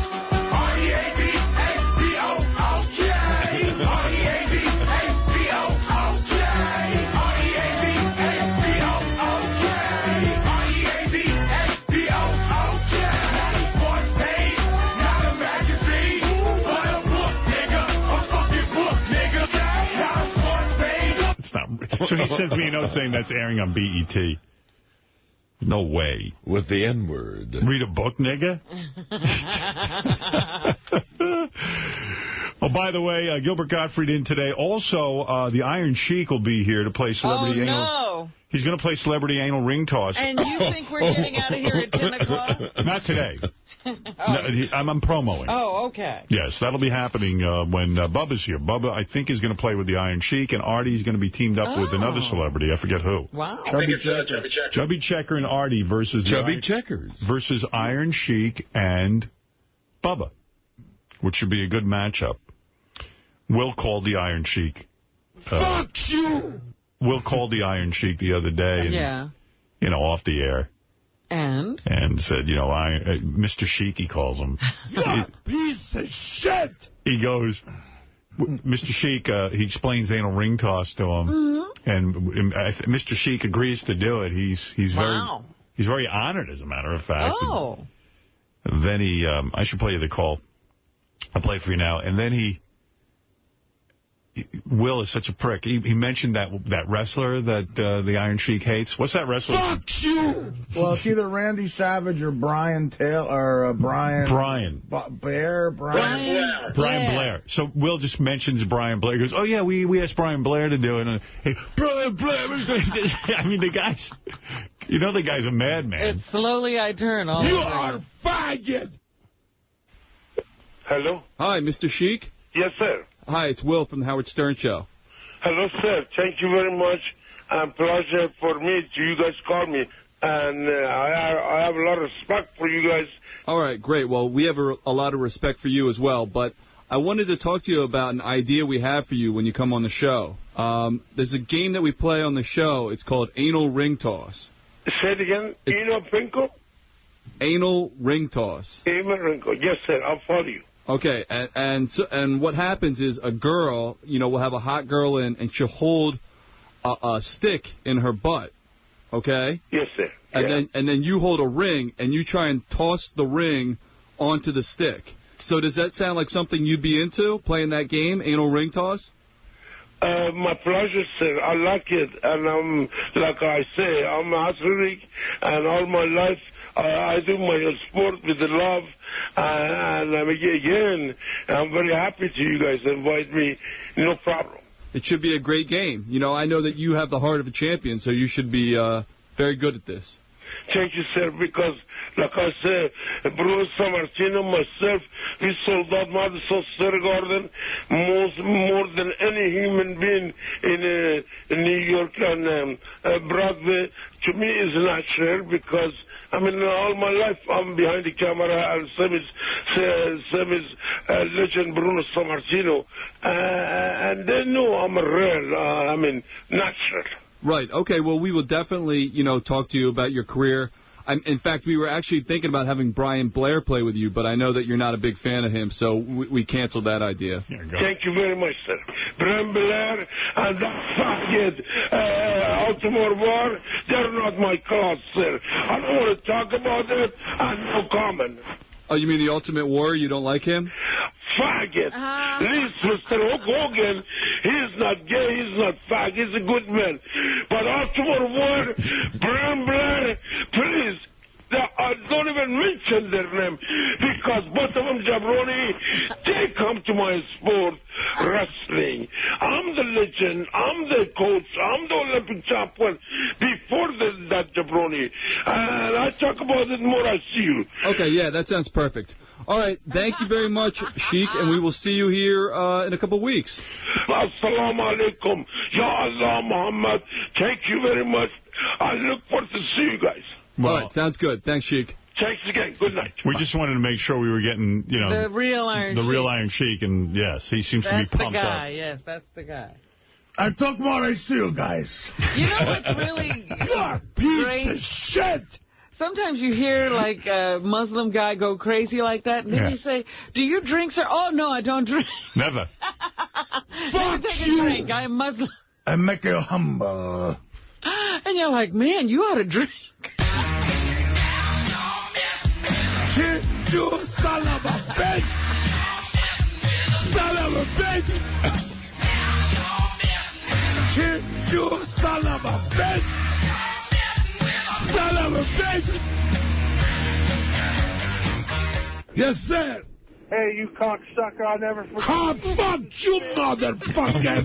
You are cocksucker! Your mother, your father, your wife, and all your family! You are cocksucker! Fuck you! I don't want to even talk to you, motherfucker! Piece of shit! Change it! Change your decision to somebody! You are cocksucker! He wanted to know about Jake the Snake. Wow. I'm bringing up Brian Blair. Where does he get the energy? I know how to psych him out on the other team. Me and Chubby Checker, I'm going to have a team meeting with Chubby, and we're going to go, you know. Just mention Brian Blair. Every time he starts to throw, right? Right. Yeah. While he's throwing. Brian Blair, you make it! Fast forward 1 year to 1987, WrestleMania 3, the Pontiac Silverdome, Pontiac, Michigan, over 93,000 fans. You teamed up with Nikolai Volkov to take on the Killer Bees, and that's where your feud began with Hacksaw Jim Duggan when he interfered at the end of that match. What was it like to be in that massive crowd? You asked me excellent question. The great feeling all time I had all my life, Mr. Dan Maloney, it was that night, Pontiac, Michigan, Silverdome. Correct. Silverdome, Pontiac, yes, Michigan. Sir. And that was a great honor, great feeling to wrestling next to 93,000 people, no any musician, no any football player, no any sport event in your country sold out, Madison Square Garden. I mean, Pontiac, Michigan, exact wrestling. It was a great feeling, Dan Maloney, try wrestling with Jim Brunzeller and that jabroni Brian Blair. Brian Blair, right. Brian Blair, you are another faggot son of a bitch, no good, low life. I want to let you know, you are punk, you are fag, you are punk, little gay, worse than Michael Jackson. It was a great feeling. I have a lot of respect for them. His partner, Jim Brunzeller from Minnesota, great athlete, great high jumper, but that little punk, Brian Blair, another little fag, worse than Michael Jackson. And I didn't like him. I didn't like his attitude. He was a punk. I can break his fucking back. Break his back, make him humble, and then fuck his ass. I didn't do it in the Pontiac, Michigan, because respect my sport and respect Mr. McMahon. You were a professional. Oh, professional. Otherwise, was ready to do it to him all country way, make him humble, suplex him, put him in a camel clutch, break his back, and then fuck his ass, make him humble, to respect our shit. And I didn't do it because for the God and Jesus and Mr. McMahon. I love that he hates that he's a fag, but he's going to fuck him in the ass. Yeah, when is this man coming in? Next week, I think. Oh, thank God. I won't be here, no. Fuck you! Oh. Humble. But he was on how are you going to... He said he didn't like the attitude. Well, I don't like his attitude. Are you going to deal with that when he comes in? Yes, good. Of course, yes. Well, we're going to ask him the very question. How can you want to perform a gay act on a person and still have those attitudes? Yeah. And he'll go, fuck you, faggot. Well, he was on the gay channel, and then he... Oh, he was? Yes, and he liked being on the gay channel. I think he's more like old school. Like the poor man. He's so confused. I might have to humble him and fuck him in the ass. I'd like to be here to see that. Well, I'm still concerned. You son of a bitch! Oh, my. Son of a bitch! Because now I think Brian Blair's gay, and I don't know if he is. Fucking faggot! So that's the Iron Sheik, and he will be in to play against Artie. He will not be a Oh, good. So Yes. I'm fighting against Get into him. that oppression. He might want to humble you. No one's making me. You'll humble him, won't you, Artie? Yes, I fucking Yes, you will. and make him humble. I don't know what this man looks like.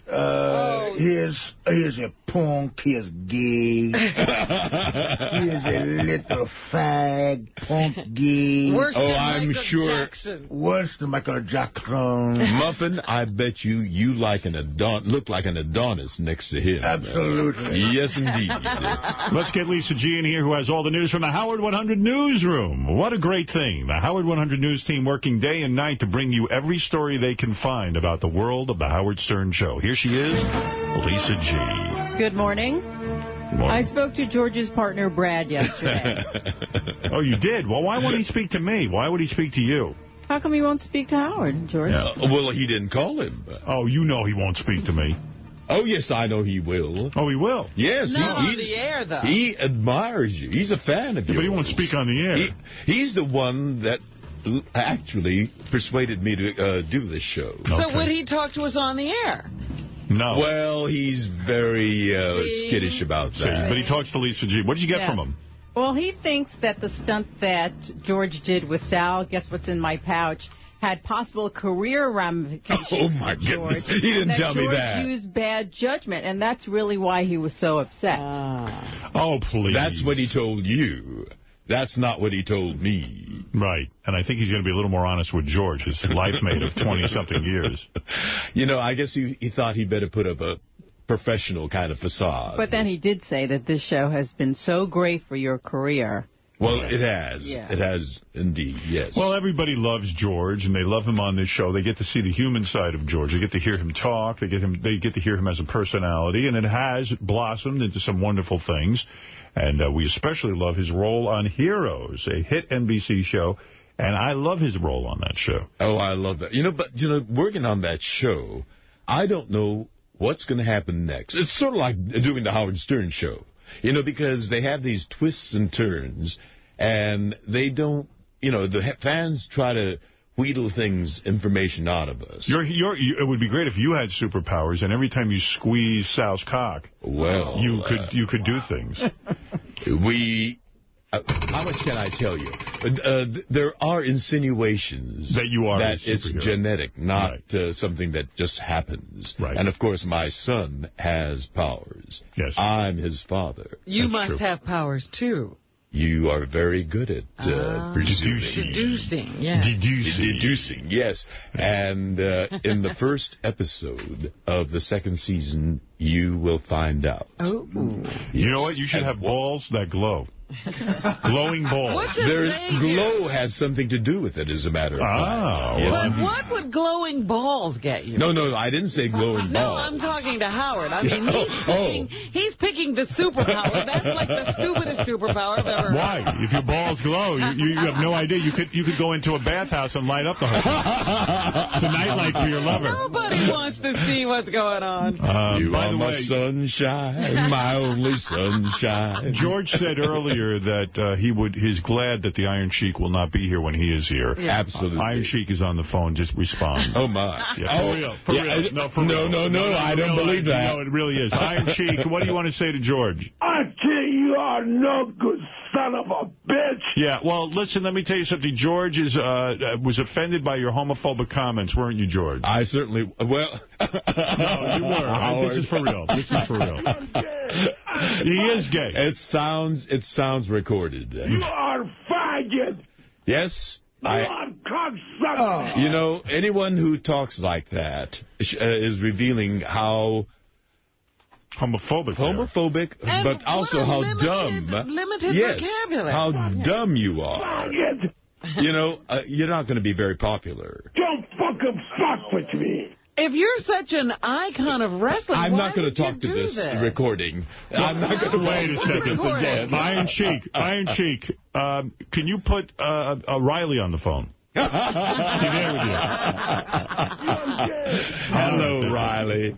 Riley, I know you're not, and I think if you have a way of communicating with this funny, strange, homophobic person, you tell him in your eloquent words how dumb he is, how he denigrates himself by behaving as he does. Fuck you! All right. You're not getting anywhere. to Riley, not to you. All right. Thank you very much. Fuck you, motherfucker. All right. Goodbye. All right. Let's go back to Lisa G., who is going to tell us what's going on. All right. We've learned that Jeff the Drunk's procedure went well. He's feeling fine. In addition to his rear skin graft, he also got 3 of his biggest scalp cysts removed. Oh. Which Wow. he is also very happy about. He wants the 2 smaller scalp lesions removed when he recovers. Jeff, is it possible you'll stop drinking now that you feel better about your ass and your And appearance? your scalp cysts. No. What? I said fuck no. No. You will not stop drinking. And did you talk to the doctors about removing your bad arm? No. They don't see that as a drawback? No. I think he should get rid of it.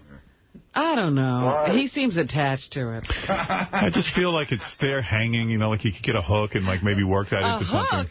Yeah, like he wouldn't have to. I think it goes all the way up to the shoulder. Yeah, but he wouldn't have. Well, you get a big giant hook, big hanger. I don't think so. If they come up with a bionic arm, then he should get it removed. They should have used the skin from his dead arm on his ass. That's what I don't understand. It's not doing anything. How did they where did they graft skin from? My right leg. Why would they use your leg and not your dead arm?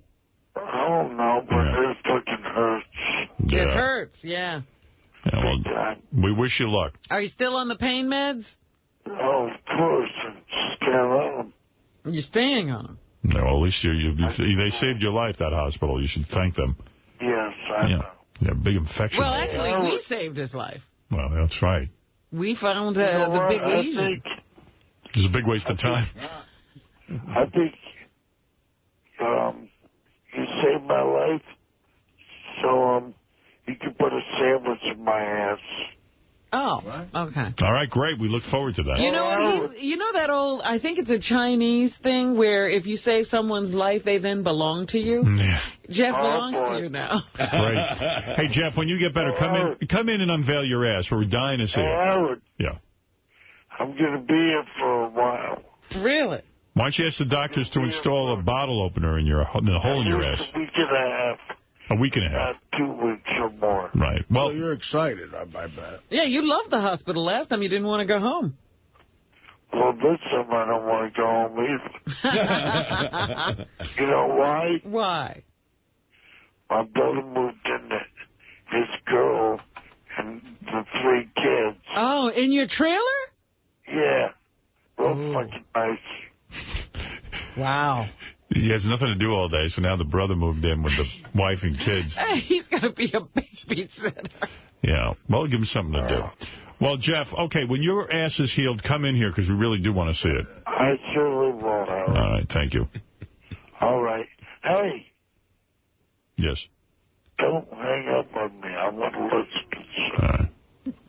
Oh, he's requesting something.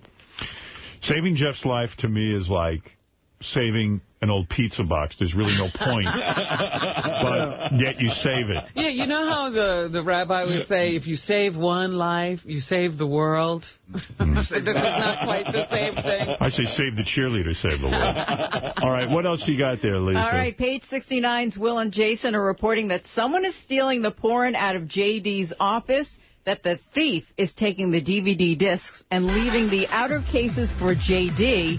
JD doesn't know who's doing it. Wow. Well, get to the upset. bottom of that, please. Yes, and also Steve Langford will have all the behind scenes from the Conan O'Brien show with Artie Lang. Yes, and I will play tape of Artie in case you missed him on Conan, which I did. And I played the tapes earlier when I was listening to them. They were really funny. So thank you, Lisa G.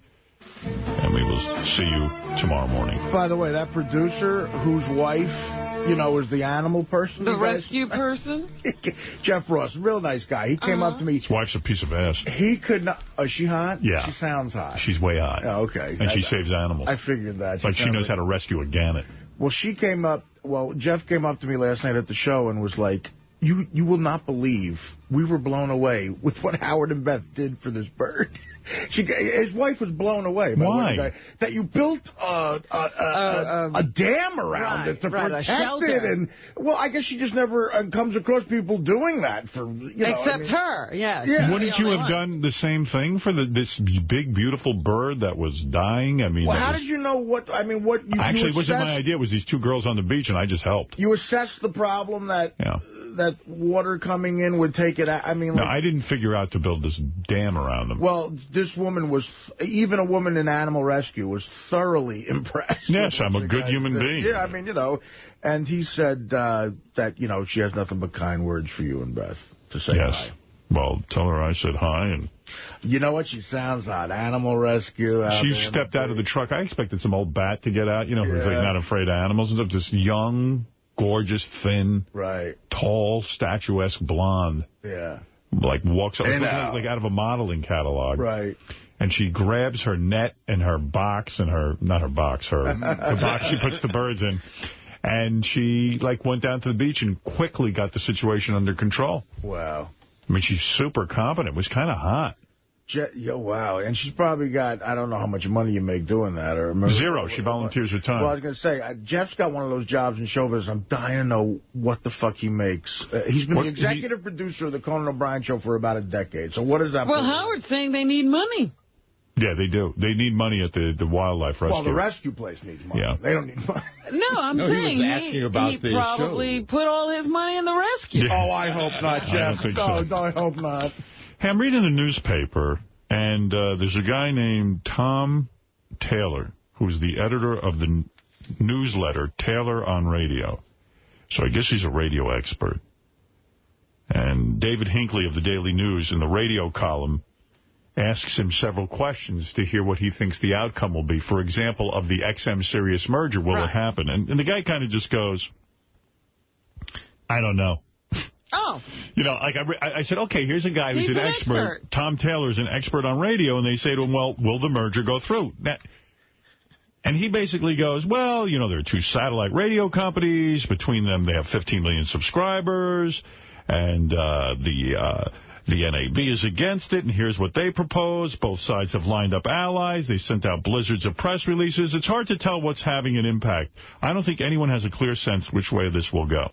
So the first thing I'm reading in the radio column is that he knows as much as we do. Right. He might as well not be talked to. But then they ask him, will Imus return? And I thought his answer was really interesting. He says he thinks he will. Well, didn't we read something about Imus returning the other night? But this is a weird, I don't give a shit if Imus returns or not. I was happy to see him get fired just because he's a dick. Yeah, and he's never had a bad day in all of his life. But listen to this answer that Tom Taylor gives.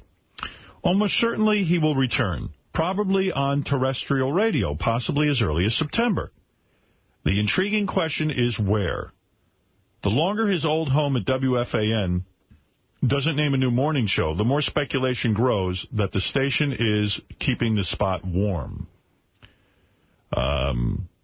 The Reverend Al Sharpton, who led the firing drive, told Radar magazine he wouldn't mind a comeback of Imus. We never said we didn't want him to make a living. We wanted him to pay for being a repeat abuser, and he paid. Now, I thought that was an interesting quote. If you want a guy fired, doesn't that mean, lose your job and lose your income? Well, yeah, but I guess not forever. But then what's the punishment? Then he's not fired. He got a summer vacation. He's been getting paid all along. He got to hang out at that fucking dumb ranch of his. I don't know. Look, you want me to get into the mind of Al Sharpton? I want to be fired that way. Could somebody complain about me so I could have the summer off? They complain about you never get fired. They'd pay. This guy, Imus, I swear to you, has a lucky star over his fucking head. He always has. He's got no ratings. He's never had ratings. He's made a fortune in radio. And the guy, to boot, gets fired, gets a summer off, and then the same company's going to hire him back. So I thought they fired. That's not firing. That's a suspension with pay. Right. Unbelievable. Actually, as I read this, it seems like this guy, Tom Taylor, knows less about radio than... I know. So far, he hasn't known anything. Now, let's see. Will Starr return? That's that black guy who got fired? Right. He said he didn't know either if he's going to be back. This guy's the greatest expert, because all he has to do is say, I don't know. And they say, will the PPM lead to changes? Evidently, the rating system is going to change in New York, where they're going to have a people meter. In other words, instead of filling out those diaries, you're going to... They're going to actually see what you're watching and listening to. That's good for satellite, because I've got a feeling a lot of people are listening to this. I happen to believe if there's, I don't know what they say we're at now, 6 or 7 million subscribers. 7 something. I would imagine that in each family, there's probably 2 people listening to the radio there, at least. So they might be shocked by the numbers. But the guy says PPM tests in Houston and Philadelphia suggest most people are exposed to more stations than they write down. So he says that you might be surprised that people listen to other stations that they don't usually write down. So that was what I got out of that. But the thing that blew my mind was that Imus gets to come back to the same company he got fired from. Well, that would be not firing. That would be... I feel like blowing my mind up. So he wasn't fired. That's a misconception.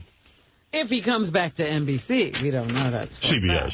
Or, yeah, that's right. NBC doesn't exist anymore. FAN, technically. Yeah. Let's see what else I've got for you. Oh, yeah, I got to play this. All right, let me take I want to get to the Conan thing about Artie before Gilbert gets here, so I'll take a few phone calls, and I will also play you Artie on Conan. But first I've got to do this. Right after these words, we'll get to all of that. Oh, look at this. Yeah, I guess in light of me talking about Paul Simon, huh? Yeah, I see Fred. Fred does pay attention to the show. Oh, I've heard that Fred makes connections like that. You did hear that? Yeah, somebody told me. Who told you that? Somebody said, Fred must be listening to the show because he'll do things like that. Yes.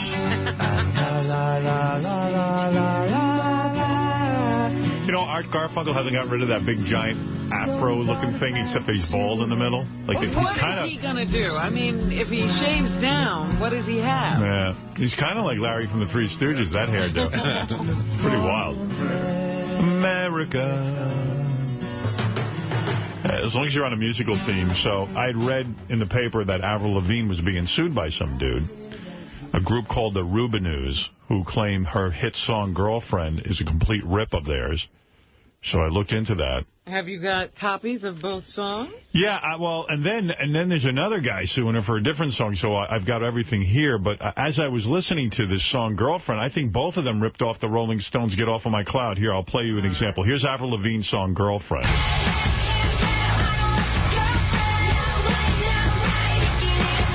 And then here's the Rubinoos.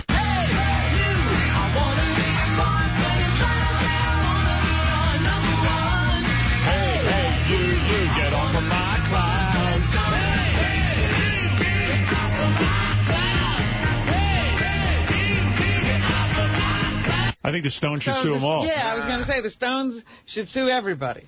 It'd be funny. In the end, the only one who gets paid are Jagger and Richard. Again, money goes to money. But what do you think of the Girlfriend Rubinoos lawsuit? Listen again.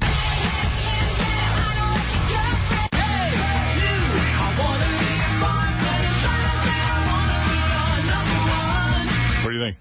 No. No, okay. Now, I mean, just because you say, hey, hey, you. That's right. Hey, hey, you. Well, I want to be your girlfriend. I want to be your boyfriend. I don't know. Hey, hey, you, get off of my cloud. I mean, hey, hey, you is out there. Hey, I'm going to sue you. Hey, sue you. Hey, Sue Lou. So then after this lawsuit was filed, someone else now, Peaches, has been alerted that Avril Lavigne has a song. Now, I think Peaches might have a case. This is a song by Avril Lavigne called I Don't Have to Fly, or I Don't Have to Try. I don't know. I Don't Have to Try.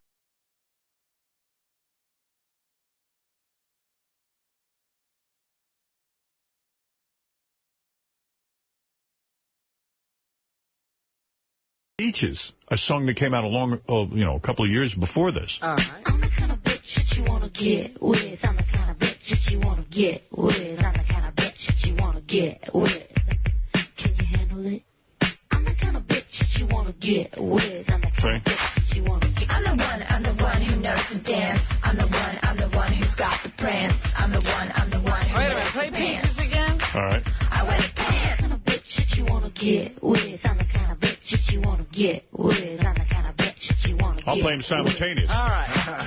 I'm the one who knows the dance. I'm the one who's got the prance. I'm the one who wears the pants. I guess it is a rip. That's a rip, right? And they all sound like that Banana song from Gwen Stefani anyway. I know. Everybody's ripping her off, too. Yeah. So. Everything Fergie does sounds like Gwen Stefani to me. Artie was on Conan O'Brien last night, and I thought it was a great appearance. As you know, Jessica Biel Oh, yes, Artie. was on as well. I'll tell you what, it's worth getting a tape of that, Howard. She looked unbelievable. Make sure I have a tape of that. What did she wear? She wore this really tight, sort of greenish dress. I mean, just her ass. First of all, she's got the arms like a swimmer, which can be a little bit of a turnoff. But I don't know. It was a little bit pumped? Just before it was too pumped, in my opinion. Right. It was just right before it got a little bit of a turnoff. I just think she looked toned. Is the face good? I like her. I think her face is hot, too. But anyway, in this dress, her ass looked like the all-time ass. A mini dress? No. It was a really tight-fitting, full-length dress. Slit up the side to see some leg? That type of thing. Yeah. Yeah. I mean, I think she looked. I'm a fan of hers more so than you are, and I think it's the hottest she's ever looked. Now, and to see her in person is really like, whoa. So did you get to talk to her? Well, here, Artie addresses that. I don't know. Okay.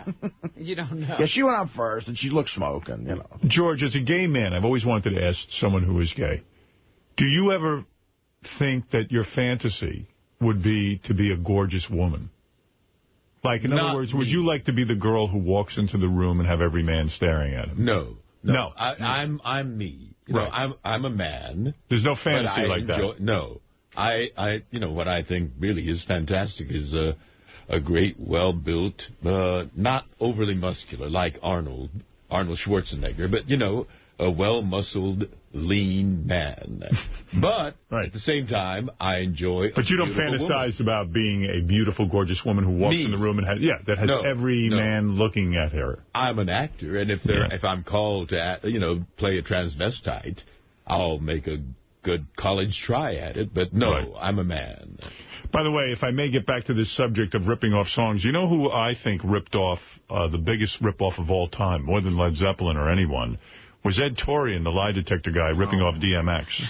Love my niggas, but where's my bitches? I love my niggas, but where's my bitches? Right? Yeah. Very similar. I noticed the same melody there, but... Yes. He says he didn't rip it off. I'm being deceptive. Love my niggas, but where's my bitches? I love my niggas, but where's my bitches? I love my niggas, but where's my bitches? I love my niggas... All right, we heard enough of that. They all sound alike to me. Anyway, so Artie was, as I said, on the Conan O'Brien show. So let me play you some clips of that. What page is that, Gare? JD1.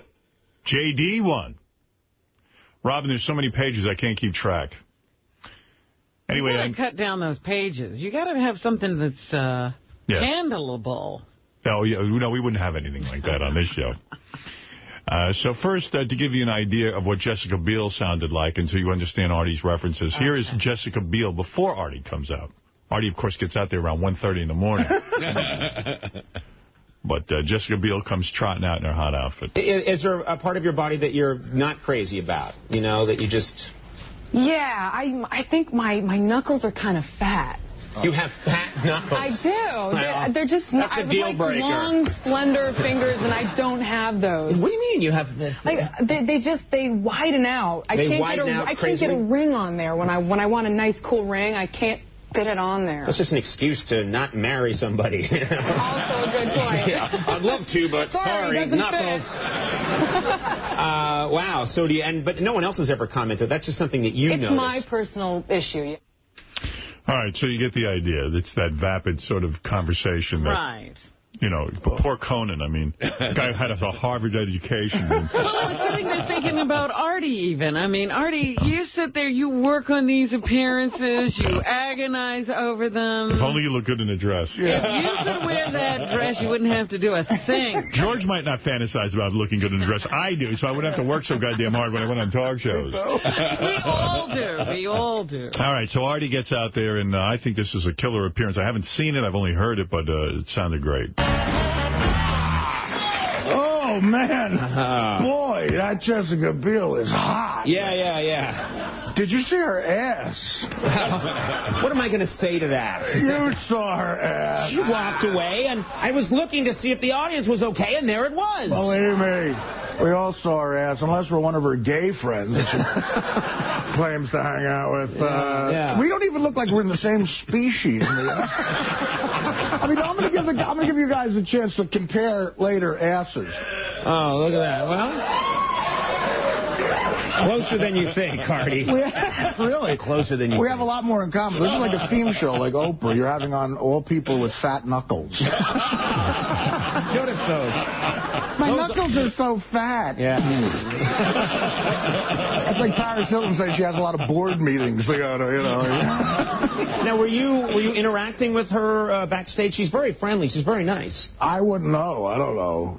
You didn't go talk to Jessica? No one was letting me anywhere near her. It was like... Oh, right. I forgot about that rule. They look at me like I was a guy like in the room installing cable or something.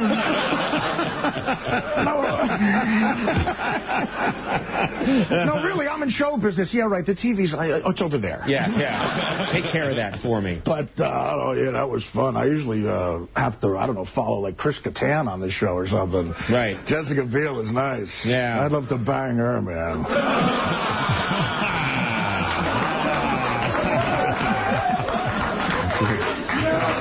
Yeah. Get a hold of some of those Harry Potter ecstasies. You're tying all the themes in from the show. I'm a wizard. I'm the king of callbacks. Now, let's talk about this. I know you're from New Jersey. Let's talk about anything else. Yeah. Good, right? That subject. Killer. I like it. Let's go. Killed. And they let you say a lot of stuff that they don't normally, like you want to bang someone. Again, when you think about it, it's 1:30 in the morning. Right, here's Dylan in Montreal. Hey, Dylan. Hey, now. Hey, now. First-time caller, and Artie did pretty good on Conan yesterday. Yeah, you managed to stay up and see it, huh? Yep, and why you always mention Jersey for? Well, that's where he's from. And I know, but, I mean, it's a little much. Well, it works into his material.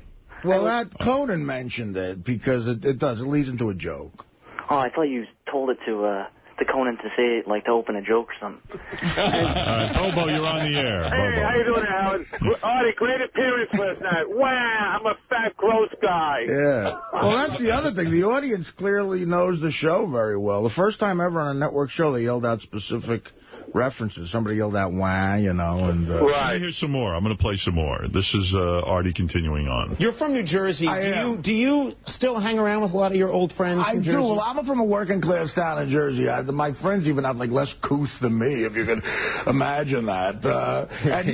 You're like the distinguished gentleman. Yeah, right. They're just really rude people, you know. And, I come from an area... Like, I was thinking, Jessica Biel, I feel so old. She's 23 years old, and I realized she was born the year I got my first DUI.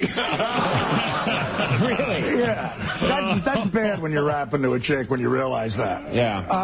But I have friends now. The end of The Sopranos, they're real, like, dumb guys, but the end of The Sopranos turned them all into, like, Fellini-type movie critics, you know. All of your friends? Yeah. Like, my buddy Vinny goes, no, the black at the end of The Sopranos art represents the darkness of death in Tony's head when he talked to Bacala about dying. The blackness is the darkness of dying in the middle of his... And I'm going, really, Vin, is that what it represents, the darkness? Aren't you the same kid who, in homeroom, tried to fart Whole Lotta Love by Led Zeppelin?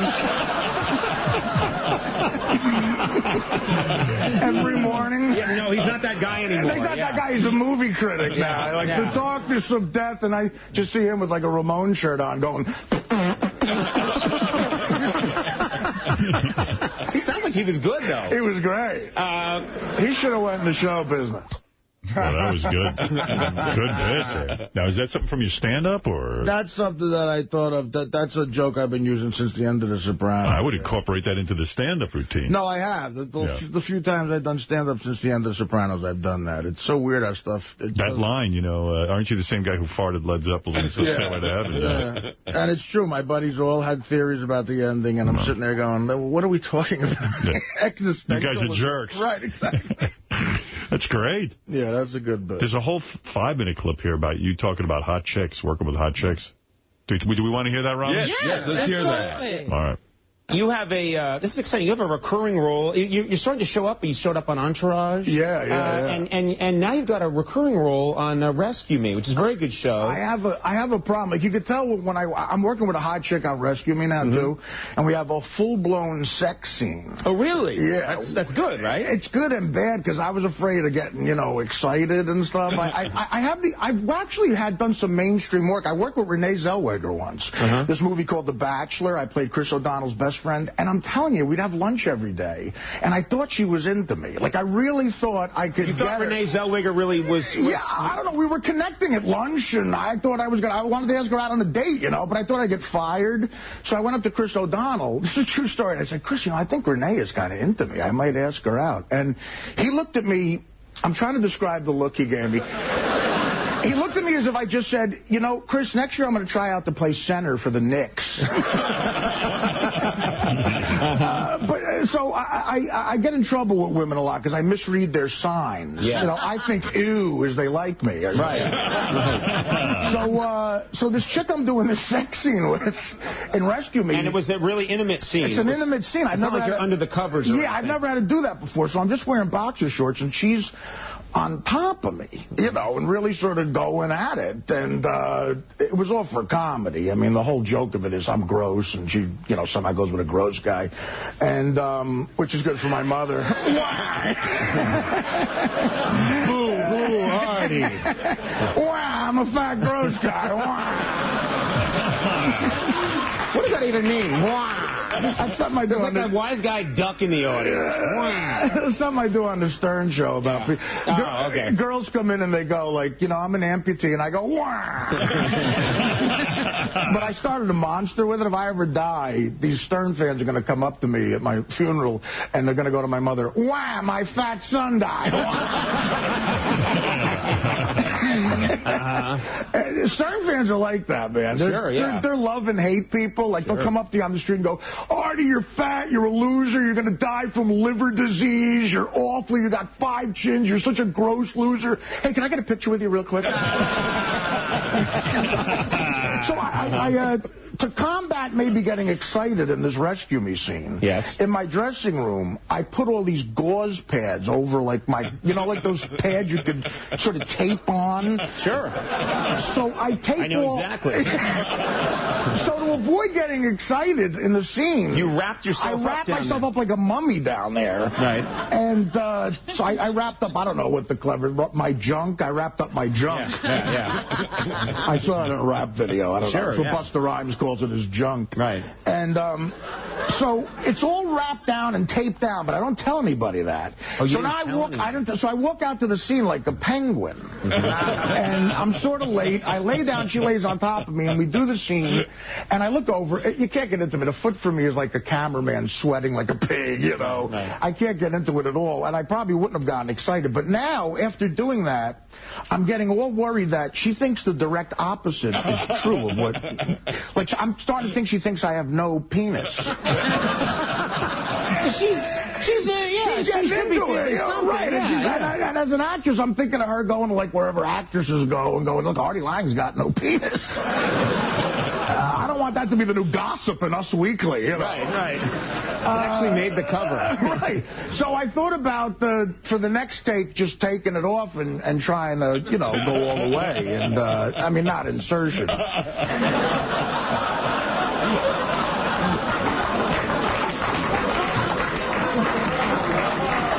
You're nothing if not a gentleman. But I just wanted to prove that I had something there, know. And then so we go back to shoot it again, and they were going, look, we got it on the last take. We don't need to do it. Yeah. So for all I know, this broad thinks I got nothing down there. And that sucks because I'm like, I'm an Italian guy. I don't need it. Like, don't worry, no penis. We got it. I'm telling you, I'm hung, man. Well, you took care of that problem right there. Beautifully. Just ask Jessica Biel in 5 hours. Now I'm calling the police. She said she had a nice back. Yeah. I didn't see her back. I would have had to look up a little bit.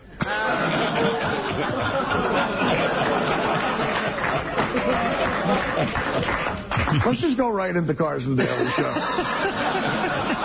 Just to hell with the band. We're just going to keep going. We're bantering. The Howard Stern Show. Yeah, greatest show ever. Sirius Satellite Radio, Howard Stern. I was going to do all that. And look for Artie on Rescue Me beginning July 25th. That's a great show, too. On FX for the big no penis scene. No, in that scene, I have a penis, is what I'm trying to tell America. It's too late now. Artie, thank you so much. Always a pleasure. We'll be right back. Chris, stick around. Nice long segment, interesting, Very funny. Nice. Yes, and there are gay hung Italians, too. I'm sure. It's funny, that's where your mind went. Yeah. That's what Artie was trying to explain. You probably thought you were gay. How do you feel, Artie? You felt that was a good one? Yeah. You feel good about yourself? Oh, you killed. You were fantastic. You didn't have to go eat afterwards, or you felt good about it? It's better listening to it when you don't have to see me. Ooh. Yeah. I'm looking bigger. What did you wear last night? I mean, what does that have? That's another... Yeah. I just wore a gray, because more and more shirts are too tight now, you know, and they look jumbled up on me. I just wore these cargo pants that have, like, elastic, and work boots that I always wear, and a shirt, and, you know, just a sweatshirt. A sweatshirt. I look ridiculous. Oh, you can wear a dressy Hawaiian shirt. Every day I have keep telling Artie to go to the Hawaiian shirt. Yeah, that's so gay. I'd be Tom. To buy the Dow Jones. You know, actually, it's the Wall Street Journal. Wall Street Journal, but it's Dow Jones Company. Yeah. It looks like it's going to go through. You know, it's like, it's amazing to me. They put the finishing touches. When are we going to get the word on whether these satellite companies merge? Oh, that's too important. That's too important. By the way, Topps... Yeah, they can't possibly get that done. The legendary baseball card company, this is another article I wanted to show you. I read this over the vacation. Topps baseball cards. Yeah. They're on... that company's for sale. Right. In play, as they put it. Okay. And there's a group run by Michael Eisner that has a big bid to buy it. But also Upper Deck, which is the other huge baseball card company, has a bid to buy it. So literally, okay, that would create a monopoly. If Upper Deck and Topps merged, that would be some sort of a monopoly in the baseball card world. Like, who cares? But they demanded an answer in 5 days, and I think tomorrow it's coming down. Oh, really? Like, they have to. These people are getting answers on this within a week. Yeah, this is the most amazing thing that I have ever seen.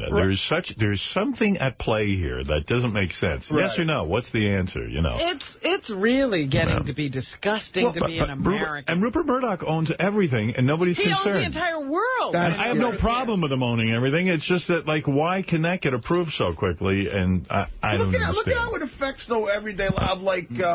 Like Michael Moore's movie. I went to go see Sicko. Yeah. Clearly a well-done film, making an excellent point about a huge problem in this country. And, you know, the New York Post is the only paper that doesn't rave over it and gives it literally 1 star.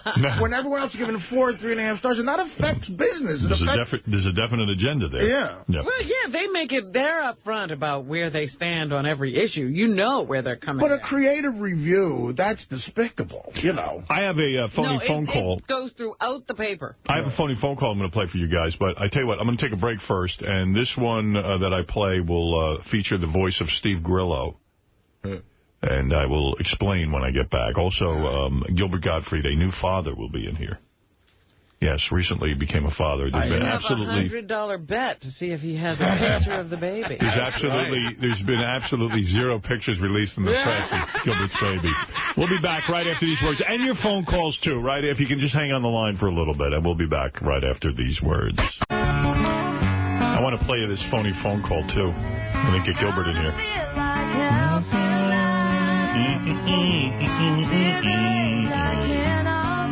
Hey, now.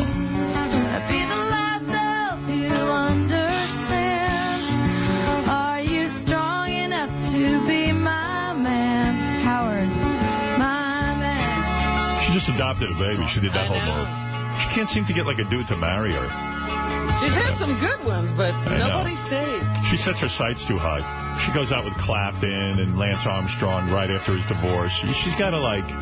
try a regular dude? Yeah, like Mary Tyler Moore married a doctor, and he stays with her no matter what. She's like into these high-profile guys who... you know, they get divorced. I'd say set your sights and try to go for it. It works every once in a while. Yeah, but then she gets hurt and burned, and now she's adopted babies all by herself. And she's a good-looking girl. Well, yeah, I think she might have even thought that would attract a guy. I remember Michelle Pfeiffer, Yeah. she adopted a kid, and then she found that David Kelly guy. That's a rare case. Most guys are like me. Trying everything. They head for the hills. Well, you heard when Robin Givens was on the show. I know. She came over with the kids. That was it for you. Out What the a door. coincidence. I suddenly was unavailable. Who's coming? Lovely children, though, I must say. I like them very much. Yeah, as visitors. Not even.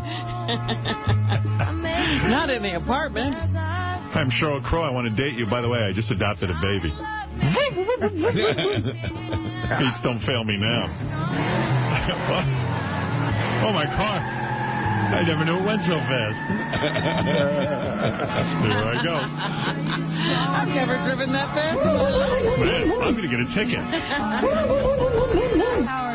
I love her. She'd be a good catch. I am so not strong enough to be your man.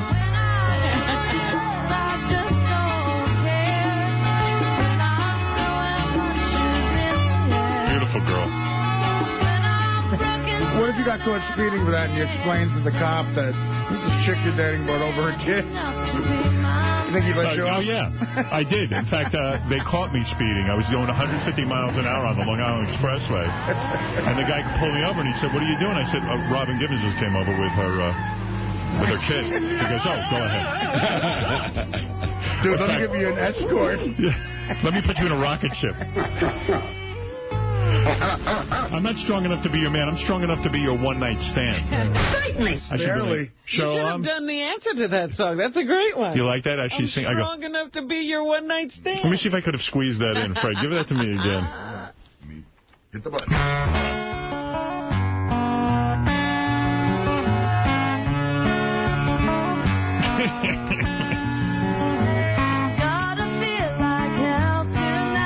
You look beautiful, my dear. You sing like an angel and have the body of an angel.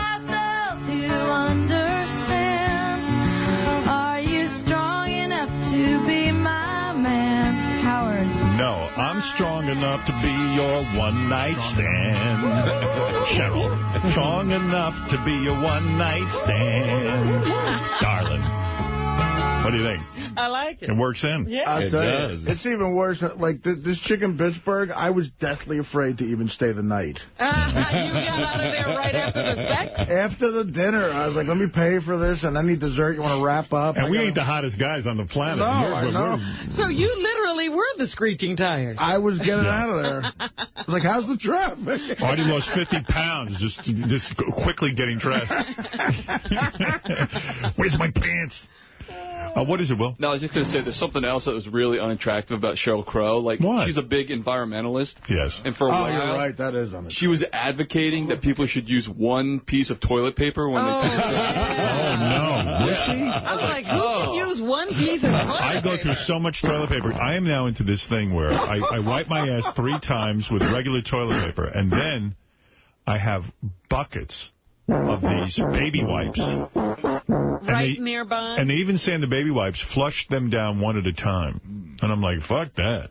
Well, have you been to a nice hotel in Japan? No, we've never been to Japan. I haven't been outside of New York. Well, you know, they have these push buttons right beside your toilet. Right, that wipes your ass for you and washes it down. No. You press a button, and warm air gently washes your rear. Yeah, but warm air. How does that get rid of the feces? And then warm water comes out and washes it down again. What are you and then you about? push another button. No, there's a whole series of buttons there. And then it spritzes soap, right? That's right. No, warm air first. A car wash for your ass. Exactly.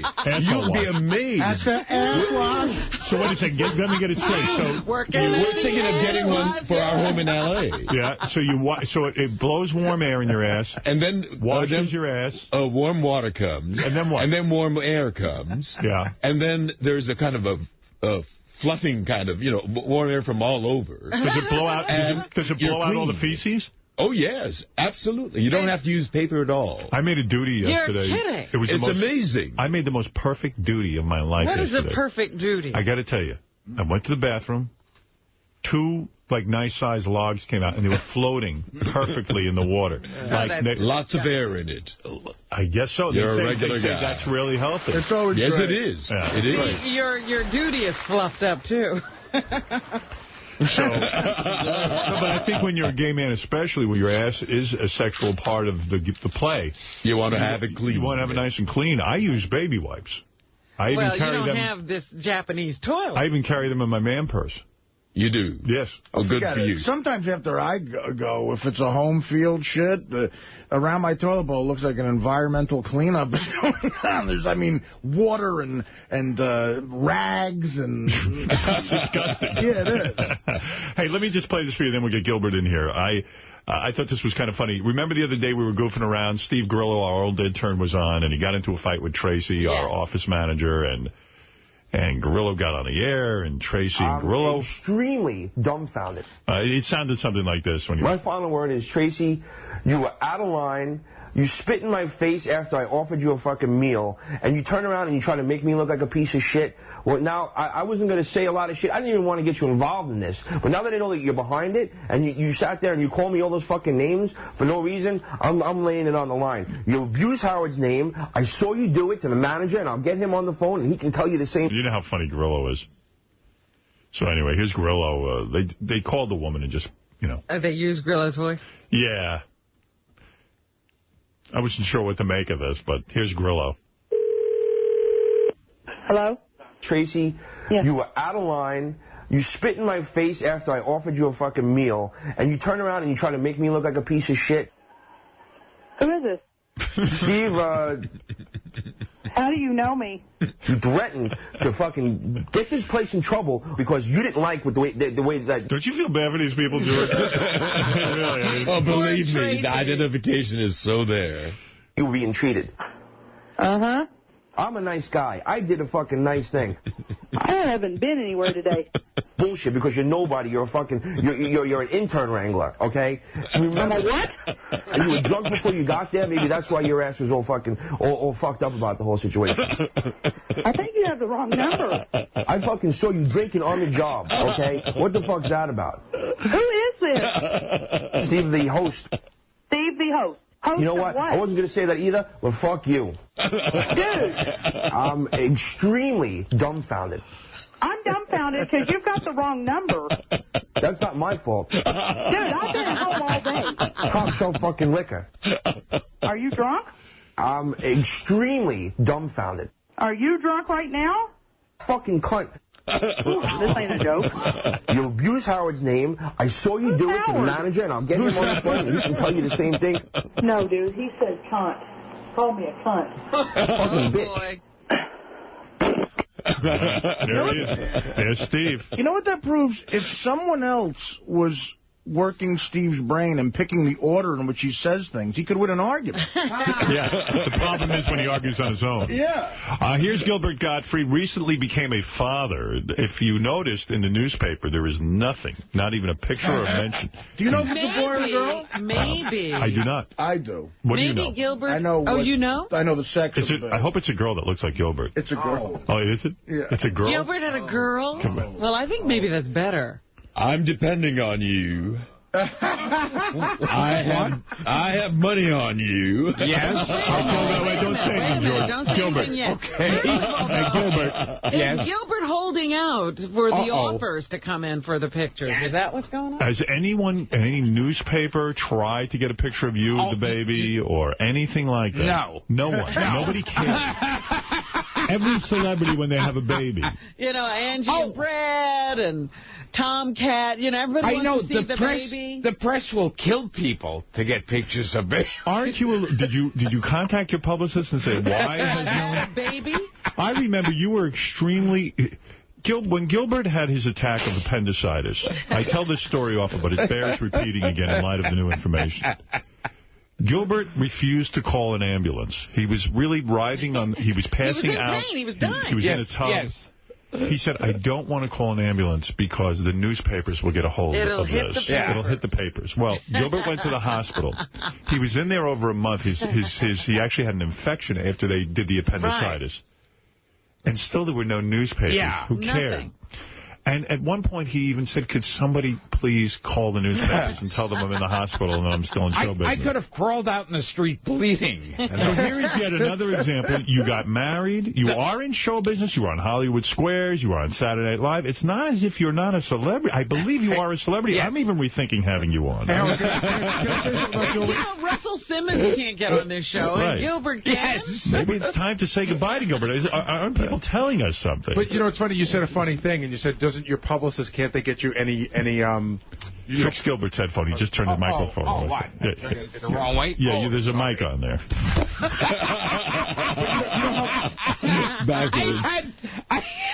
I had the microphone in back of my head. Oh, my God.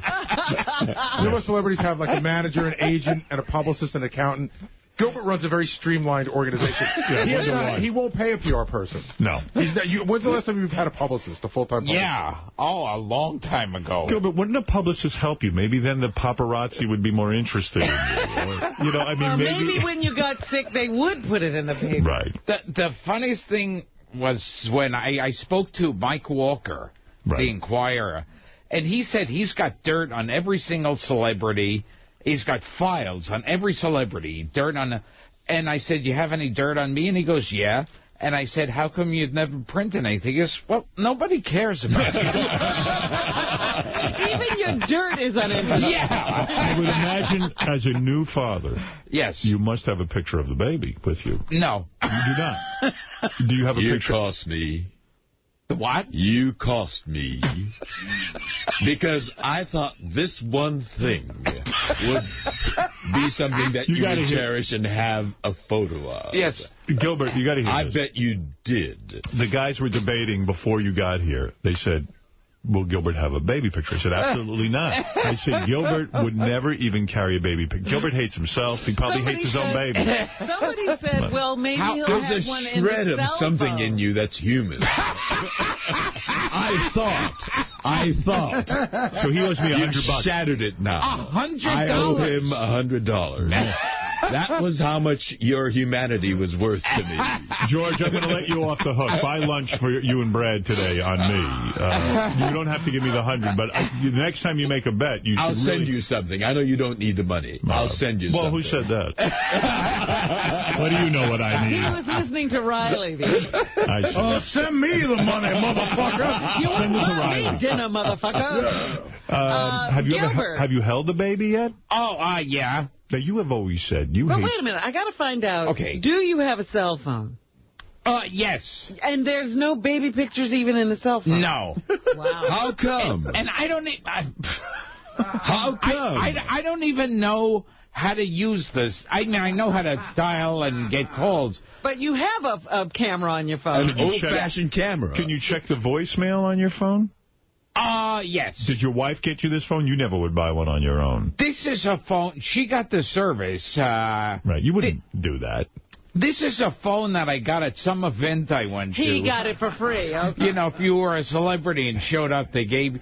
And this is like one of these phones you could watch like HBO on and stuff. I still don't know how to... Right. So, but you've taken calls on it and you've made calls on it. Oh, yes. Yeah.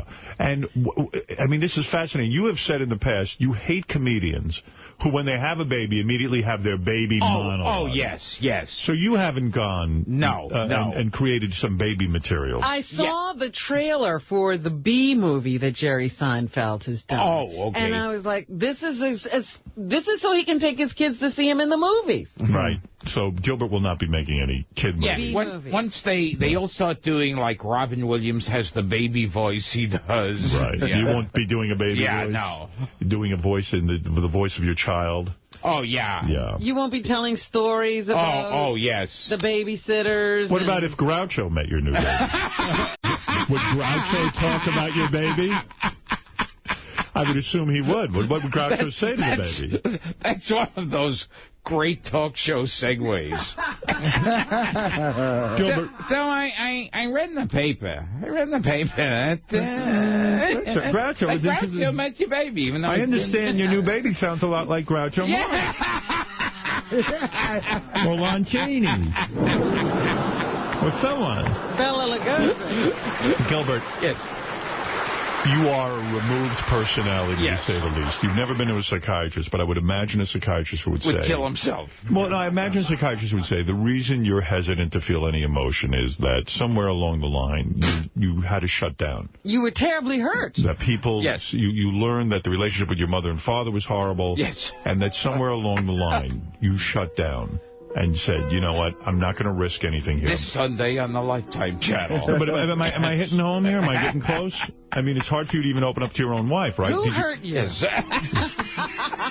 least you acknowledge a child. Yes. Did you kiss? There is a shred of humanity. Like, did you buy your wife a gift after she had the baby? Like, no. No. Did you kiss her and say, this is the most wonderful moment? No. Nothing romantic. What did you do? Were you there for the... Yes. Oh, yes. boy. Yes. Were you a help in the... No. Did you see the baby crown? In other words, come out of the vagina? No. I wouldn't. As a matter of fact, I was like just looking down at the ground, like just my whole body tensing up. Were you a coach at all? Did you say no? Did you hold your wife's hand? As a matter of fact, during it, the doctor came over to me and put a wet towel on my neck. He thought I was going to, like, pass out. Were the doctors amazed at how reluctant you were to even converse with your wife during the process? Were they shocked? I mean, because you are so uptight and removed. Yes. I can't imagine. Like, you don't say, honey, you'll get through this. I'm here. Did you help her breathe, any of that stuff? I would imagine for this poor woman, it's like being in a relationship by herself. In other words, almost as if she had the baby on her own. You know, it's like weird. One of the nurses walked by and said Bela Lugosi was helping Gilbert's wife. Now, what would that sound like? If Bela Lugosi had been in the room with your wife, what would he have said? See, but then it's baby material again. You have to give it a different situation. And what would Bela Lugosi sound like as a coach? Oh, yes. Yeah. I'm going to eat the baby. Why didn't you abandon the baby? That would have been the solution to your situation. It would have been a great press. Now, does the baby is a girl, I understand. Yes. Does she look like you? It'll be the Billy Joel curse. Is there? Oh my God! Well, how could you say such a thing? I've seen your wife. I've seen your wife.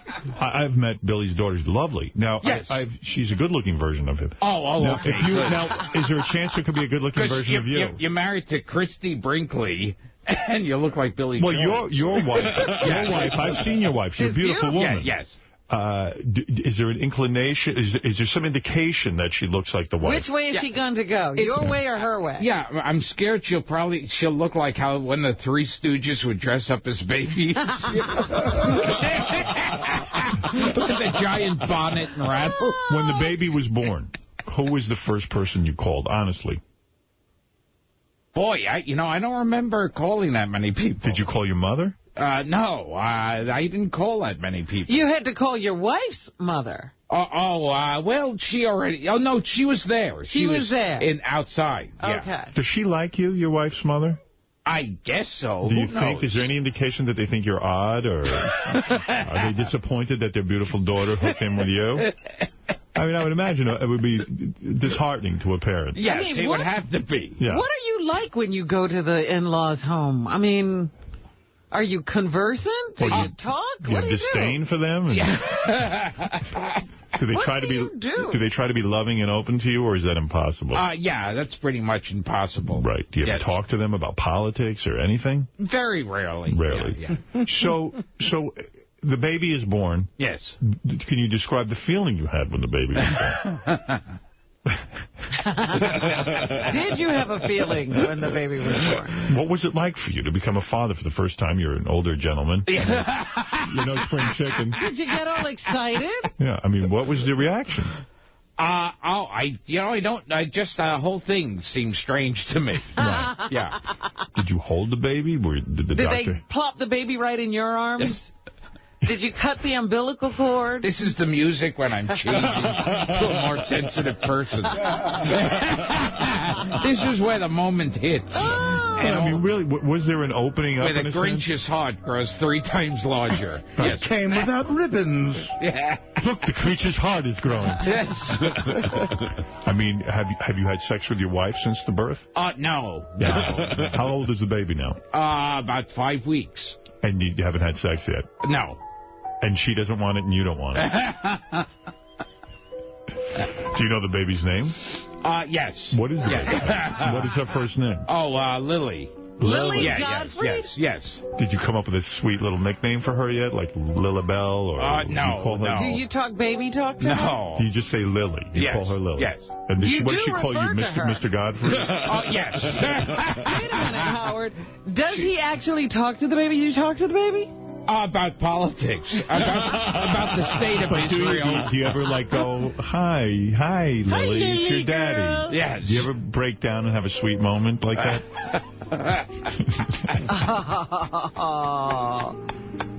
It's unbelievable. Have you nuzzled her little belly with your nose? I feel like I'm on The View. The kid was like, get that fucking nose away from me. So this is quite something, isn't it? Wow. Yes. Aren't you fascinated by the baby? I guess so. Did you ever say to your wife, let's put this up for adoption? Call Angie and Brad. Let's get it some toys with small pieces that can swallow. Yes. So they swallow. Yes. You've learned about that. Grease up the steps. Now, is it my imagination or did you lose weight? AIDS. Yeah. What's going on? Honestly, you've lost. Do you think he's lost weight? Yeah, there's no doubt. Yeah, it looks like you lost weight. Someone else told me, 2 people told me that already just today. Are you stressed from having who knows? a baby? Maybe. I mean, it's unbelievable. Really, Gilbert? Are you enjoying the whole I'm a father thing? I guess. I don't know yet. Are you working out? Are you trying to get healthy? No. You're walking the baby. Maybe you're spending a lot of time. Probably next time I'm here, I'll look fat. Are you eating salads or what? No. I see. I still eat the same crap I always did.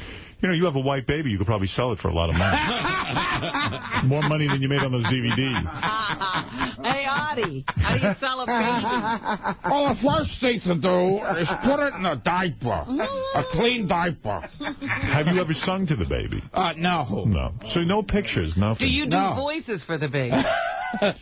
When it cries, does it laugh like you?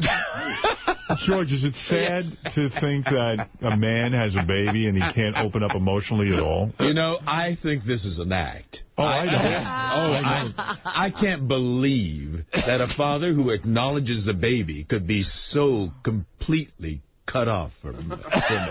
Why did you decide to have the baby? an act. Why did you have the baby, honestly? I don't know. It's just something to do. Right.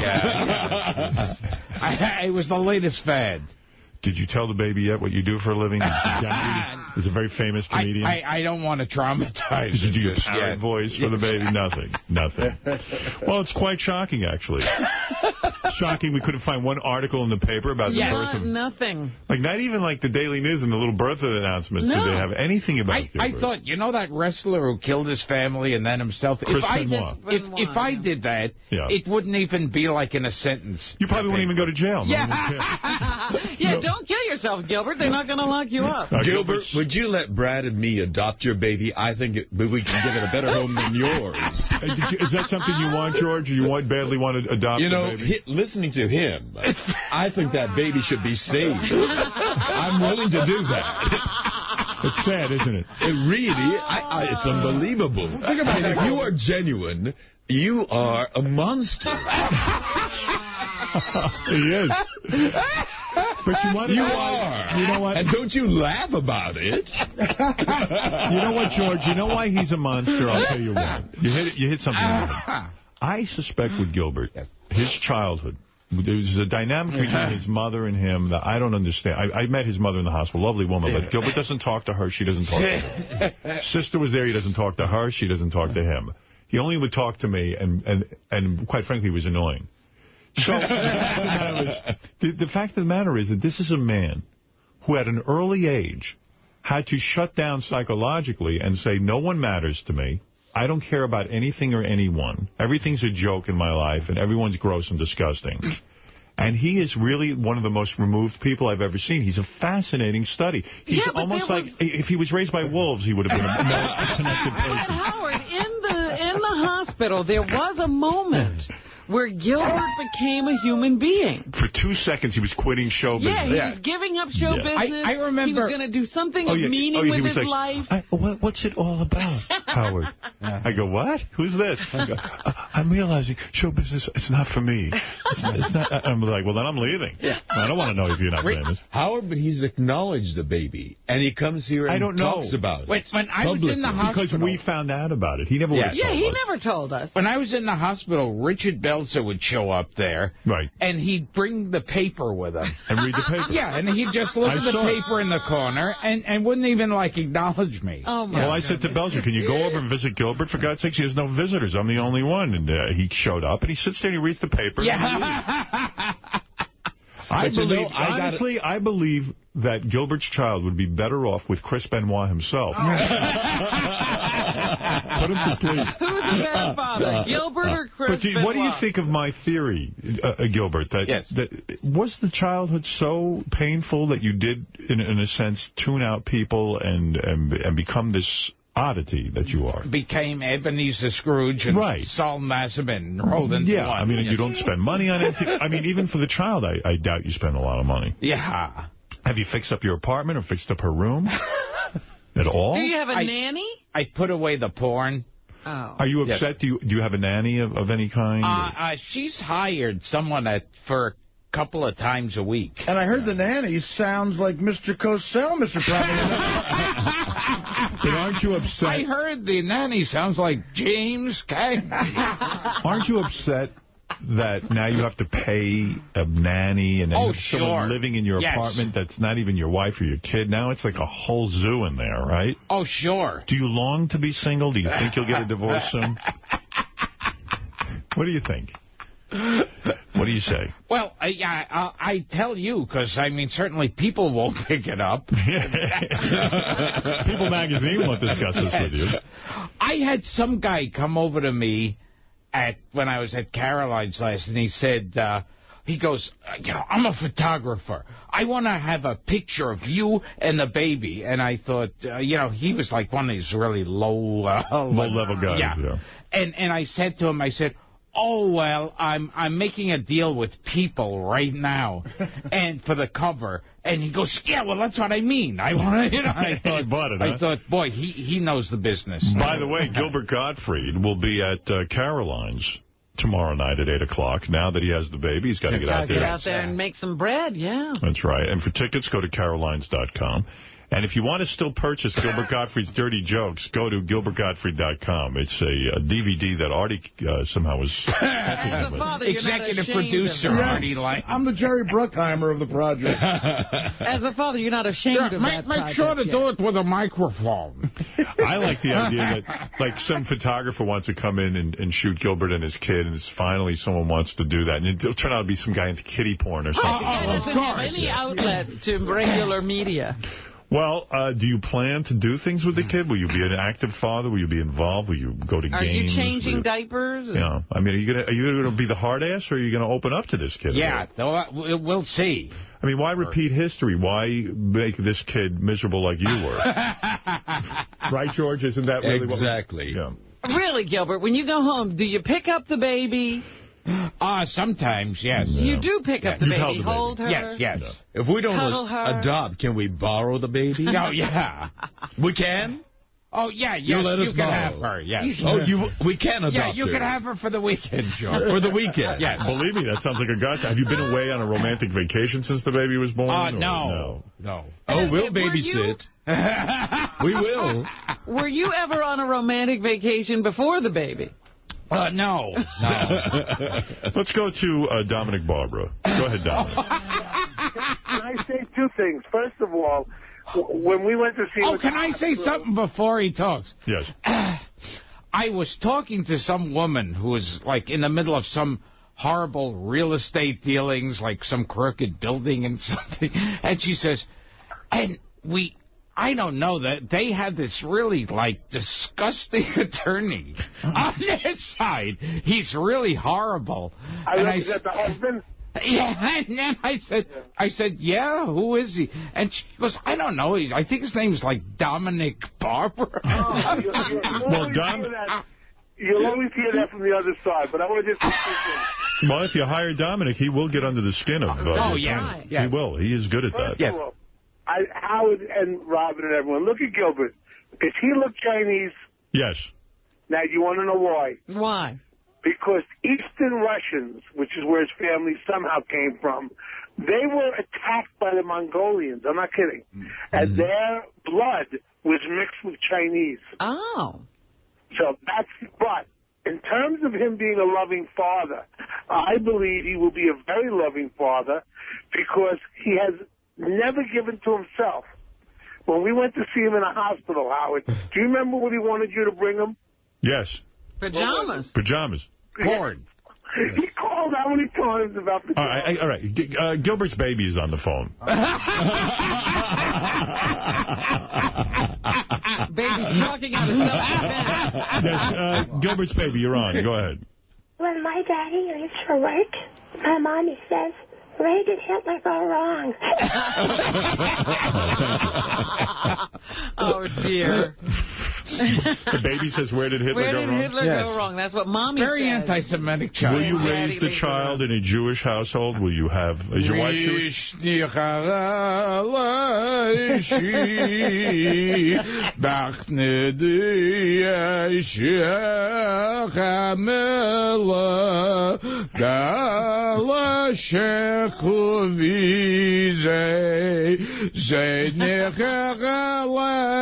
All right, Gilbert, in the interest of time, because I have to be out at 10 o'clock today. Oh, okay. I'm going to take a break. And I got to say with the website, no, that I have to announce that if you've signed up in the past 6 months, you got to re-sign, because I think I've erased every name by accident. You started a website. Yes. You began to charge people for content. Yeah. God knows what content is on there. What is the fee to join your website? I don't even know. I'm serious. Okay. Yeah. And if a person joins, they are, what, a fan member of Gilbert Gottfried's website? Not a badge, nothing. What do they get? Do they get anything? Nothing. Okay. So some people did sign up. Yes. And then you lost the record of who they are. If you signed in the past 6-7 months, I think I've lost everybody. Yeah, that sounds almost like... you have to re-sign. I see. So if someone thinks they're a member, they're really not. Yeah, so you got to re-sign back. It sounds like the people who are running your website might not know what they're doing. Yeah. You think? Okay. Look, let me take a break. Gilbert Gottfried's here. Yeah. We're going to do the news next. I have to start it on time. We're excited about your appearance and the birth of your child. If you're not excited, we're excited. Yes. George Takei has offered to adopt. babysit or adopt anything to save that baby's life. Go see Gilbert tomorrow night, 8 o'clock at Caroline's in Manhattan, 8 o'clock tomorrow night, and hear his baby stories. We will be back right after these words. I read that Marilyn Manson put out a new album and does a couple of remakes and stuff that they're kind of interesting. We should probably get a copy of that. All right. Pat Monahan from Train just sent me, he put out a solo album. It's going to be out in a couple of weeks, and I want to hear that, see what he's up to. Gilbert Gottfried joining us. He'll be at Caroline's Comedy Club tomorrow night at 8 o'clock in Manhattan. Now, there's a funny guy. And he's extra funny now because he's super motivated to be funny because he is now a father. And he has to make a lot of money to pay for all those nannies. Oh, yeah, Mecca! Exactly. I particularly like Gilbert's new bit about buying cribs and all the different choices. Yes. Go to GilbertGottfried.com. If you're a member, you probably are not. Yeah, if you signed up in the past 7 months or so, I've accidentally lost all your names. So re-sign. He really cares about you.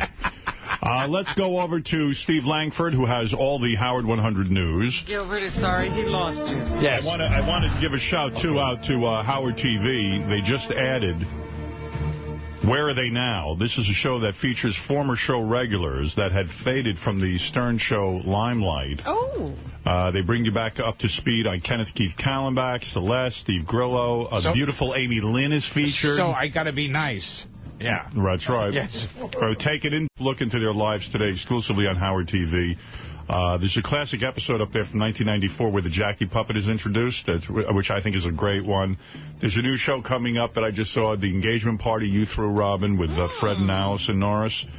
And there's even a special homage to Hank the Angry Dwarf. Oh.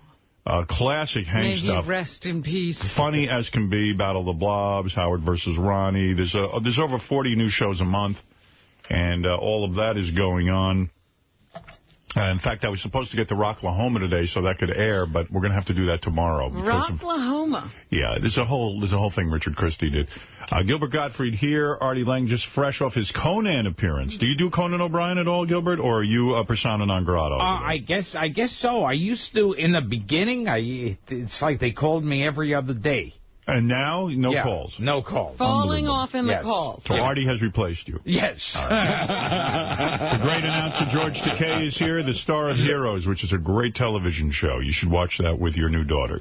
Let's go to Steve Langford. Steve, what do you have for us from the Howard 100 newsroom right now? Just some of the stories we're working on in the Howard 100 newsroom. Artie Lang killing on Conan last night, in spite of the fact that right before airtime, Artie said he was less confident than he'd ever been about doing well on the show. Really? Artie's 14th appearance on Conan in 8 years. Backstage, Artie's assistant, Teddy, chatting up Jessica Biel's attractive handler, and Eddie, the produce guy, there on the guest list, so smooth, saying hello to Jessica Biel, telling her how well she did, and getting a nice response. Eddie, the produce guy, got to talk to her, but Artie didn't.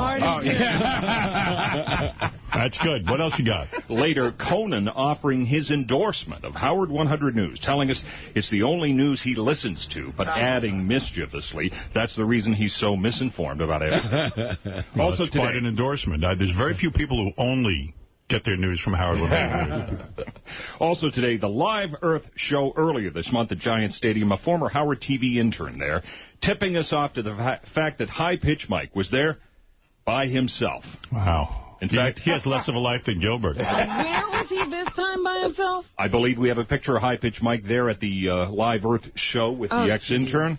High Pitch telling us July 7th, the date of the Live Earth show he went to alone was his birthday. Man. And word is High Pitch Mike will reportedly attend this summer's American Idol tour concert in the New York area all by himself. It's sad, oh, my isn't God, that is funny as hell. It's sad, though, right? He can't make a friend, this kid. I mean, I think it's not something to feel sorry for. What about that? What do you mean, Artie? What about that? Is he here? Arrogant. He's not in yet, but, you know, he's a very entertaining guy, as we've seen. So I'm not sure it's a problem of he doesn't like people, that kid. I guarantee you. He's like a fuck He's happy to be alone? I think, but it's so great. Well, I always thought that of Gilbert. He eventually cracked and he actually mated with a woman. That's true. He actually slept with a woman. Gilbert wasn't going to Disney World by himself. Gilbert wouldn't leave the apartment by himself. Anything else, Steve, or is that it? Stern News, you know, to the Howard 100 News tip line anytime. Call us at 877-33-SIRIUS, choose channel 100, or email us at howard100news@sirius-radio.com. All right, I'm going to go right over to John Hine, who hosts the wrap-up show at 11 o'clock. Thank you, Steve. Johnny, what do you have for us? Well, George got into a heated argument with Riley Martin clips, and then later with clips from the Iron Sheik. We'll discuss how it feels to argue with the tape, and who else here has fallen prey to arguing with Richard and Sal's drops. Right. Plus, Howard noticed the weight that Gary has put on. Artie could barely fit into his chair on Conan, and Robin has Dr. Ronnie. We'll discuss how almost everybody here struggles with their weight, if it's all related to stress, and take calls to see if anyone has advice that could help Gary and Artie battle their bulges. And last but not least, Gilbert was greeted by George Takei, saying that he's depending on him, but George lost $100 when Gilbert didn't have a picture of his brand-new baby girl. Said, you could carry a picture of your baby. Yes. You know, could get a little into it. You know, make the child feel wanted. Here's something he did. What happened to High Pitch Eric? High Pitch Eric is getting evicted from his apartment. No, I didn't hear this. Yeah, well, he's got gout. No, because he mentioned the other high-pitched guy. That's high-pitched Mike. Yeah. No, they're both around. Oh, yeah. They're both around. Yeah, high-pitched Mike works in our news department, has as high a voice as high-pitched. Oh, you thought we had replaced high-pitched? Yeah. No, there's 2 high pitches. Yes. What else you got? We're going to talk about Gilbert's appearance, the purchases his streamlined organization makes in order to advance his career, the proud father that he's become, and the involved care that he provides, and how George thinks Gilbert's parenting must be some kind of act or Gilbert is some kind of monster. Well, you're a real father. I mean, you take a lot of interest. It's got to be somewhat shocking and depressing to you to hear a guy kept completely uninvolved. I'm surprised you don't have a picture or anything. You know, my father and mother would never carry a picture of me. Really? Yeah, never. I once It wasn't like they carried pictures of other people. No, my mother said to me, all of our friends carry pictures of their children. And who cares about other people's children that they sit there and bore people? And we're not the type. We don't sit and brag about our children. And your father and I don't carry any pictures and don't show them to people. And, like, she never got the concept that, like, maybe you they were want... proud and, they're just proud and I wanted, you know, it was so very much my parents were like a Gilbert. Unemotional and detached. Well, look at your daughter. Yes. If Gilbert shows me a picture of a baby and he claims that it's his, I will not believe it. Completely shattered. Anything else? All right, Johnny Hine, thank you. Robin, it's time for news. And here's your music. Yes. Howard, I'm Robin's dad. My and over 30 years ago, I recorded one of many great nights with my young, sweet Robin. Your father. And here, you will all find out why I have hands, why she likes high colonics, and why she likes big dicks of her tight, juicy asshole. Right? Cool, right? Wait. Robin, wake up, sweetie. Robin, your daddy's asleep. Take off your PJs. Daddy's coming in with the Vaseline. Your body's soft. Come and give Daddy a big hug and a tongue kiss. When he was in the shower, your butt cheeks was warm. Maybe it's a fever. After touching you, my hand smell like ham. All right, baby, get on all 4. I'm going to lick your ass and grease you up. I need to take your temperature. Don't worry, I put a chunk of Vaseline on the tip of my dick. Daddy loves you. You grow up with jokes one day. Oh, Robin, so sweet and cute. Unconsciously reenacts my abuse with high colonics and loving deep penetration in her ass. Daddy loves you. Bent over the sink. Bye-bye, sweetie. All right, Robin, of course, was abused. She was abused as a child. And a few parenting tips for Gilbert. I pick up a few pointers in that one. I think the sweetest thing he said was, I put Vaseline on the end of my dick. A chunk of Vaseline. He didn't go in dry. Every word he uses is perfect. Robin, it is time for news. I am moving things along, as you know, so I'm going to get to that. Gilbert Gottfried at Caroline's. That is disruptive. You can't play that anymore. Imagine your father recorded that before you killed him. I mean, before he died. You know, there's a lot of sadness behind that song. Oh, boy. Well, it's perfect for my first story. While she was jogging. Thank you. Was trying Where's to the laugh? convince... President Bush. President Bush was trying to convince the American people that we are better off since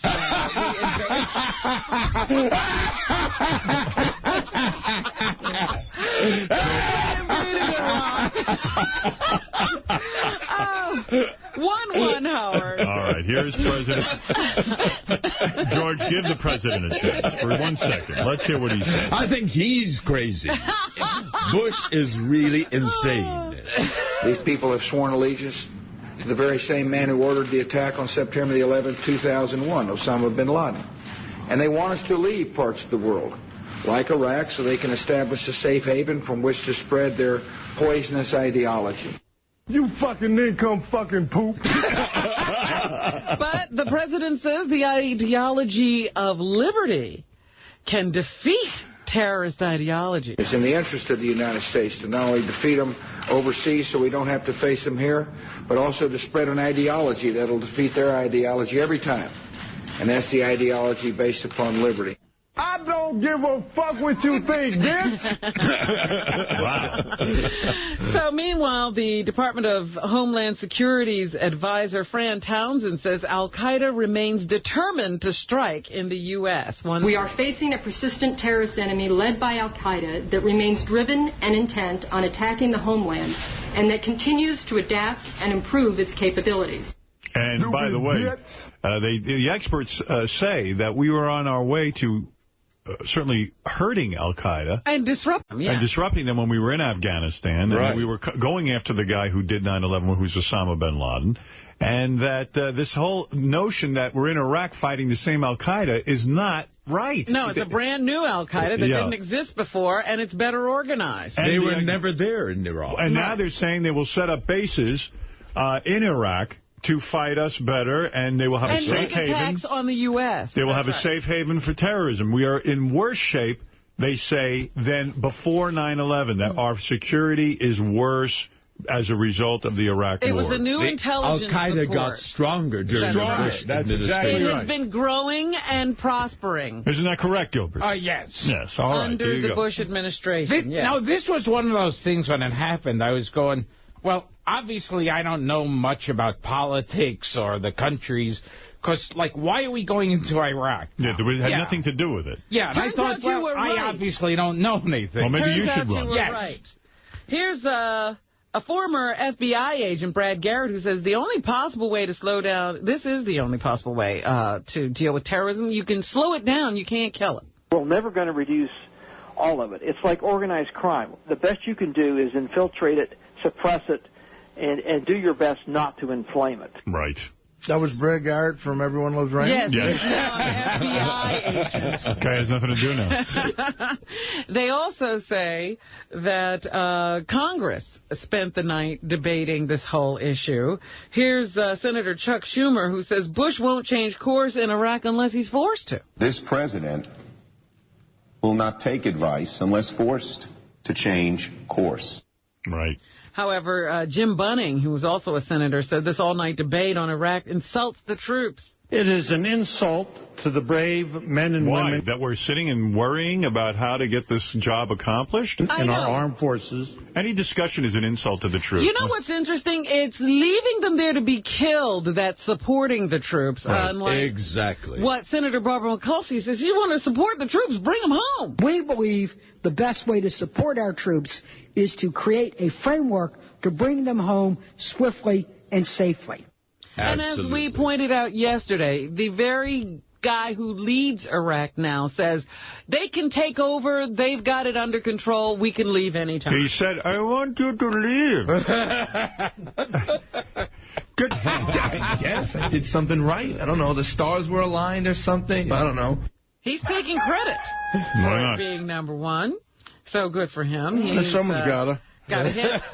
I missed this last night, but Daniel Baldwin, the Baldwin with the problem. Yeah, I wish I had seen this. He was on TV. They followed him around with a camera on Dateline or something. I saw a little bit of it. It was fascinating. Because, you know, he's always in rehab and shit. And he just let them follow them. Right. Here's a clip from the show where he talks about he wanted to do drugs. Today I felt for the first time since I've been here, like if I was on the outside, I actually might have wanted to use.